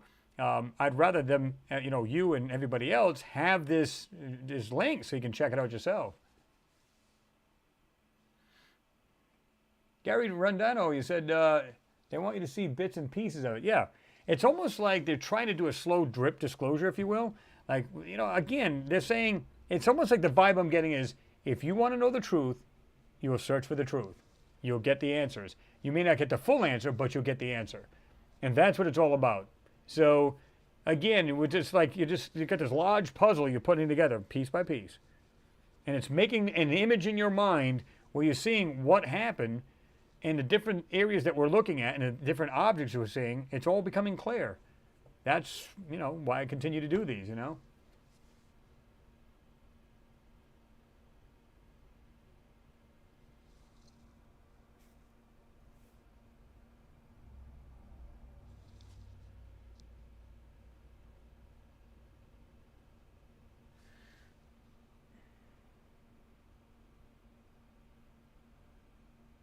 Okay, General Meow Putin, you said the video in 1962 with the joint USA and USSR Operation Red Sun video with some creature moving. That's what I was talking about earlier, where it shows them supposedly orbiting around Mars, and then of course they landed down, and once they touched down, you can see something kind of moving underneath the soil.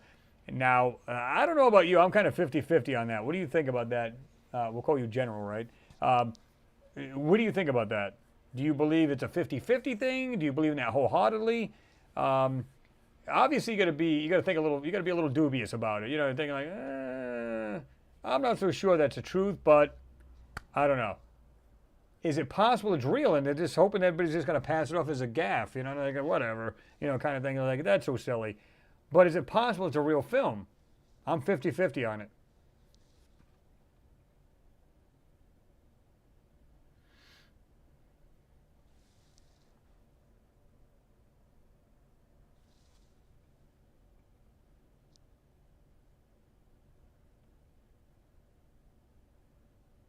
I've seen that second channel. He said that's what is happening with your and other channels, and they're making fake channels by AI that have no links. They are just plain copy and paste nonsense. Well, and I've actually confronted one of them. I said, why don't you stop with this nonsense? Where's the link to it? They won't answer you. I said, why are you lying to the people? You just, like, one of them had like actual structure walls that you would see in a regular building here, and it's like, oh yeah, the structures. Like, clearly that's not real. And because if that was the case, we'd find it on the NASA site or the ESA site or wherever site. We'd see it. That's not the case. And so all you got to do is if you guys are not familiar with the channel, you fall on, you go, wow, they're showing spectacular things here. Ask them for the link. If they don't divulge it, they're full of it. It's just a made-up channel to discredit like channels that are really looking for the research and looking, to get the truth out. Daniel, you said 50-50. Yeah, pretty much. Custom Taylor 1, what's going on? You're just jumping in here at pretty much almost the end there, but good to see you in there. 786 Auto just jumped in there too. The pictures of the city of Homs in Syria. We were just thinking the same thing, 786 Auto. We were just looking at that, and somebody had mentioned that as well, Syria. And but I don't know if you were around, Otto, but what I was trying to show everybody, the reason why I got this is, if you look at right here, look at the debris on the ground in front of this building. This looks exactly what we're seeing here on Mars. We're seeing these weird shapes and these weird things, and clearly these are not rocks. This is junk that had come from the building, whether it be brick, rebar, stuff that was inside the structures. Could be window frames, could be all kinds of stuff. Steel, just junk, just come down off the side of these mountains. And like I said earlier, if you guys weren't here that long, where you see these floors that had collapsed. In that last video I did where it shows like this flat area, and it looked like supports there. I said there was two of them. There's one darker, one lighter. They were like this. One was darker, one was lighter. It looked like like this here, look like caved-in floors. Is it really that's what it was? I don't know, but it has that uncanny look to it, just like there, right? So, you know, but that's what I'm seeing when I see this stuff right here. That's exactly what I see on Mars. And it's just really weird, right?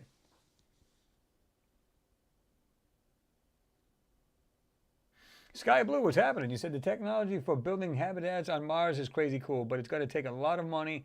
How long will it take to start that? I don't know. To be truthful with you, I don't know if they're going to build a whole lot of structures, because I believe, personally, in my opinion, there's a lot of structures already on Mars, and maybe not all of them are damaged, and they can just move right into them. And how do we know if it isn't something like, again, I'll get sci-fi in you guys, how do we know that they didn't have a power supply that would run each structure and it's like endless power? So you could literally go into these structures and there's power and everything you need. How do we know? If there's structures there that have been blown up, kind of like this area we see here in Syria, then I'm sure there's some buildings that are still safe enough to live in. Of course, a lot of these are crumbled, they're junk, you wouldn't be able to live in it, it'd be too unstable. But if you go on the outskirts of the city, you may find something that's not collapsed, it's in good shape, it's not, the foundation's not cracked, it's not ready to fall down on you. You can literally live inside it. You know, we don't know. Or they found a way to, you know, maybe they did have underground structures, and maybe they found them. And of course, they wouldn't look like that, because they'd be underground. It'd be safe from any blast or anything like that, right? Yeah, see, Otto, that's what I'm saying. You said, yes, it does look like that. Yeah, and it really does. So that's why now it confirmed. That's why I grabbed this photo and, oh my God, this doesn't look just like we're seeing on the hills on some of these places. And like I said, that last video I did where I said, it's kind of like right here, perfect example.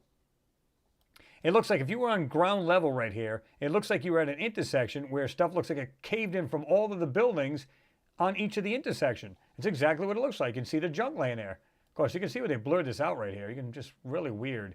You can see some junk right there in the middle, but then it's all completely blurred out. So, but you can see the junk has fallen down on all corners of this. And you can see it lying in the streets. And that's what it kind of looked like at that, on that video we had done.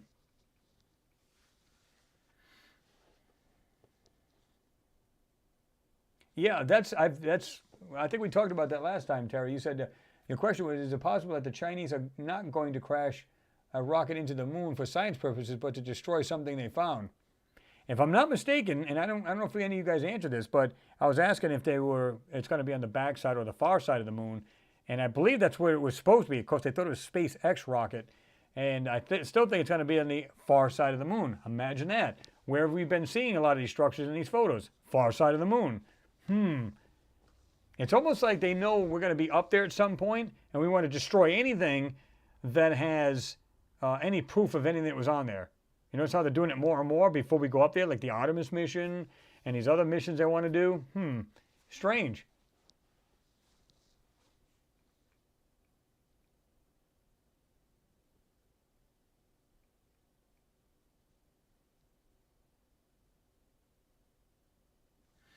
Backspace 4093 said, dropping in for a few minutes, but I do enjoy your programs, Chris. I appreciate that. I really do.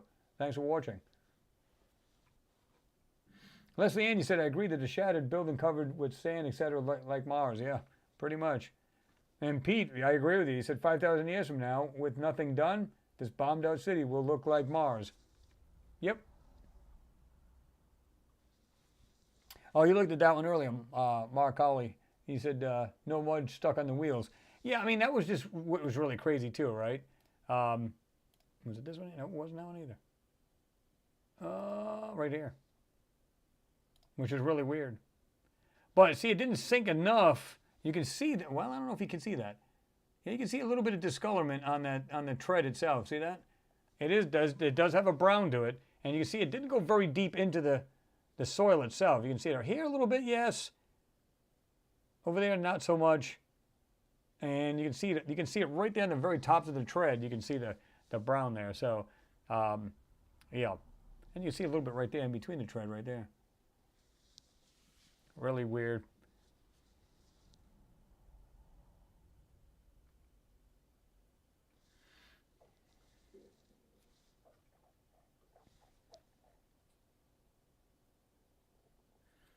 Russia continues to make advances deeper into Ukraine. It just popped up on my phone. Unreal.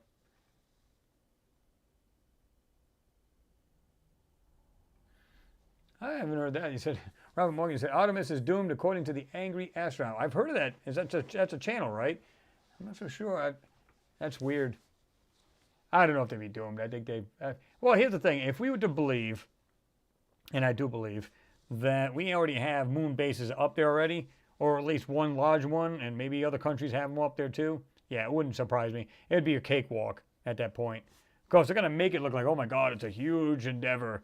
And, and they've already done this. Come on.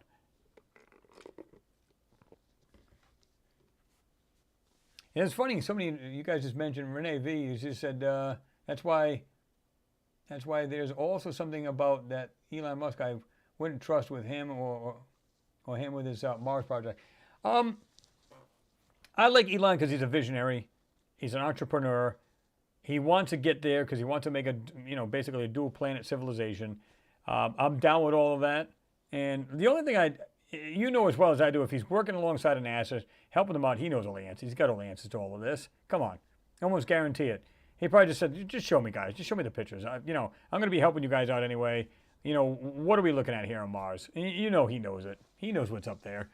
And I'm glad you mentioned that because he was just saying anybody, because I think he said in the Ukraine, obviously satellites down and everything else, or, their internet's down, but, obviously, his internet's still up, right? But he says be careful because obviously it can be hacked.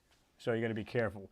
So anybody living in the UK, in Ukraine right now, if anybody's here in the Ukraine or knows anybody in there, you just tell them to be careful because if they do still have power, which they do, and you don't have any internet, but you're going through satellite and using, SpaceX's satellite, basically internet, you got to be careful. They said they may hack that. So, yeah, something to think about. Because I know even a lot of people here in the States have it now, too, so you got to be really careful. James Craig and Chris, your work and research, and let's not forget your personal dedication to many years of fantastic and inspiring world to get the real truth about the moon and Mars to us and top of the range, man. Yeah, I mean, I don't know. I mean, I don't feel like I've done anything really special here. All I did was, like I said, I wanted to share that with everybody because there's just so much to see. And I think, like I said before, we're part of something much larger. And when you see this stuff, you go, yes, what I'm seeing here is insane.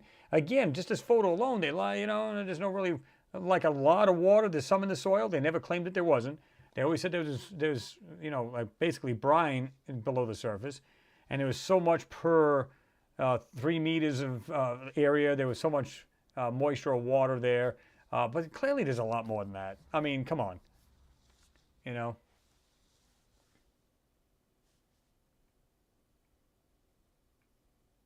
Yeah, Starlink, thank you.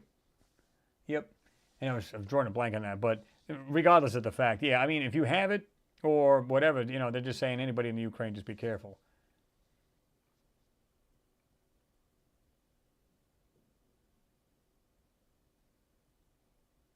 Leslie Ann, you said Mars does not need to be colonized. It has life on it, intelligent, etc. Yeah, I believe there still is.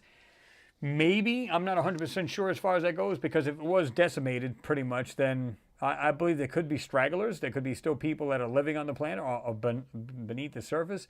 And, for all we know, that they always had like an underground as well.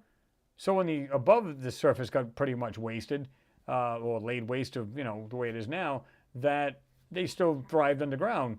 But then you got to ask yourself, why aren't they attacking this rover? Because it's like, okay, even if we had nothing to do with that, and we can pretty much assume that we didn't with these explosions, they'd be like, oh my God, there's another alien thing on our planet. You'd think they would go after this thing and beat it to death, and nothing.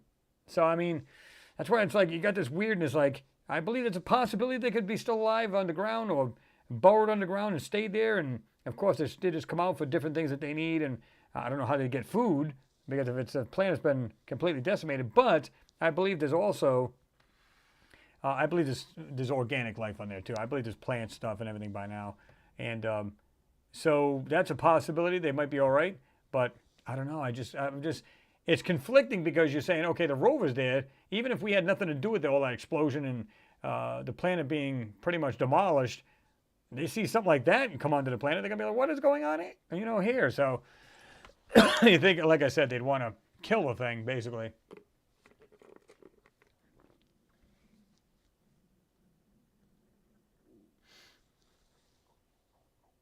Okay, Marina, yeah. I've heard of the channel, but I've never really watched it. He said the Angry Astronaut is a channel. He does live streams every Sunday and does lots of videos. I'd have to check him out.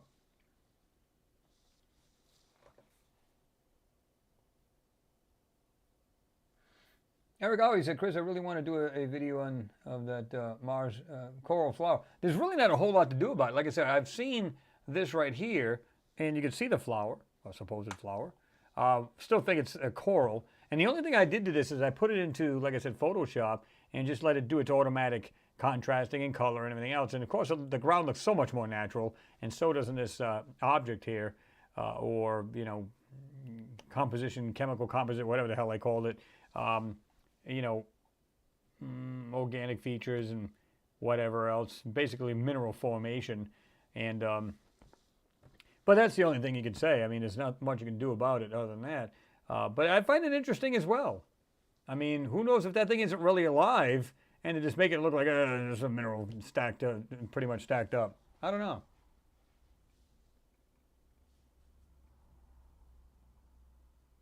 General says the Martians are laughing at the primitive rovers. That isn't as primitive as you think. The things are pretty smart, actually. But yeah, I mean, they're probably going, what the? But how do they know that? Here's another question. Let's suppose they were bombed by some other beings. Okay, just a hypothetical. Okay, how do they know that this rover's not connected to them to see if they come down to see if there's any more life still on the planet? Again, would you not try to beat this thing to death?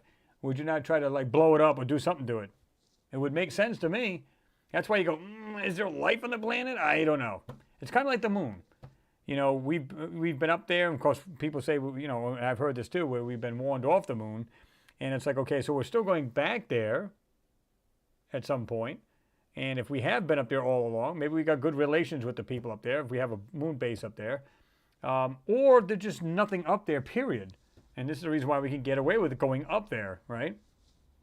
So two things, either we got a good relationship with them and we're allowed to be up there, or we don't, and if they were up there and we weren't allowed to be up there, we'd be dead by now. And if we are up there still, then there is no life up there. So, again, there's just three options, right?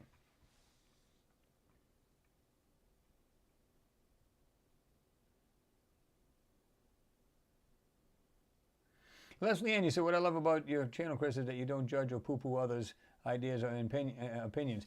Well, I mean, unless, of course, they're just outrageous or they're attacking one of you folks, right? Then I kind of I just take them off the page. But I don't care that people oppose it because, like I said, I don't have all the answers. Nobody does. And we can only speculate anyway. So, it is what it is as far as I'm concerned. And I go, you know what? There's times when people come up with things, I go, you know what? I never thought of that.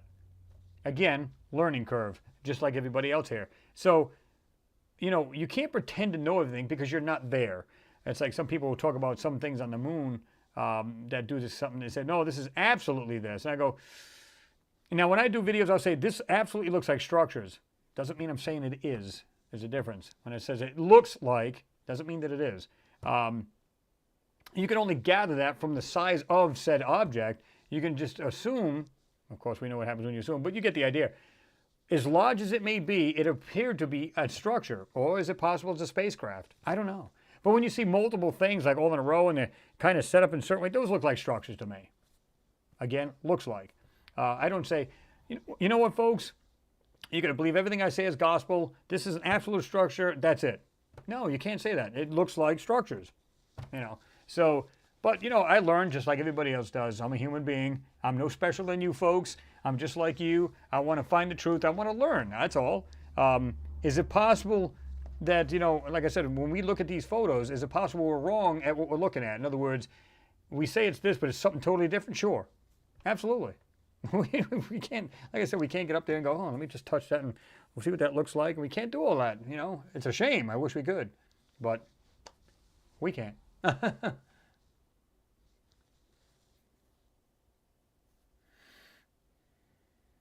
Pete Ferrero, your question was, what I'm curious about is why Elon is spending so much time on Starlink when he could spend his time on moon research. I'm sure he has. And like I said, he's working probably hand in hand. Well, he is working hand in hand with NASA. So he pretty much got any question he ever wanted to ask, he's already got the answer. Or he was allowed to send his own probe and say, hey, have a look at this. And then, of course, he got his own information, what he wanted, and he's good to go. So, you know, he's pretty much got all the information or answers he was looking for, or the answers to the questions he was asking. So I think he has all that, you know. And like I said, something tells me that Starlink is not just an internet. It's kind of like, like I said before, is it possible it's like an omnidirectional antenna, and they can get information coming into that too from every, I was going to say corner, but there's clearly no corner on Earth, but around Earth. Is it possible it's like a receiving antenna too? You can get information from all over, and maybe it's a double kind of, you know, what's the word I want to use? Like double use kind of satellite, where it's a receiver on one side where you can get information. Maybe there's something to do with, maybe they're trying to find radio signals out there. And because it's outside, well, not really outside the atmosphere, but it's lower atmosphere. But thing is, it's out there, plus it's actually serving as a internet provider as well, all around the world, and it's linked. Is it possible? I don't know. I say it can be. It can have a multi-purpose use, right?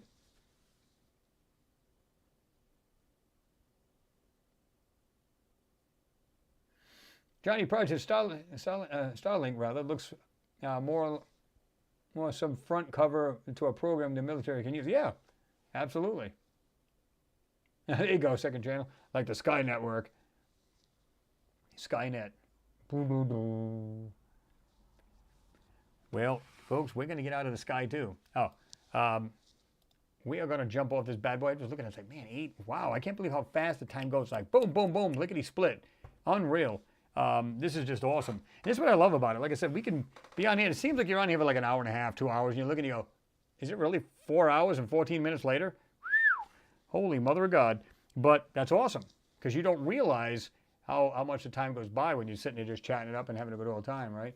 Out of a client like that. Starlink is a Toys R Us for rich. No dangers for the military. Well, yeah. But I wonder if they're using it. You know what I mean? If it's, like I said, it's a double, you know, duty kind of thing where they're using it for one thing to say, oh, yeah, it's the internet. And the other side of it could be, you know, military use for something else. Who knows?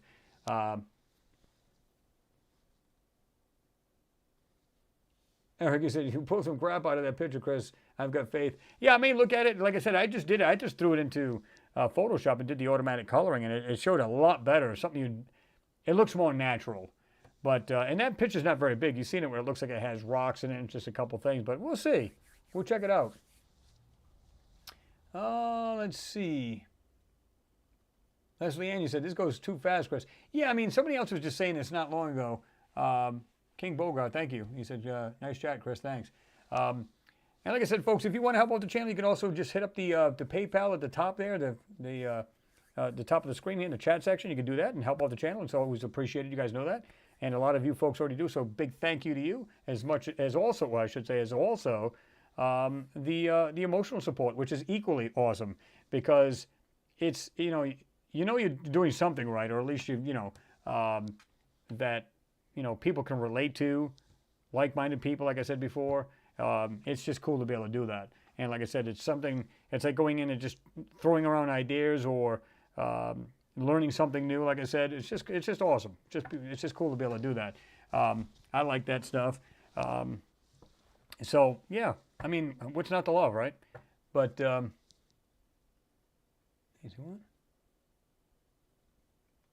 General, when Chris disappears, NASA got him. Let's hope not. Robert Morgan said, good night, Chris, and good to see everyone again. And you guys can always go on the Discord. Like I said, I've got that on. I'll give you the link to it underneath this, and you guys can check it out. It's just like I said, it's just everybody pretty much here jumps up there, and they have a look, and they have a great time. And it's always, good people up there, and that's what I love about it. The community's good, and sometimes you get some schmuck up there, but then everybody deals with it, and they jump on it. And of course, the moderator up there will jump on them too, and basically kick them off and try to be nice first. And then if that doesn't work, then You know, of course, we have bots up there. It's that'll block them out at some point and then kick them off too. So, because we want everybody to have a good time up there, not like getting out of hand and attacking each other. And I know you guys wouldn't do that, but you get the straggler go up there and just try to be a total schmuck, and we don't want that either. So, I'm glad I did it because I know a lot of you folks, you know, especially with all this crap going on in the world, you know, whether it be political or just regular garbage going on. Everybody needs a place to be able to go and, like I said, you know, be able to check out other things that they're interested in, have a great time. And like I said, that's basically why it was, like I said, I had it made.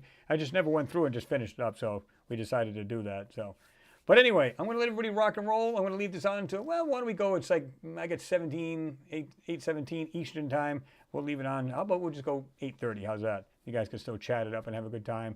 And if you haven't given it a thumbs up, and I just noticed that it's 198 thumbs up. That is awesome. You guys rock. I'm telling you, that's awesome.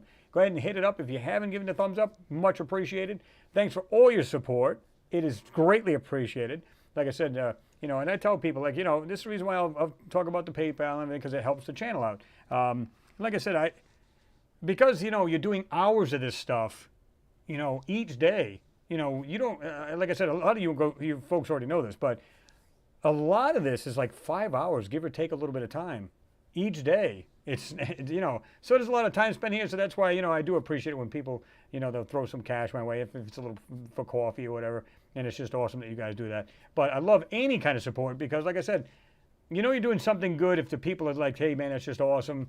You know, you're doing a great job. And I agree with you because you have the same kind of mindset that I do. And it's not about the manipulations or the things we're finding in the photos as opposed to, as much as rather, as you know there's life on other planets.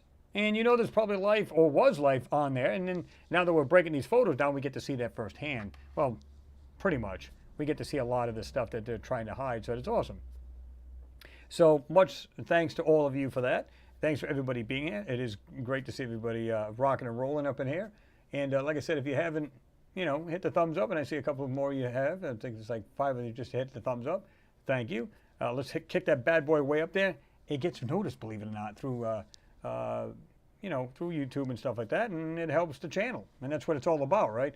And anytime you guys watch a video, just automatically hit the thumbs up. I know most of you do anyway, but, you know, if you don't, just go ahead and hit it up. Because I find it really amusing sometimes. I go, wow, there's like 4,000, 5,000 views. It just started off maybe a day or two. And there's like 340 thumbs up. I'm going, what the hell's the deal here? It's like, you know, if you do thumbs it up, it actually helps the algorithm there. It helps the channel out big time. You guys don't know how much power you really have. So that's why I'm thankful. But anyway, I want to let you guys rock and roll. Have yourself a great weekend. Be safe. And try not to be into all of this negativity. Try to think of something else. And, you know, so you can have a, you know, I try to stay away from negative vibes. Let's just put it that way. And I know you folks don't want all that friction and BS either. So just try to be chill and, you know, chill with the family. Have a great weekend. And again, be safe. Anyway, guys, peace. Much love to all of you guys. And I will see you soon. And like I said, maybe we'll pop into that just Discord too, maybe over the weekend. So we'll check that out too. Anyway, much love to you guys. You guys are awesome. Have a great night. Good weekend. We'll see you soon.